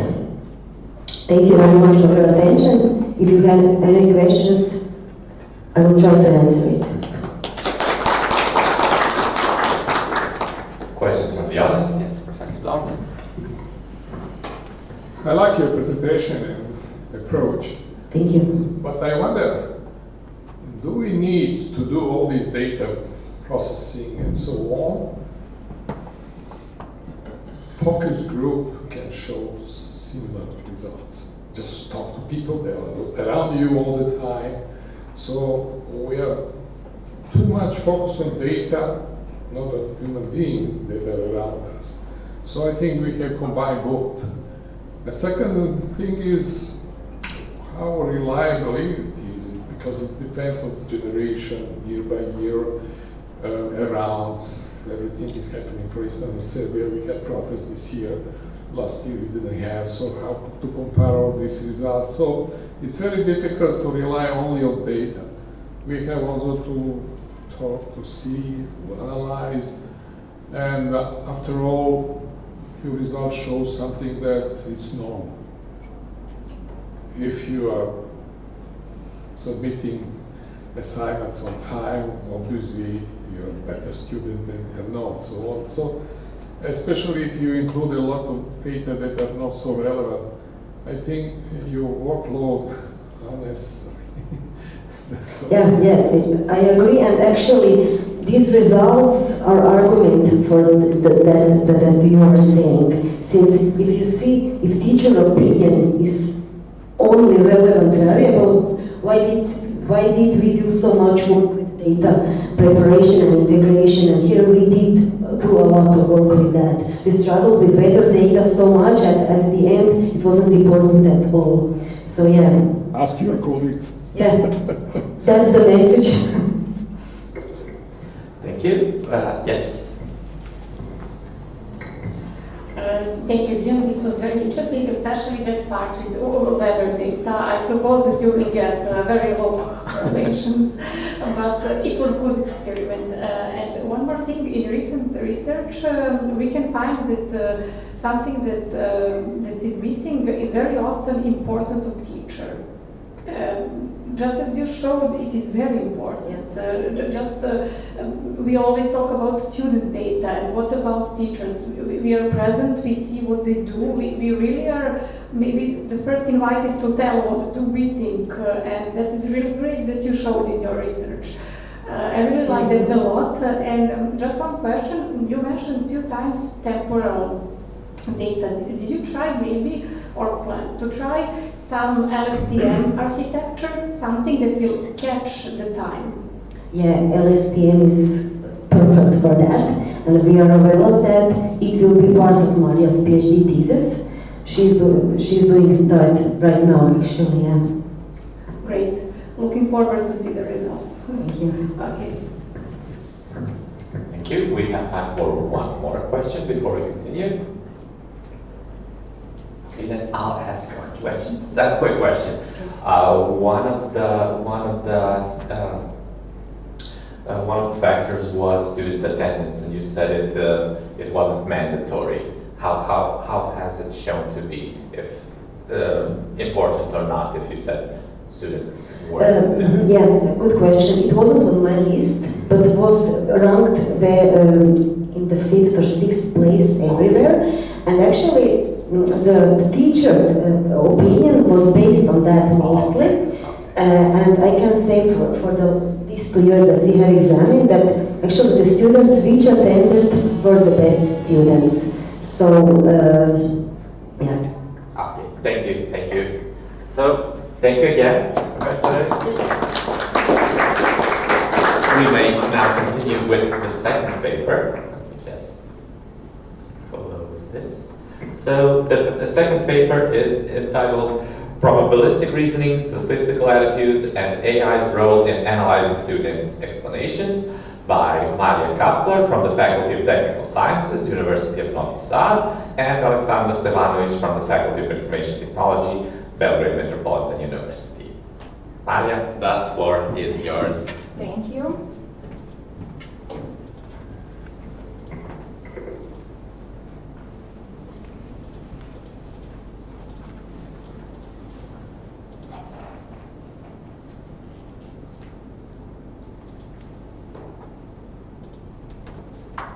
Hello everyone, thank you for a nice introduction. As you had the opportunity to hear and to speak today with me, I'm Maria Kapler and I come from the Faculty of Technical Sciences. And today I will present our paper, Probabilistic Reasoning, Statistical Attitudes, and AI's Role in Analyzing Students' Explanation. This paper was created with my colleague, Aleksandar Stevanovic from the University Metropolitan. And generally, this research is more part of one wider research, which aims at investigation of different kinds of probability misconception among different kinds of students. And today is a small part. What are the aims of current research? Our aim was to investigate probabilistic reasoning among non-STEM students using a Bayes rate task. Why did we ask non-STEM students to solve probability task? We actually asked students from social sciences to solve our probability task because we believe that every well-educated person should have a minimum of mathematical literacy and minimum of probabilistic literacy, especially students and future leaders, decision makers, should possess minimum of knowledge which is sufficient for correct decision in the future. Further, we were interested in students' attitude towards statistics. We wanted to explore, do they see statistics as important? Is that knowledge important for them? Do they see any importance of that?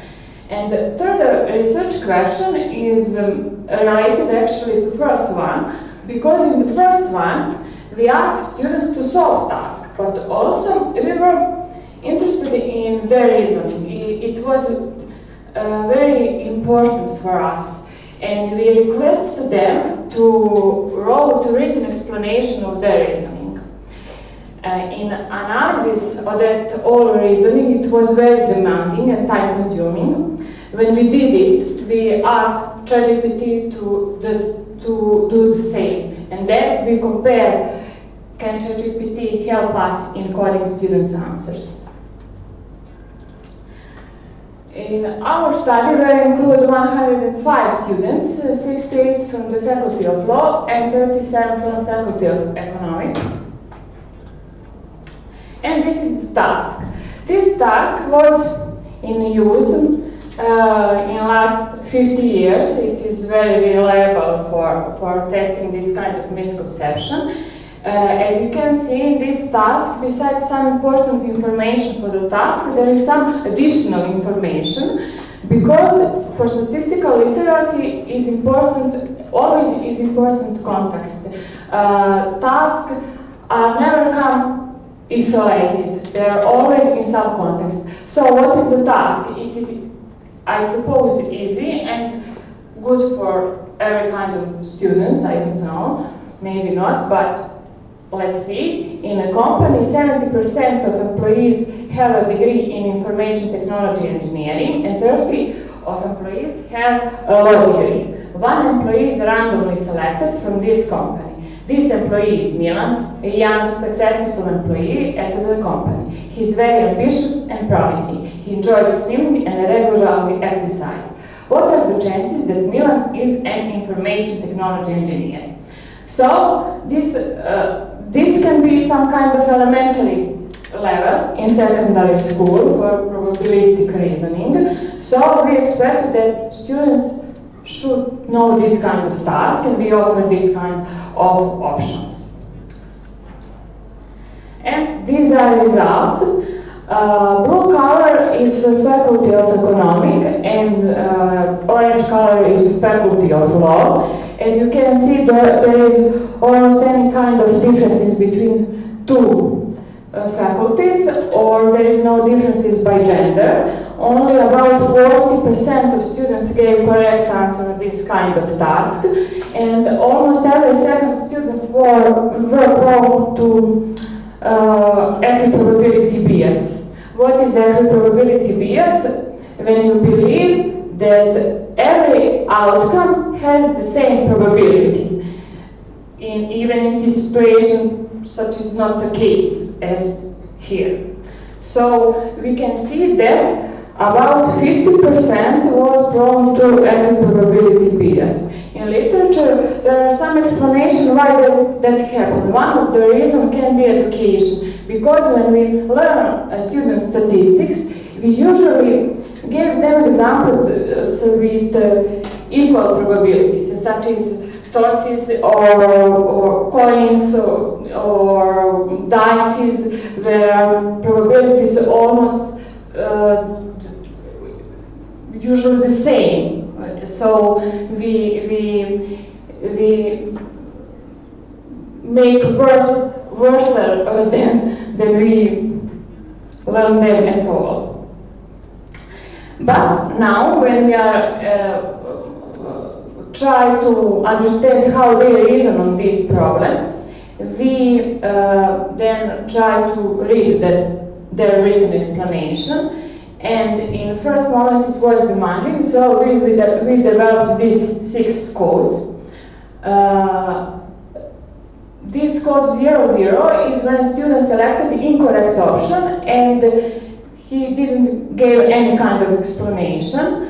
01 when student selected the incorrect option, but he gave us explanation which was proof that he possessed equiprobability bias. 02 was when student selected the incorrect option, but gave us some explanation.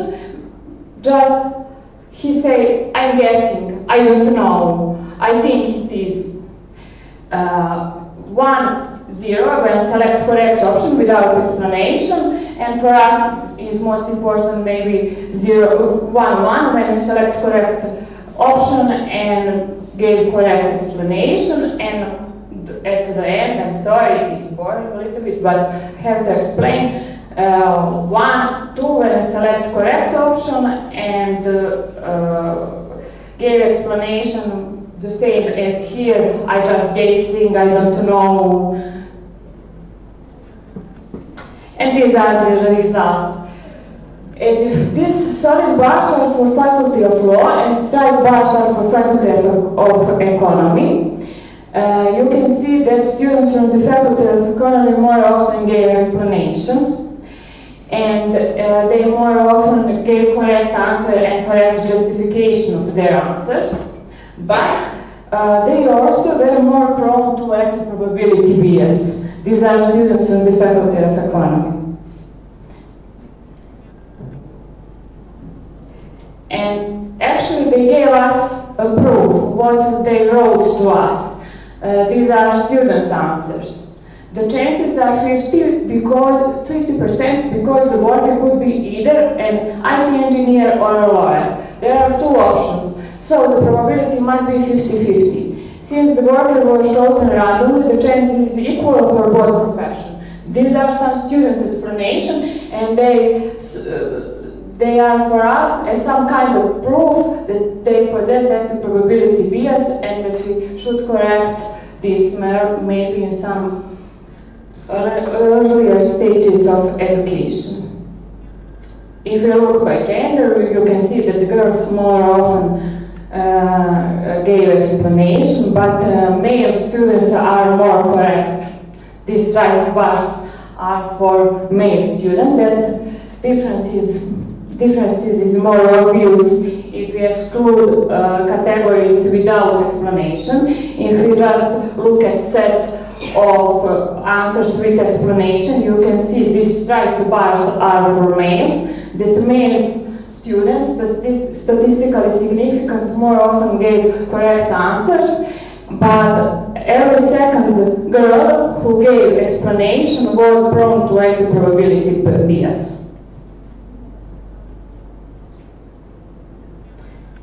And this slide is related to second research question, to students' attitudes. As you can see, these are students from social sciences, but they see importance of statistics. They think that statistics is very important regardless of profession. They also say that their statistics education was so insufficient, and they are not satisfied with their education and their knowledge in statistics. I think it is important message for us, for secondary and elementary schools, and they are relatively motivated to improve their knowledge. But they are aware that statistics is often misused. Mode is 4, maximum was 5, and they don't trust researches reported in the media.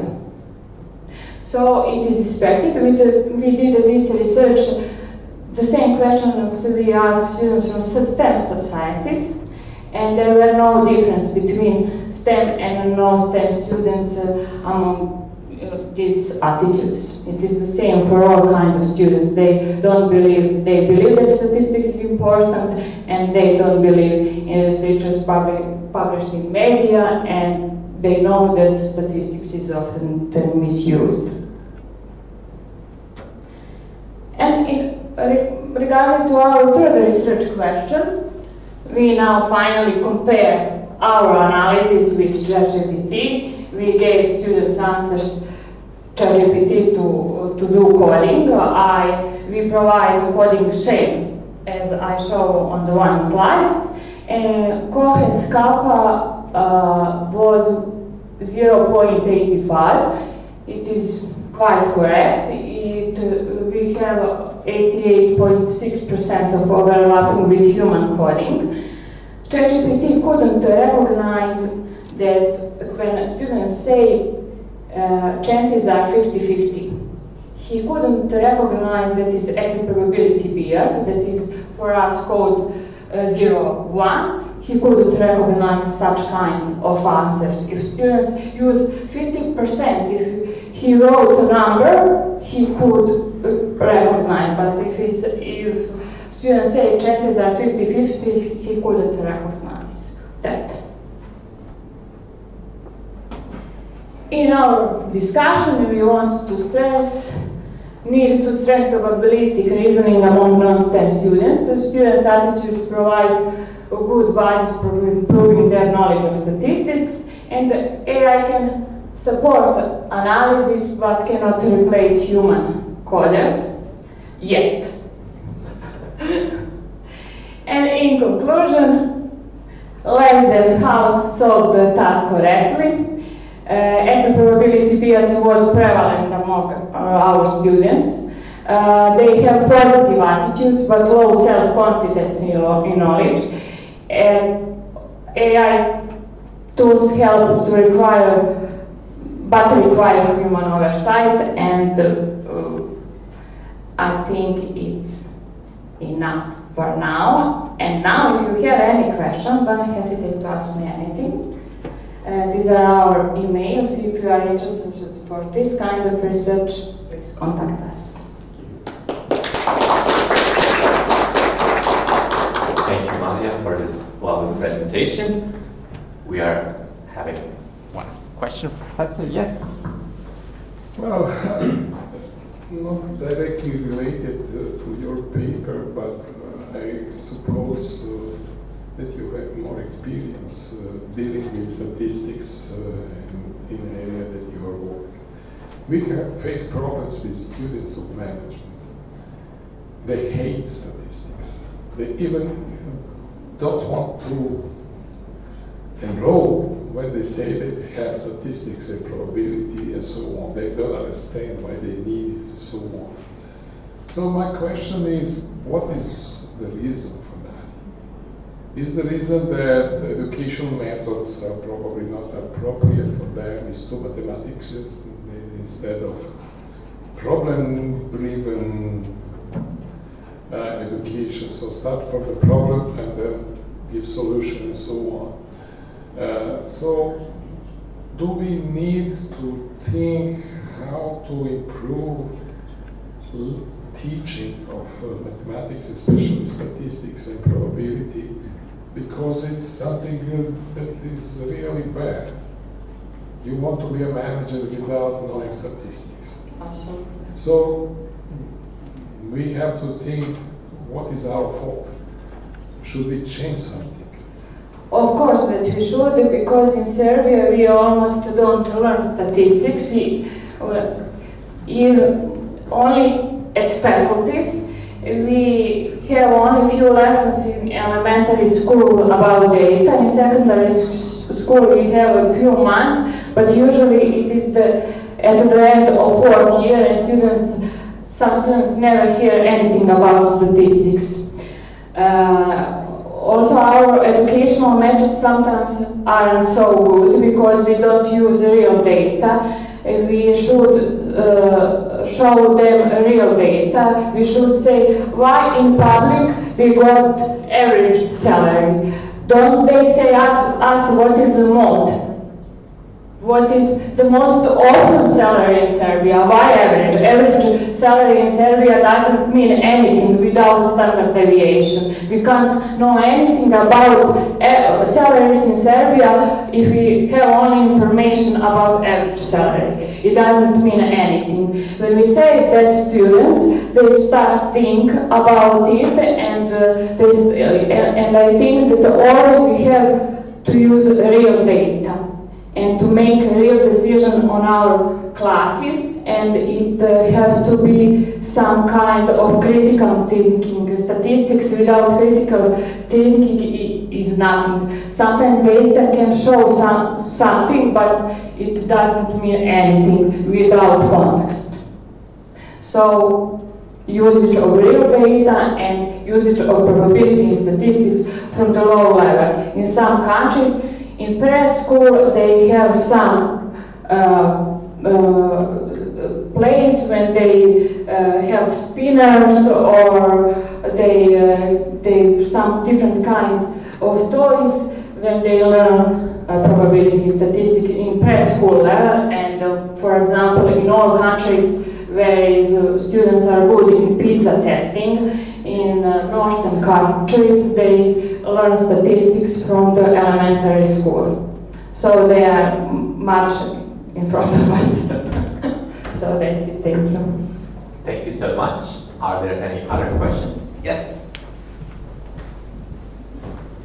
I don't really have a question, but some comments, as I also teach statistics in Zurich, in Switzerland. I can say how we do it in political science.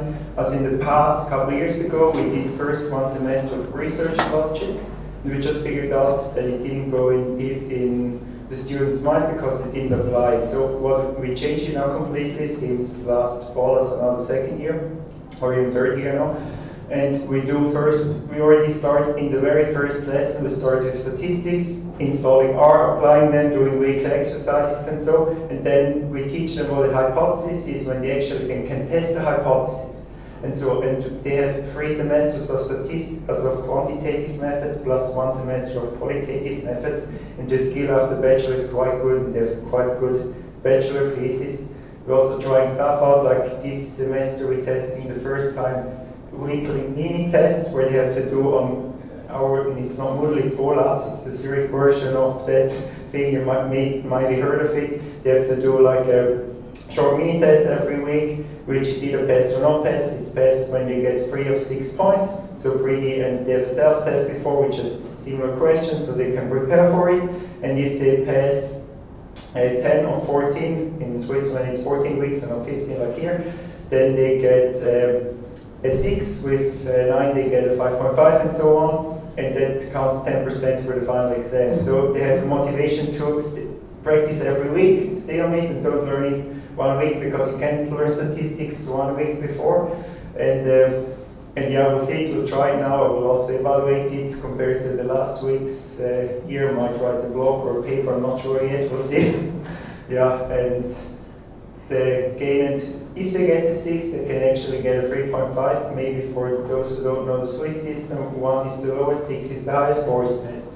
And with 3.5 plus the 6 of the mini test, they can still pass.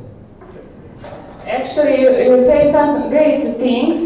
First of all, we need the evaluation survey of what our students know now. And after it, you also say usage of technology. Does it R or Python or whatever? We have to do statistics with some software. It is totally ridiculous to do statistics without software in these days, and we have to explain everything with technology. And also that additional challenge for your students, I think that is a great thing for our educational system. So maybe we can implement here, but try something like that. Maybe on our classes, but institutionally we don't have a lot of statistics in our elementary and in our secondary school. Our students almost don't learn that. So is like from secondary school. Yes, I think very simple, and half of economic students cannot answer correctly. It is because we learn them. I think if we don't learn them with rolling the dice and coins, I think that they will be better. I'm also thinking to replicate it with our students who are studying or part of it, just to see how they answer. But in Switzerland, they don't have really statistics. So we had like, I think we're 2 classes of statistics, like what's the median mode and probability as a thing, but we had probability theory and we had combinatorics and so that stuff we had. But real statistics, I think they should do more statistics in gymnasium and less integration stuff, because integration, those who actually need it can learn it at university level, and most people will never use it again. We ask this task STEM students after they had a course in probability and statistics. 1 year later we gave this task, and about 60% gave correct answer. Still 40% were wrong. Well, maybe see how you teach the class. Maybe there is some problem. That's the point. Thank you so much. Do we have a final question? Okay, I think that, yes, of course, sorry. Maria, do you think that with some more detailed prompts that you can manage to get better percentage than this one that you get? We tried, but it was worse. But I didn't put it in the presentation because it depends on our improvements. I didn't know if my improvements were so good. So maybe somebody will be more successful. It is about AI literacy, about quality of the prompts. I don't know, did we explain quite well what's wrong? So it is a little bit not sure, so I didn't speak about it, but your question is good and we thought about that, but we couldn't give some conclusion. Thank you. Thank you again. So we can continue with paper number 3. Thank you.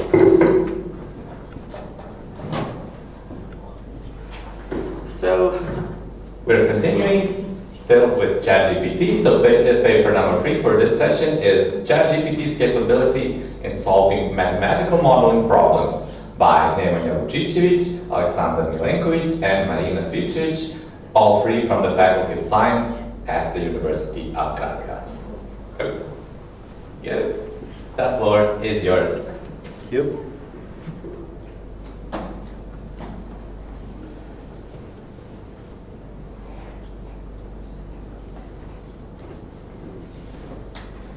Thank you. As you said, my name is Aleksandar Milenković. I come from the Faculty of Science, University of Kragujevac, and I'm here with my colleagues Nemanja Vučićević and Marina Svičević. And I would also like to thank my colleague Alexandra for inviting us and having us here. So I will be talking a little bit about ChatGPT's capability in solving mathematical modeling problems. So this is kind of pilot research. What was the motivation? Well, recently in a lot of studies there are researchers are trying to see how well Gen AI models can solve different problems, and are those solutions perhaps in line with students' solutions.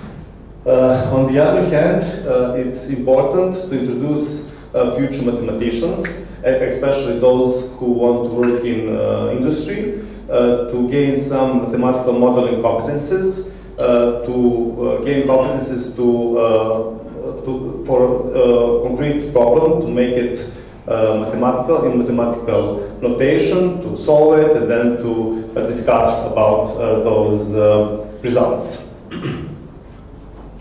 So in this study we used the methodology which was given by Bloom and Gleis in 2007. They have 6 phases in their methodology of modeling, mathematical modeling, and with transitions between those 6 phases.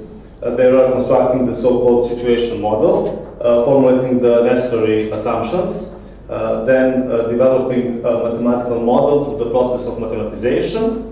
Then we have deriving the required mathematical results, making mathematical calculations.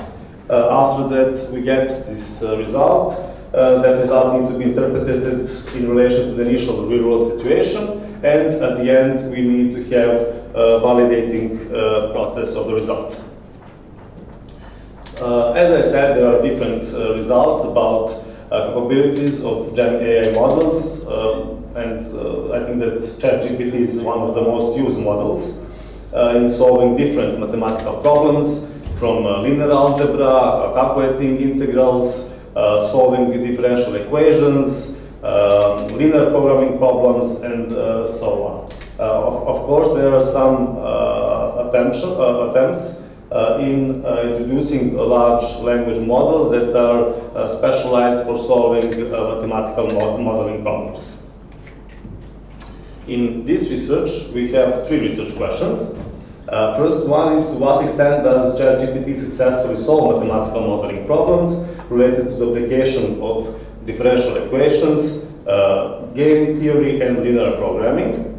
The second one is, are there differences in the performance between the students' solutions and the ChatGPT solutions in terms of accuracy and the structural solution within the context of mathematical modeling? And the third research question is, can the solutions produced by ChatGPT serve students in carrying out validation, the final phase of the mathematical modeling cycle? In the mathematical modeling is the new subject since our last accreditation at the Faculty of Science. So we only had 4 students at the first year, and we wanted to analyze those solutions and compare them with solutions given by ChatGPT. Solutions and also the students and also the ChatGPT solved 6 tasks. One involved an exponential growth model with a given constant. The second one was about the application of the first order differential equation to describe a growth of a bacterial population in a controlled environment. The third one was about a population model with constant relative rates of birth, death, and emigration over time. Then we have the problem about determining the time and population size required to construct a model that fits with a given tabular data. The fifth one was about decision theory, specifically game theory and analysis of strategies in competitive environment. And the last one was about linear programming with focus of optimizing production under resource constraints. So, as I said, students solved these problems and also ChatGPT. I must say that we decided for this initial research to use the free version of ChatGPT, ChatGPT for all, because we think that the most students will use this model. We assessed the work according to the modeling cycle, and the study was conducted in July and August this year. So here are the process of the assessment of students and ChatGPT work. We analyzed, is the mathematization process well done? Are the calculations and the procedures done correctly? Is the interpretation of this mathematical result correct with the given context? And is the validation done correctly? For every part of this problem, we saw was it unsuccessful, partially successful, or successful. And here are the results of the ChatGPT. So you can see that in 4 times 6, there are 24 things that we looked at, and in 14 cases it was totally successful, and in 10 cases it was partially successful. So ChatGPT didn't do unsuccessfully any part of the solution for all 6 problems. Here is the one. Solution of the problem. You can see here that we have mathematization of the context. Here is the solution for what was asked to do. Here is the interpretation of the solution with the original context, and here is the validation process. What we wanted to do is to compare students and ChatGPT results. Here you can see how much points, 34 points was the maximum number of points. How much points did students achieve with arithmetic mean and standard deviation. And here is points, 19 points that ChatGPT achieved. So this result was under the worse than the students have gained. So we can see that there are still room for making results of ChatGPT better. So we can see that in mathematization process, in 4 out of 6 tasks, the ChatGPT correctly did this part of the solution. When we talk about mathematical aspect, how well did he solve mathematical problems? he solved differential equations in proper way. Also, the problem from game theory, it was well solved, but he has some lack in solving linear programming problems. He didn't understood one of the constraints given in the problem. So, what we can say about ChatGPT's capability is that he was pretty much successful, but there are still a lot of room for improvement of mathematical modeling process within the ChatGPT context.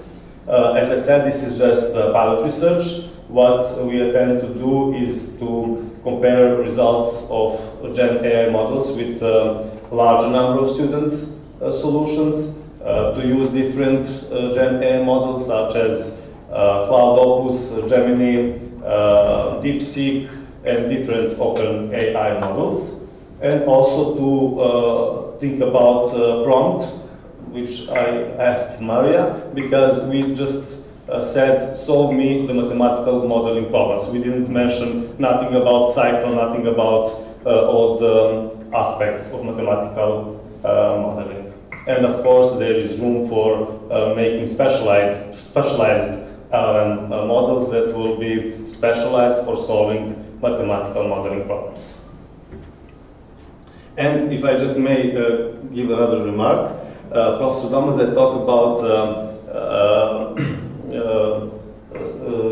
levels of the competences and the knowledge, and I think that especially in the curriculums for not mathematician students, mathematical modeling could be used for higher level of the knowledge and skills, because students have to develop skills such as transferring problem into mathematical problem, and to develop competencies such as problem solving and working with data and content, and so I think that is good idea. Thank you.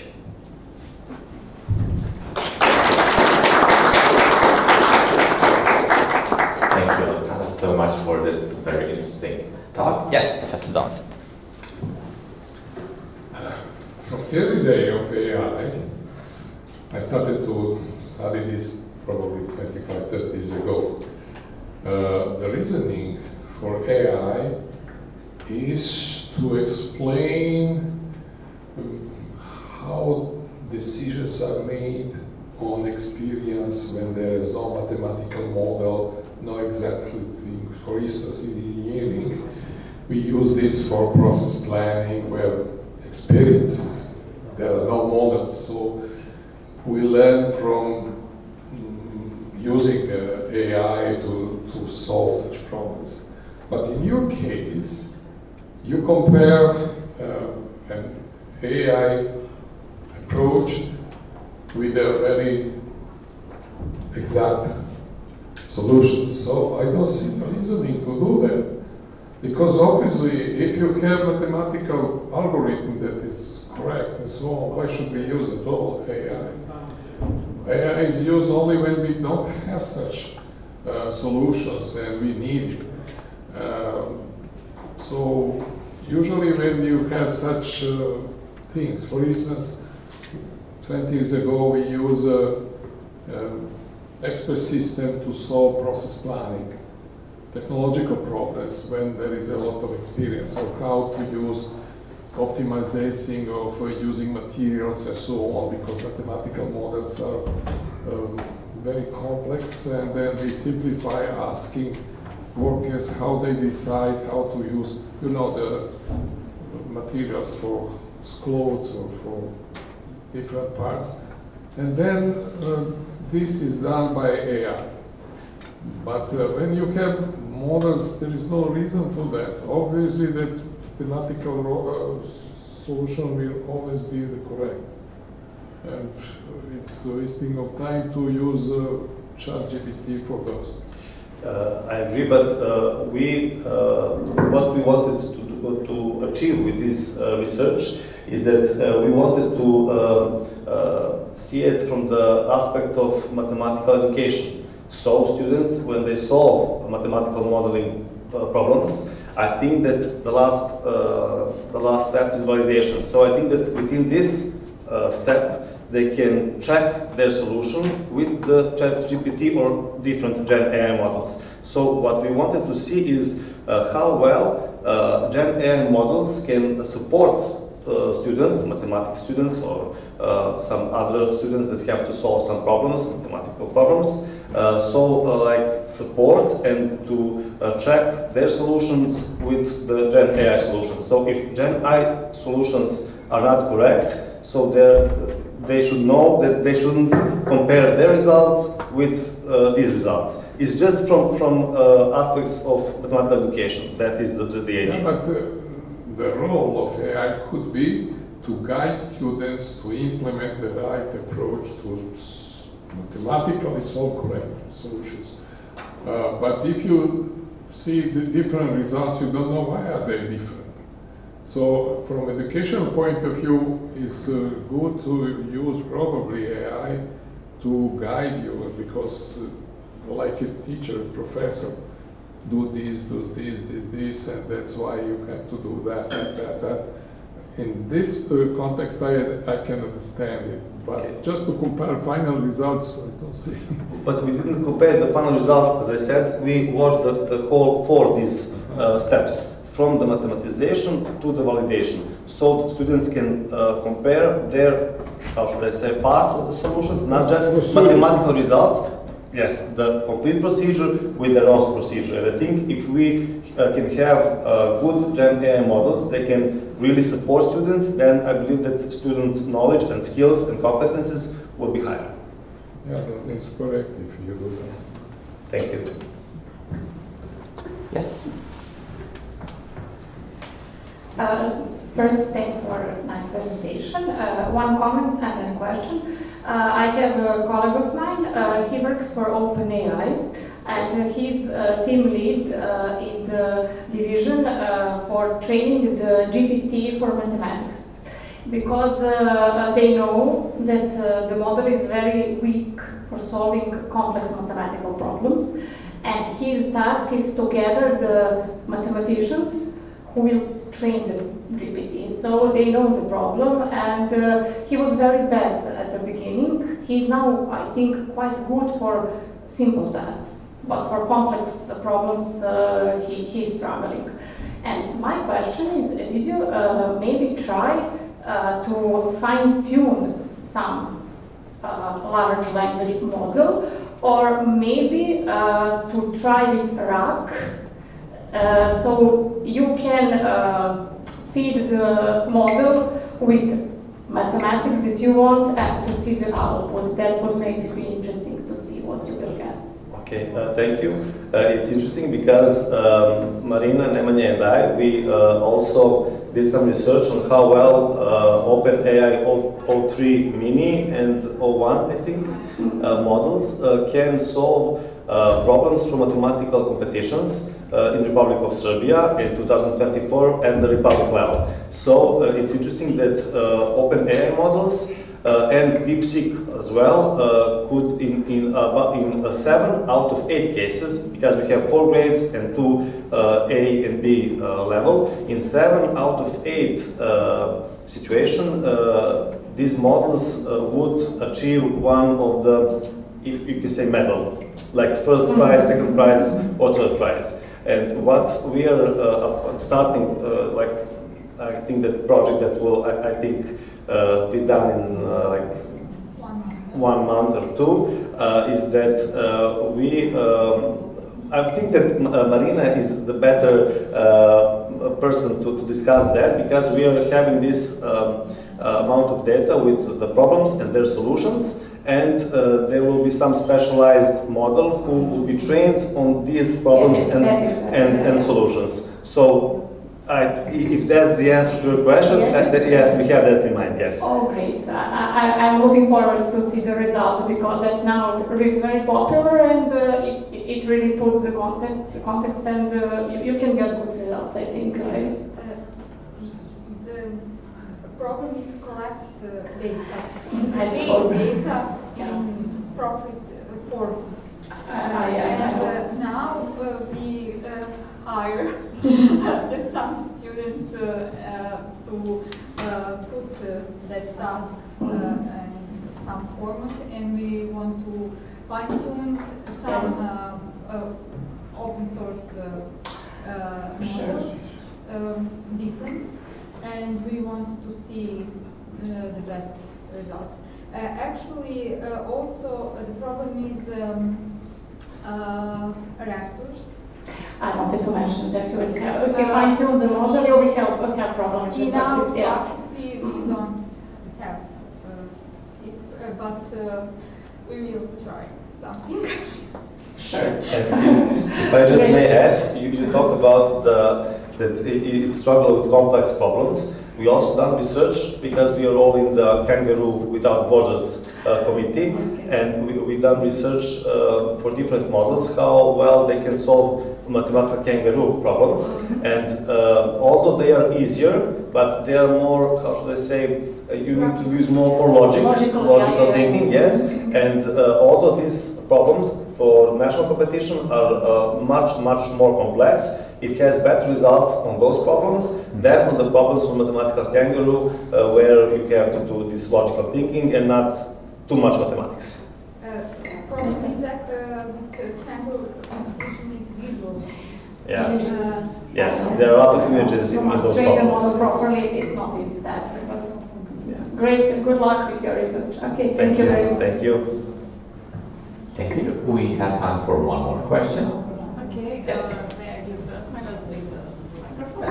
Okay.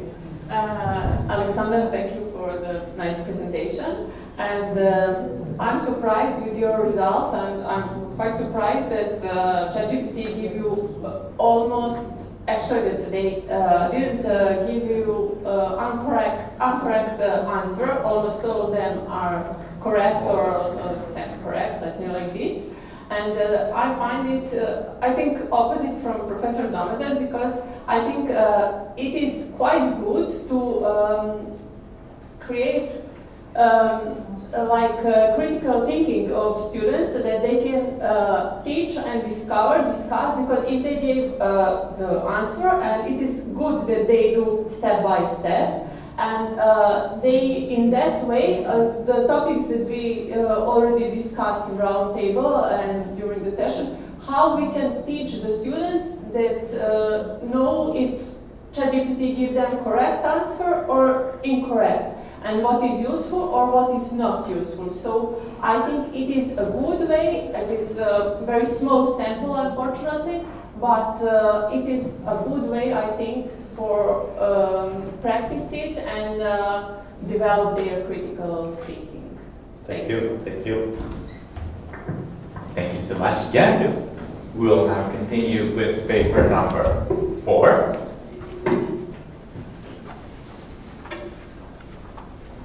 So paper number 4 is entitled Current Trends in Social Entrepreneurship Education on Massive Open Online Courses Platforms, and the author is Elena Konecki from the Faculty of Organization and Informatics from the University of Zagreb in Croatia.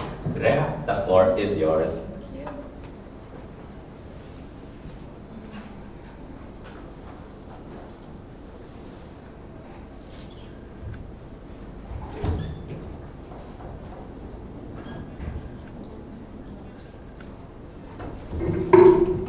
Well, hello everyone. So my name is Irena Konecki. I work at the University of Zagreb, and I'm actually teaching a course, Social Entrepreneurship. So I was interested in how this topic is taught to the students in massive open online courses. So I don't know if you have ever heard about social entrepreneurship. It is a type of entrepreneurship that combines regular entrepreneurial processes with achieving a certain social mission. Around the world, there are different approaches to that kind of business activity. But in European Union, according to the European Union, those social businesses should provide social services or goods to vulnerable groups of people, or they should foster their social and professional integration through the employment of the disadvantaged people. In essence, such businesses, social enterprises incorporate into market activities people who would otherwise maybe remain excluded either from production part or from the consumption part of the market activity, or maybe both, due to their lower productivity, such as people with disabilities, due to prejudice, such as minorities, or due to low purchasing power, or whatever the reason might be.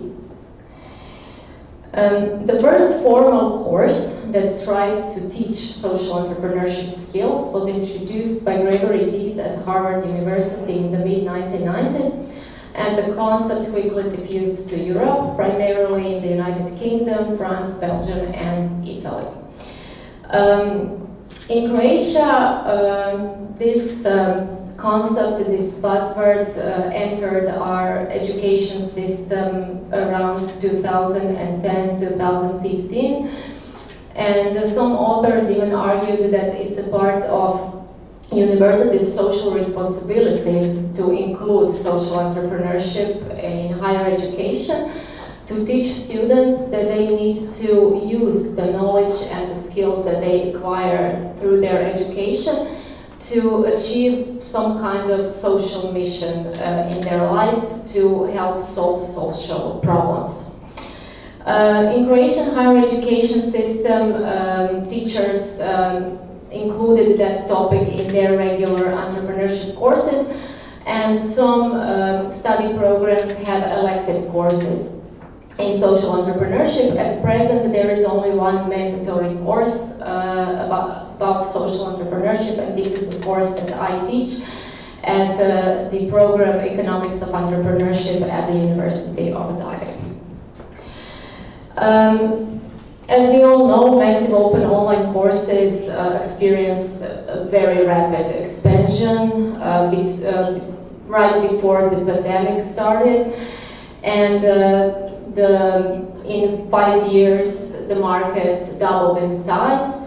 Since then, the growth decelerated, and it is expected that this year the market will be worth around 60 billion American dollars, with the expected growth rate of 5% in the next 5 years. The research that inquired real social entrepreneurs about which type of skills and knowledge they need resulted in a list of competencies that education for social entrepreneurship needs to include. That it needs to include problem-solving skills, effective team building, financial management, leadership, stakeholder communication, interpersonal skills, marketing, sales, strategic management, outcome measurement, and very important, to be able to foster collaborative relationships.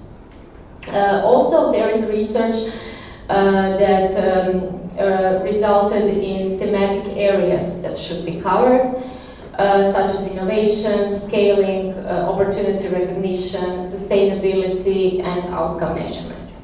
So what I was interested to answer is what topics dominate social entrepreneurship education on MOOCs platforms, and which teaching methods are most commonly employed in social entrepreneurship education on these platforms.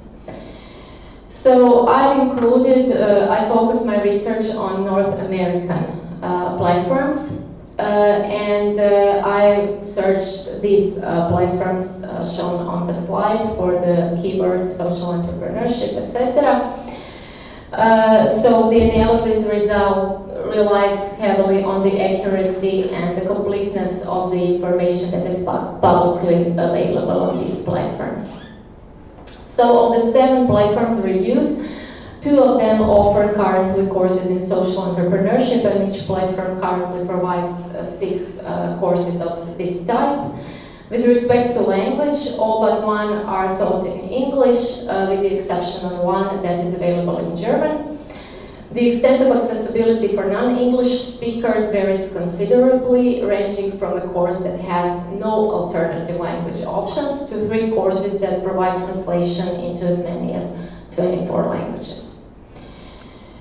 This figure illustrates the distribution of the courses by university. So we have 4 universities from the US, Harvard University, MIT, University of Pennsylvania, Yale University. From European Union, these are universities from Portugal, Denmark, and Germany, and there was 1 university providing a course from Australia. 2 courses stand out in terms of participation. So the University of Pennsylvania was one of the first offering the course in social entrepreneurship, and to date it has more than 55,000 students enrolled. And in the second place is Copenhagen Business School with more than 30,000 students in the course titled Identifying Social Entrepreneurship Opportunities. With the exception of 1 course that states that you need to have some prior experience, others are at the beginner level. And in terms of workload, the courses vary considerably, ranging from 3 to 40 hours of study time. So there are many different options suitable for learners with different preferences and different time constraints. All currently available certificate-granting courses operate on a flexible schedule. Only 1 course was instructor-based, though it is not longer active. It is now archived, which means that you can still access the content and read the material, but you cannot gain a certificate. Overall, when I compare the courses on Coursera to those on edX, they are largely aligned in their coverage of key topics.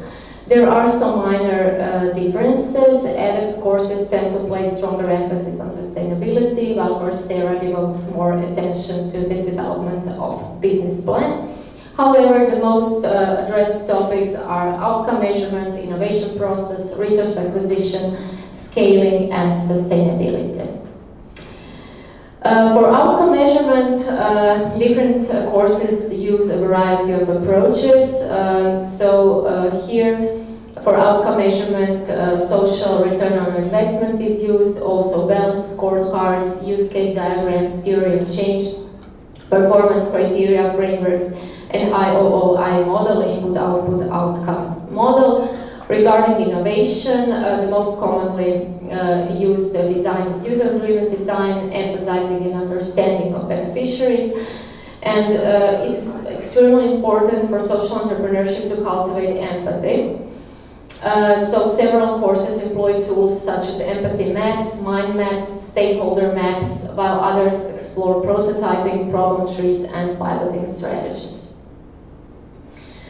When we talk about acquiring resources in social entrepreneurship education, it has 3 dimensions: funding opportunities, including impact investing and crowdfunding, stakeholder collaboration, and human resource strategies. Particularly emphasizes the importance of recruiting people with values, with shared common values, who can understand and who are passionate about social mission. For example, 1 course draws upon Belden's steamroll framework, which says that you need to hire people and that you have to know in advance what the role of a certain person can be in your team. Scaling was very important and is conceptualized as both organizational organic growth and partnership development. Regarding sustainability, the teacher's focus is on business model spectrum, revenue and distribution models that are specific to social enterprises, competitive analysis, positioning assessment, logic model, value proposition canvas, business model canvas. Of course, and 1 course further expands this toolkit with process mapping, stakeholder mapping, root cause analysis, and system boundary definition. I have also compared the courses provided by the universities in the United States and the European Union. Courses that originate in the US place comparatively greater emphasis on outcome measurement and sustainability. All courses incorporate video lectures, and regarding teaching methods, all courses incorporate video lectures and assigned readings, while all but one make extensive use of detailed case studies. Guest lectures represent the next most frequently adopted instructional method, followed by discussion prompts. However, the effectiveness of the discussion prompts is quite limited, as they typically elicit individual answers from the students without fostering any kind of important, substantiate peer-to-peer interaction. Overall, the pedagogical approaches do not differ substantially between the two platforms. A minor difference might be observed. edX courses make more frequent use of quizzes compared to those that are hosted on Coursera. Courses that originate in the European Union make comparatively greater use of guest lectures.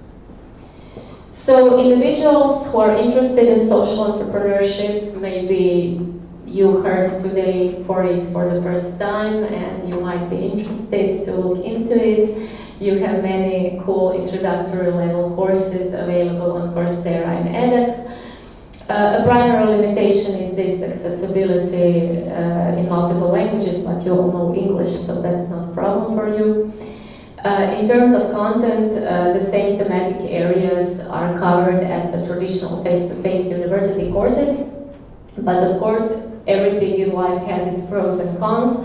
So these type of courses are shorter, they are fast, they will teach you a lot in a very short period of time, but they will not go very deep into like analysis of social problems. They assume that someone who enrolls this course already knows his or her social mission.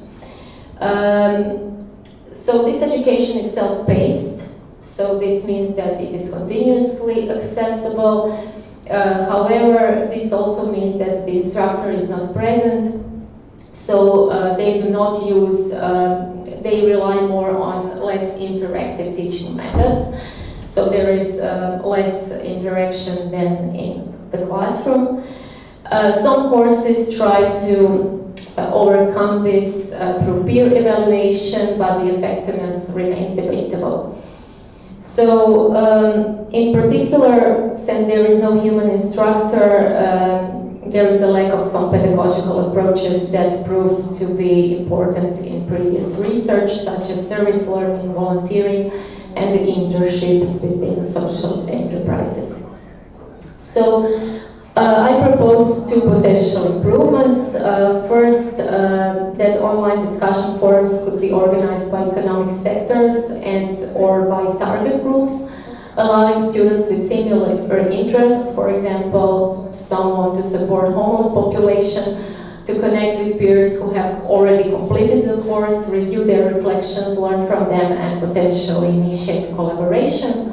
And second, courses could incorporate a service learning component, whereby students can volunteer within their chosen sector, where they can get to know their target audience better, and subsequently share their reflections with their peers. I think that those type of reflections would spark more peer-to-peer interactions, especially if people from different parts of the world would gain some working experience or some volunteering experience in organizations with a similar social mission. These two measures would not significantly increase instructor workload at all. They are cost effective, they are cheap, they are not expensive, they do not require any more work from the instructor, they would not make this type of education more expensive, but they would enhance experiential and collaborative learning. By contrast, I do not recommend embedded group projects because these type of courses are self-paced, And there are heterogeneous levels of student motivation, and you do not want to be forced into a team with people who are less or more motivated than you are to finish the course. That would only bring problems for you and for them. So also, what I noticed is the clear absence of instructor-led formats. So there is a market opportunity for someone to offer instructor-led course in the online environment that would work with teams who are already developing their social ventures. And what I have also noticed is that courses rarely address the role of failure. And I think that any kind of entrepreneurship course should address the role of failure and its importance, because failure constitutes an inherent and often recurring element of entrepreneurial practice.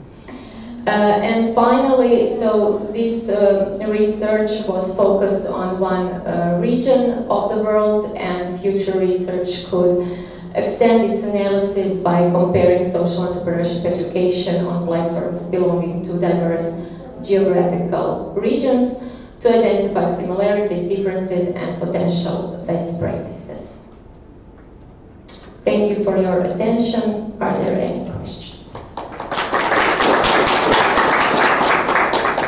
Thank you so much, Irena. Are there any questions from the audience?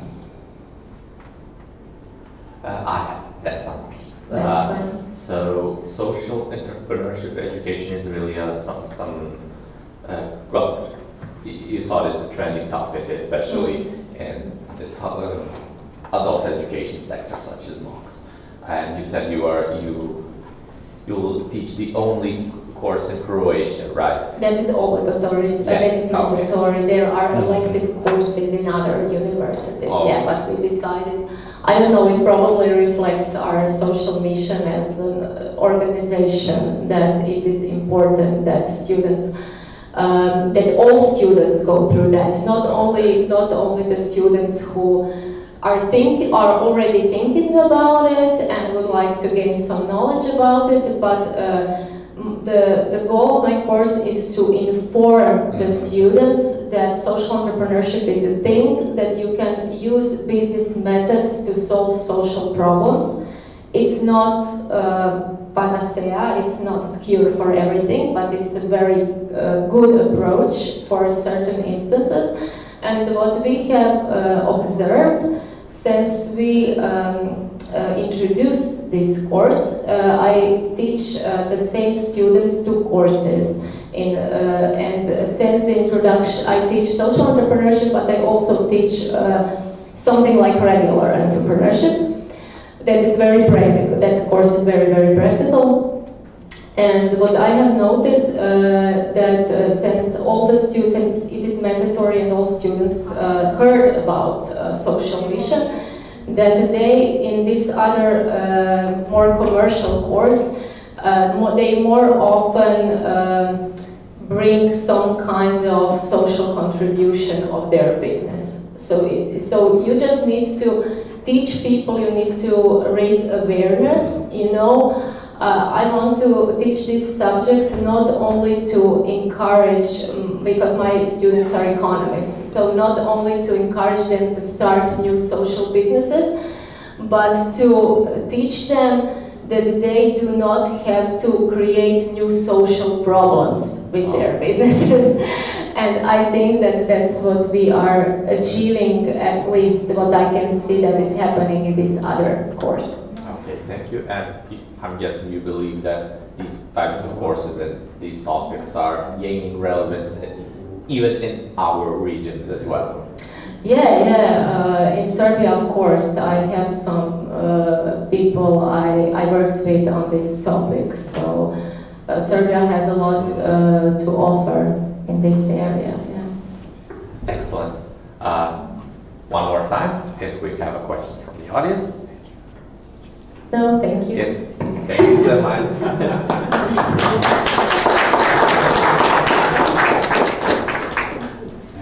Okay, we'll now continue. We have 2 more papers, and the 5th paper is entitled Mentora Chatbot as an Intelligent Recommender System in Education by the authors Olga Dukic and Marija Blagovic, both from the Faculty of Technical Sciences Čačak, Department of Information Technologies, University of Kragujevac.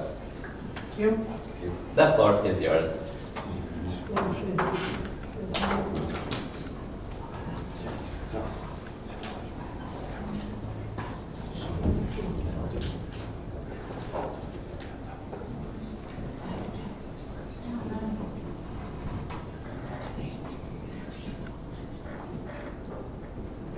Okay, good afternoon to everybody. I am Olga Dukic, and I did this work with Professor Marija Blagojevic from Faculty of Technical Sciences in Čačak, whom I'd like to thank you from the very first start. Mentora Chatbot is a part of a learning platform, Mentora, that I am developing with my team. I have been a teacher for more than 20 years. I work in primary and secondary education. And the new technologies gave me the opportunity to develop a platform, educational platform that aims to be suitable for most of the students. But now I'm going to talk just about Chatbot as a part of that platform. Mentora Chatbot is a hybrid educational recommender. It combines 3 elements that work well together.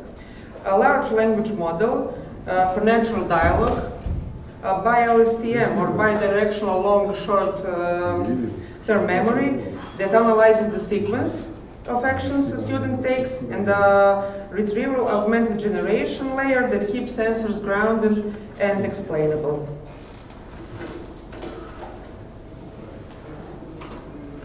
Real classrooms rarely fit the one-size-fits-for-all model. Even when we say personalized, many tools only check between right and wrong.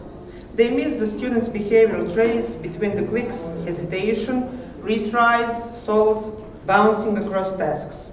And too often, recommendations come from static snapshots, so help arrives late or lands wrong. If the reasoning behind the suggestion is unclear, teacher and students don't trust it, and they don't use it. That's our starting point. We've used 3 layers. School-safe heuristics for guardrails, a by LSTM to read the trajectory, not just the points, and an LLM to turn decisions into clear conversational guidance.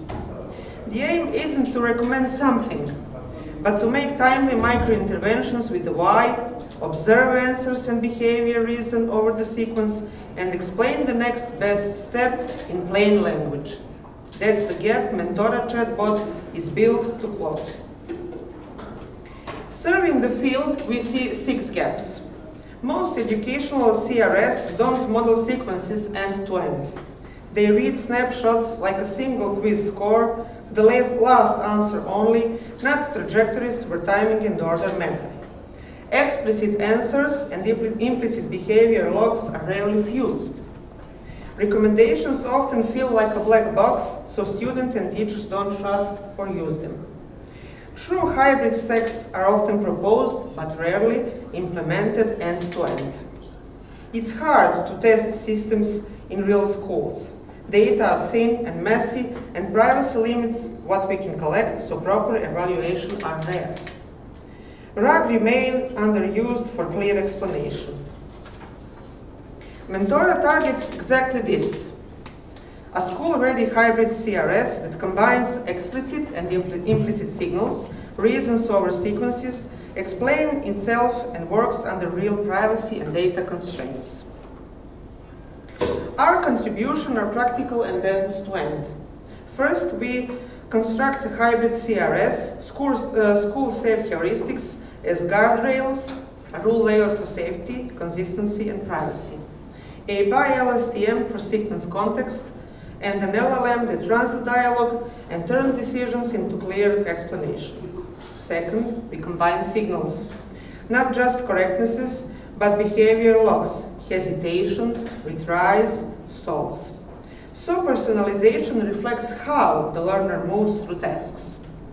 Third, we prioritize explainability.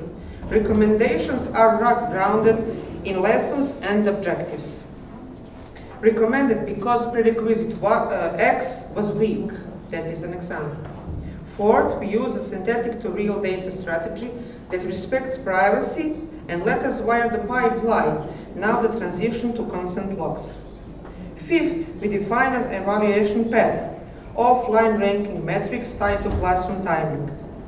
Finally, we deliver deployment readiness inside Mentora with a modular logging evaluating framework for easy reuse.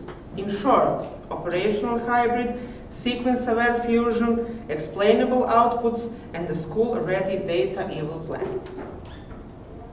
Architecture.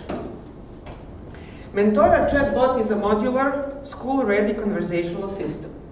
At the top is an LLM, in our case GPT-4, that handles understanding and generation, turning model decisions into clear conversational guidance. Underneath, a lesson repository with an embedding index stores lessons as vectors, plus with tags for fast retrieval and drag grounding. System continuously capture interaction signals through a tracking layer, events, dwell time, retries, and short stalls. The evaluator processes student work, text, image, or audio, assigns a score, and flags common misunderstandings. Recommendations come from hybrid.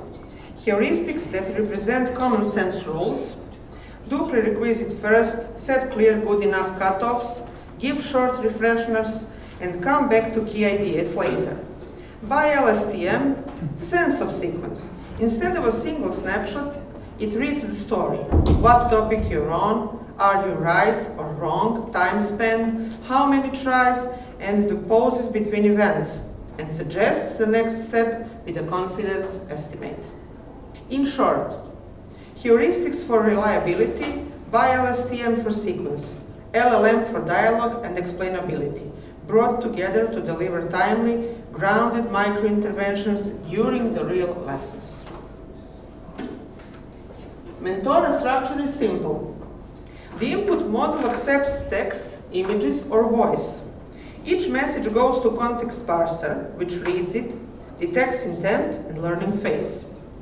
The dialogue manager then picks the next step, like clarify, give a hint, propose a micro lesson, or launch a quick quiz. While session memory keeps recent answers, recommendations, so we don't forget. Personalization lives in recommender module. School-safe heuristics for cold start and guardrails, while LSTM and sequence awareness spotting common mistakes or returns to prerequisites and adjusting the next step to the learner's pace and style. For grounding, lesson embeddings retrieve relevant snippets that the LLM turns into clear conversational guidance with a brief why. A feedback loop logs dwell time, retries and stalls, updating heuristic triggers, and the LSTM's view of the trajectory. Net effect is that not just chat, but an adaptive tutor that remembers, reasons over sequences, and delivers timely, explainable micro-interventions. Recommender layer is a multi-layer recommendation system, one for stability and transparency, one for sequence-aware personalization. Layer 1 heuristics is the school-friendly safety net for cold start or sparse data. If errors repeat, suggest a brief revisit. After mastery, advance to the next item. When interest spikes, gives related content. For short lesson, propose short confidence-building tasks. These suggestions aren't just a list, they're integrated into the dialogue through the LLM with drag grounding. So they arrive as supporting guidance, fractions for challenging less time, let's do one solved example together. It's transparent today and teacher editable tomorrow. Layer 2, by LSTM, moves beyond snapshots. We integrate sequences, topic, outcome, dwell time, retries, gaps, prior recommendations, and predict the next best step. Micro lesson, a task type that fits the learner. a brief explanation, or a flag to the teacher when patterns indicate a deeper misconception. This layer activates once there is enough history, improving timing and fit. Alongside, RAG queries the embedding index for the most relevant lessons, objectives, and examples, then together with LLM turns decision into explanation with a clear why. Because lesson X is a prerequisite for lesson Y, or because recent tasks in lesson Y were difficult. Fusion logic is: each turn, the context parser detects intent, and the dialog manager triggers the right path. If BiLSTM confidence is low or data are thin, we fall back to heuristics. So the system is never silent. A feedback loop logs behavior and outcomes to keep all layers fresh. So we achieved simple, explainable rules when needed, sequence-aware intelligence when possible, both speaking through the chat in plain language the learner understands. We ran a February to June 2025 pilot with a 7-day intensive window of 22 8th graders. 11 of them used the system with BiLSTM, and the other 11 with heuristics. Everyone worked through the same syllabus slice and tasks. The only difference was the recommendation layer. Logging was uniform across groups. We evaluated offline and online. Offline with precision at 3 and F1, and online with a hit rate. Given the small scale, we emphasize effect sizes with 95% bootstrap confidence intervals. We don't say significant, not significant. We just show the difference and its uncertainty range.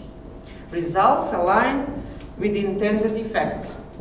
Precision at 3 plus 0.17, F1 plus 0.19, hit rate 76%, with consistent patterns across sessions. Enough to justify larger cohorts, longer windows, and ablations to separate sequence modeling from heuristics. Ethical norms were carefully abided by: pseudonymized logs, parental consent, and institutional guidelines. Figure 3 summarizes the pilot. Across all metrics, the BiLSTM recommender outperforms the heuristic baseline. The biggest gains are in accuracy. Precision at 3, 0.71 versus 0.54, and F1, 0.68 versus 0.49. So the top suggestion is more often the right next step. We also see behavior lift, hit rate 76%, and the session length 12.4 versus 9.8 minutes, consistent with higher engagement. Satisfaction 4.3 out of 5 aligns with teacher-student feedback. Overall, sequence-aware modeling helps the system read the learner's trajectory and deliver the next step at the moment they help the most. It's a small pilot, so we are cautious, but the pattern is consistent and motivates scaling up with ablations to separate BiLSTM from heuristics. Where does this sit in the literature? Many educational CRS emphasize dialogue, but not the sequence. They don't explicitly model how learning unfolds over time. We go beyond that by embedding a BiLSTM inside the dialogue manager. So timing and order shape each turn's recommendation rather than being computed offline. We also extend explainability with a RAG layer that pulls concrete evidence, prerequisites, recent difficulties, lesson objectives, so the chatbot can justify why a step is recommended, which is key for teacher and student trust. This is a small pilot with partially synthetic logs, so we are cautious. Next steps include larger cohorts, ablation studies to isolate the BiLSTM effect from heuristics, and richer learner profiles. Motivation, prior knowledge, and goals to further personalize recommendation and improve generalization. We introduced Mentora Chatbot, a hybrid on policy CRS that unites an LLM for dialogue a bi-LSTM for sequence awareness, and a RAG layer for grounded explanation. The architecture ties inputs and learning logs to heuristics and sequence modeling, then expresses decision in plain language, so students and teachers see both the what and the why. Looking ahead, we'll scale cohorts and subjects, run component ablations, explore transformer-based sequence models, and enrich learner profile and explanation. Thank you very much. If you have any questions. Do we have any questions from the audience? Yes. Thank you for the presentation. I only have one question. Did you think about the school program, curriculum, and student age? Because, for instance, a student in 6th grade can give a geometrical problem, which can be solved by the congress of triangles and Pythagorean theorem. But since the students in 6th grade don't know Pythagorean theorem, does chatbot know that? Well, chatbot is not ChatGPT. We have our knowledge base, and the chatbot is, he can only answer what he can find in our lessons. And our lessons are created, the professors, math teachers and Serbian language teachers are working on the lessons. It is a great big job. We are in that right now. We are covering 5th, 6th, 7th and 8th grade for these two subjects. Later we are expecting to do physics or chemistry, we'll see. But the prompt is that he can give answers only from our lessons and from reliable sources. So we give to the chatbot, to recommendation model, what are the reliable sources, and the prompt says that he can only use just that. And the lessons that are in our repository are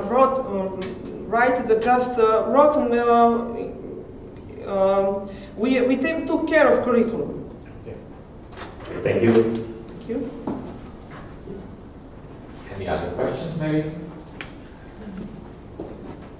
Thank you very much. Thank you.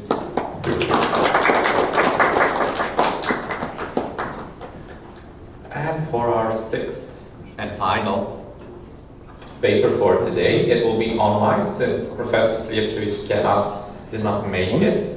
Let me just check. Zoom.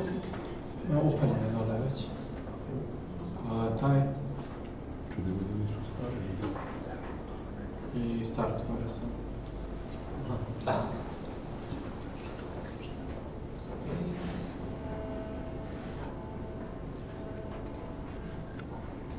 Mislim da se piše akreditovano.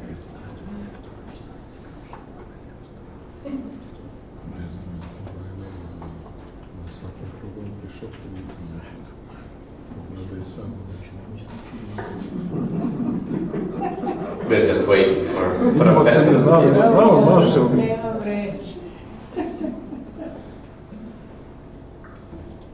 Neveka is here.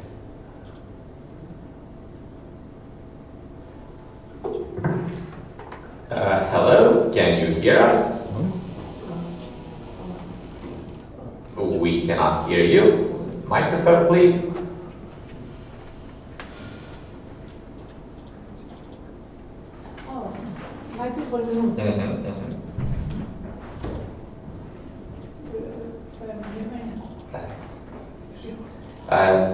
Professor, you're muted, so please turn on your microphone.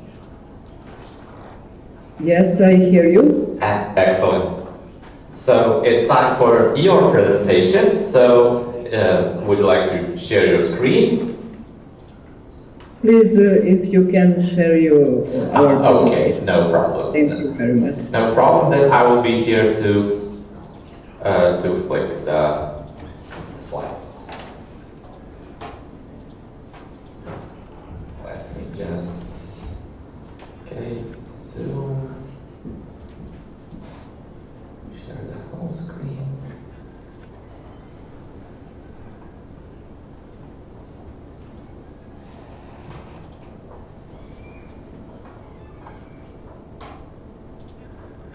Okay. Thank you very much. Can we start? Yes, so let me just introduce you. So the final paper for this session and for today is entitled Applying Artificial Intelligence in the Promotion of Art Faculties. And the authors are Milica Slijepčević from the Faculty of Management and also from the Faculty of Digital Arts here at the Belgrade Metropolitan University, Nevenka Popović-Šević from the Faculty of Contemporary Arts from the University Business Academy in Novi Sad, and Tanja Devetak from the Faculty of Design from the Independent Higher Education Institution from Ljubljana, Slovenia. The screen is yours. I will change the slides when you tell me. Okay, dear colleagues, it is a great honor to speak at this remarkable conference today. I would like to sincerely thank Metropolitan University for its visionary approach to e-learning and for bringing together experts from around the world for 16 consecutive years. This long-standing commitment represents a valuable contribution to the academic community, both in Serbia and international. I am especially pleased to present our paper today together with my esteemed colleague, Professor Nevenka Popović-Šević. The title, as you know, of our work is Applying Artificial Intelligence in the Promotion of Art Faculties. Our co-author is Professor Tanja Devetak from the Faculty of Design in Ljubljana. So I look forward to sharing our insights with you and engaging in meaningful discussion. Please, next slide. After this brief introduction, allow me to outline the structure of our presentation. We bring with the general introduction where we define the context and the importance of media promotion in the contemporary academic landscape. In the second part, media promotion in higher education, we explore how universities today utilize various media tools to build institutional visibility, credibility, and brand awareness. Next, in media promotion strategy for art faculties, we focus specifically on the challenges and opportunities that art faculties face when it comes to communication and outreach, especially in promoting creative disciplines to prospective students. The fourth section, Applying Artificial Intelligence in Promotion, is the core of our paper. Here we examine how AI technologies, such as personalization algorithms, generative content, and predictive analytics can transform the way art faculties design and implement their promotional strategies. In case studies and future prospects, we share selected examples of current practices as well as possible future directions for integrating AI into academic marketing and communication.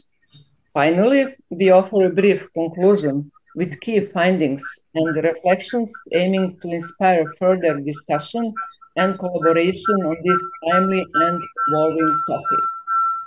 Please, next slide.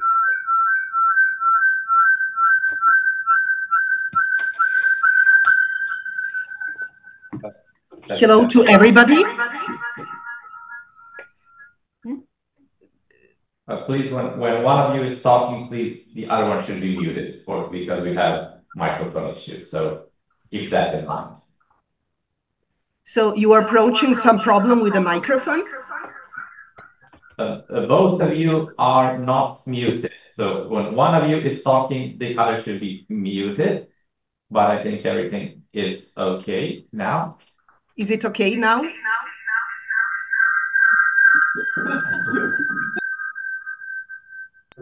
We still have some kind of microphone issues, but perhaps you can cancel your speakers when you're talking. It's best because you have. Is it okay now? It is better, I suppose. Yeah. Yeah. Sorry for this technical inconvenience. So I would like to thank the organizers for such a useful and unique gathering. In order to have us, I would like, on the behalf of our team, to thank you.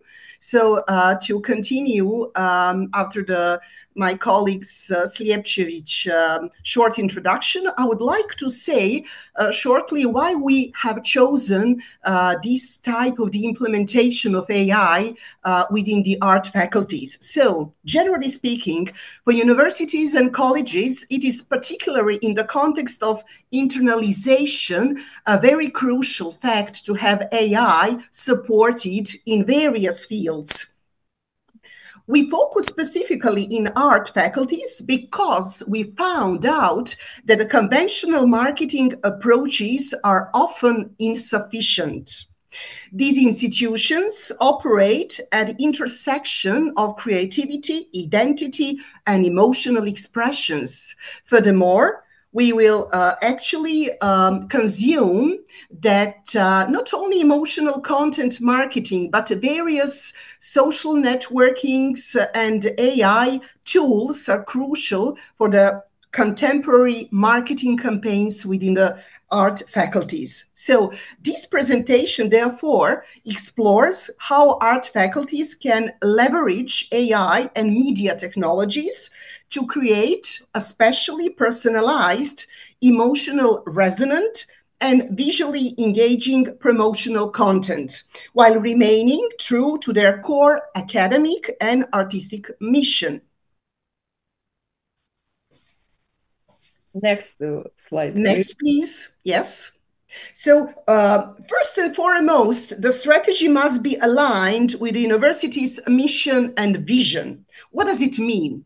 This means that promotion is not simply about increasing visibility. It's about communication and staying visible about the whole marketing activities and tools that specifically art faculties has. For interesting, it is attracting prospective students, both locally and internationally, then raising awareness of academic programs, facilities, and partnerships. Furthermore, strengthening engagement with alumni, cultural stakeholders, and potential donors. And last, but not the least, enhancing the institution's reputation and competitiveness in the global education landscape. So here, within our research, we actually speak both about the short-term campaign goals, such as, for instance, enrollment growth, because we are just by the beginning of the new school year, and it is very crucial information for us, and also long-term strategic branding. It is also important to stress that promotion is not only external communication. So here, our three co-authors stressed out that the internal communication is also quite important. Very often, it is somehow decreased within its popularity. Today, it is obvious that we do rise different digital platforms such as social media, AI tools, media promotion has become more complex and more powerful. Universities must operate with agility and creativity. In short, media promotion is no longer a supplementary activity. It is a very essential activity.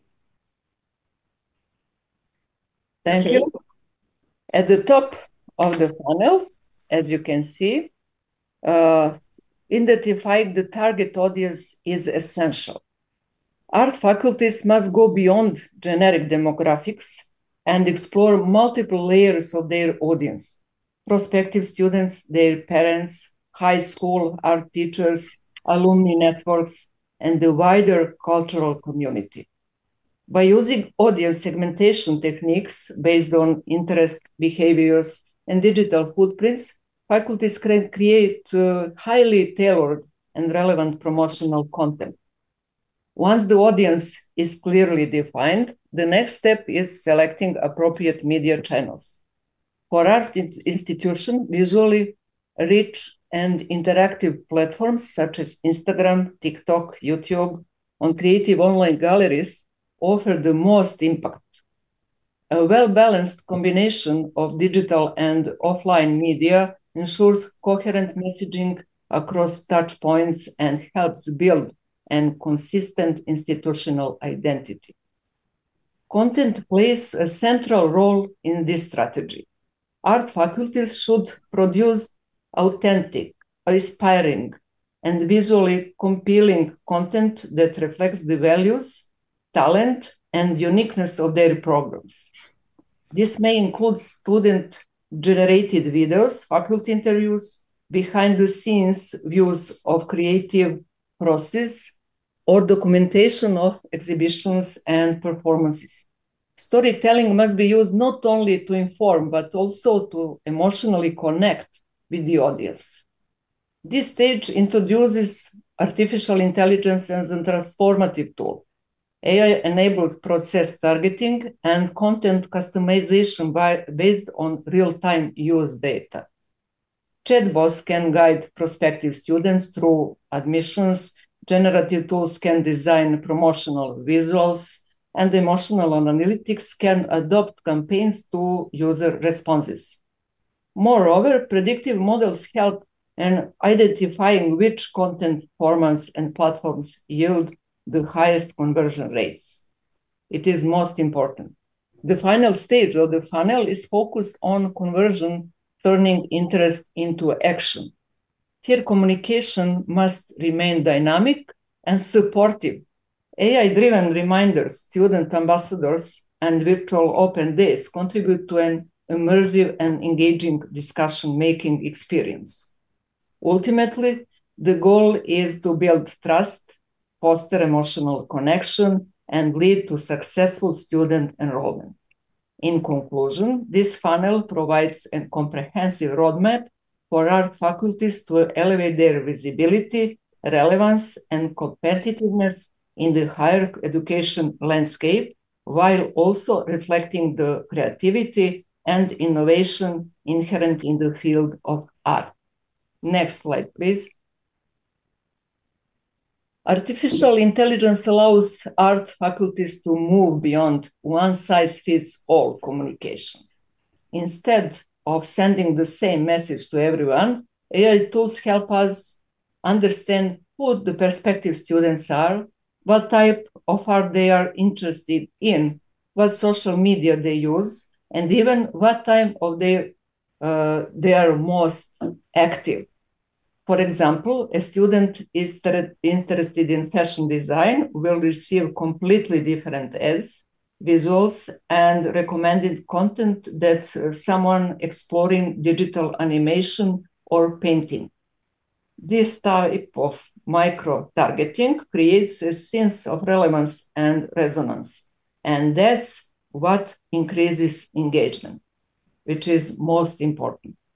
One or more functional level, AI also improves the experience on the faculty website.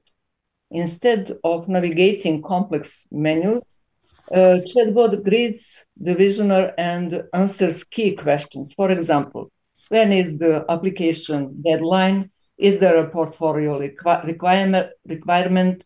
What are career options after graduation, etc., etc. Meanwhile, virtual tools powered by AI and 3D tools let prospective students explore the faculty's studios, galleries, and creative labs without leaving home. And finally, generative AI like DALL-E and Runway ML enables us to automatically produce posters, short videos, and even interactive catalogs for online campaigns. One of the most fascinating innovations is the use of emotional analytics. AI tools can now analyze how people feel while interacting with the content by tracking their facial expressions, scroll behavior, and response time. Let's say a video about the faculty's sculpture department triggers a high emotional response. AI will suggest boosting that video across channels.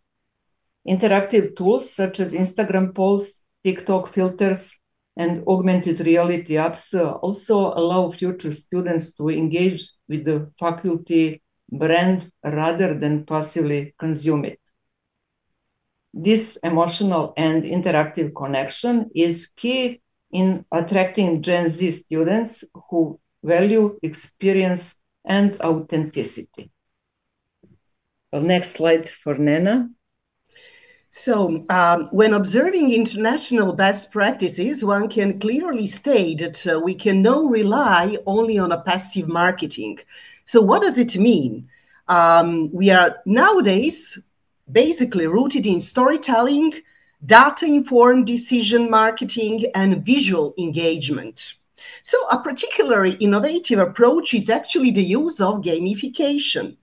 By incorporating game-like elements such as virtual badges, point systems, or interactive challenges, we actually do have this very visual and active interaction with potential students, their parents, and other stakeholders, media, etc., etc.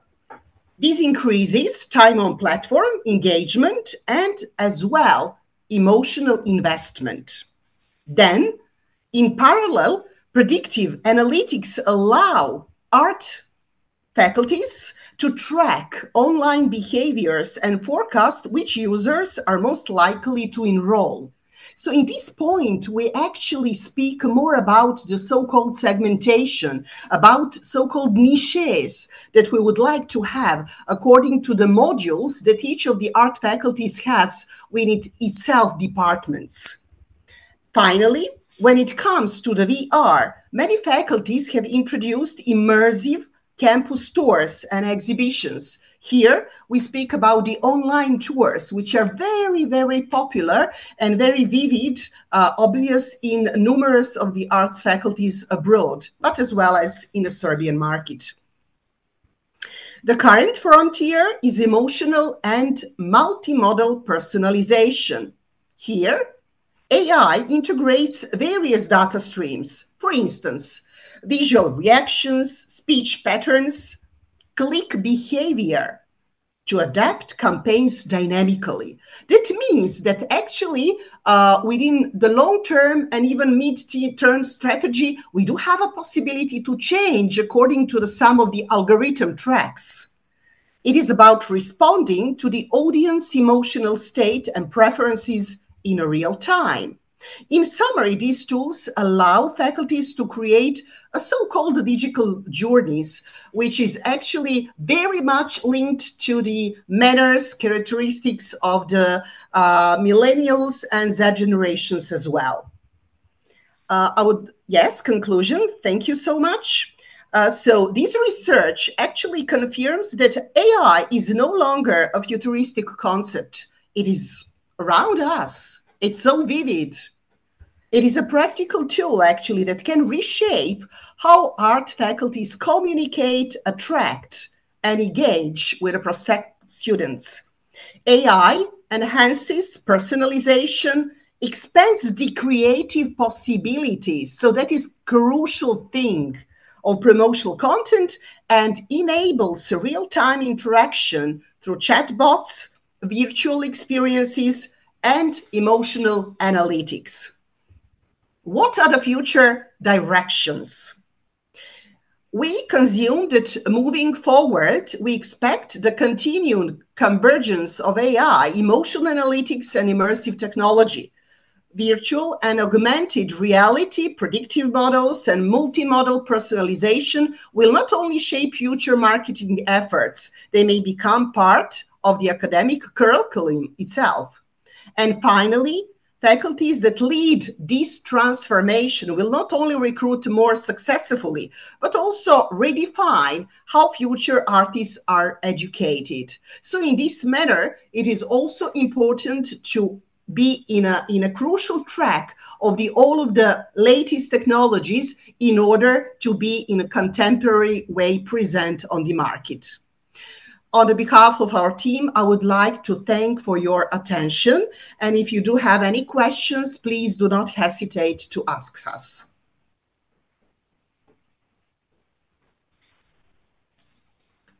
Very much. I hope you could hear the applause. The floor is open for questions from the audience. Yes, Professor Bosch, please. Thank you very much. Thank you very much for interesting lecture today in International Conference Belgrade Metropolitan University. And you question Professor Slepčević, how do you do emotional analysis in the application of artificial intelligence in promotion? Please.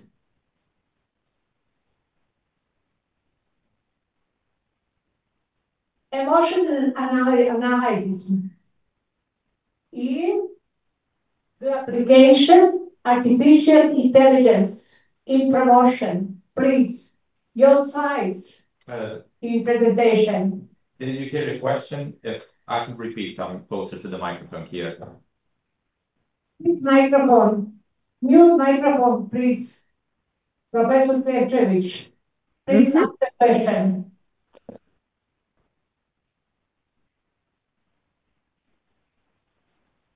You answer? No thanks. I may try because my colleague has obviously some technical trouble, if you don't mind. So within our research, what actually you just asked, we concluded within our research. So first you need, as in every traditional marketing campaign, to do the recent segmentation of the market. So you need to know who you are target. So in according to that, as you do have numerous modules within your department in artistic faculties, for instance, if you do have IT and art or traditional art department, etc., gamification, So in accordance with a module that you actually target and the potential students, you actually, thankful to the AI tool, you actually shape a type of the advertisement that you would like to promote in order to actually achieve some marketing campaigns. So for instance, let's imagine one of our artistic faculties this year has the very first AI festival. So in order to organize that by this spring, they actually attracted numerous organizations worldwide who actually do have artistic films, thankful to the AI tools.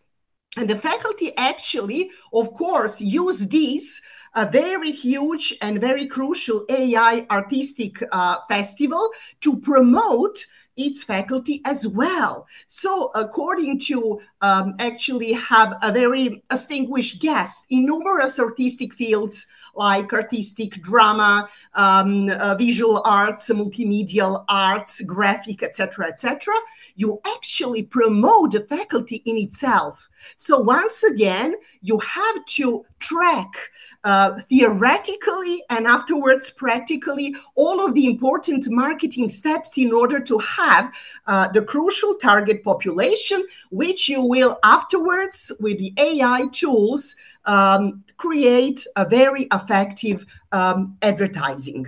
Either it is through the social media or through other omni-channels. Thank you very much for answering. Thank you very much. Thank you for asking us. Thank you. Thank you. Are there any other questions from the audience? If not, I think we can conclude this session. Thank you again so much, professors, for this lovely presentation. And with this, I think that we can conclude this session and both this day. Thank you again for joining us. I hope you will all be here tomorrow morning. We have 3 more sessions and 1 session with project presentation, but the other 3 sessions are for papers, and we have a lot of interesting topics as well. So I hope to see you all tomorrow morning. Thank you again, and see you.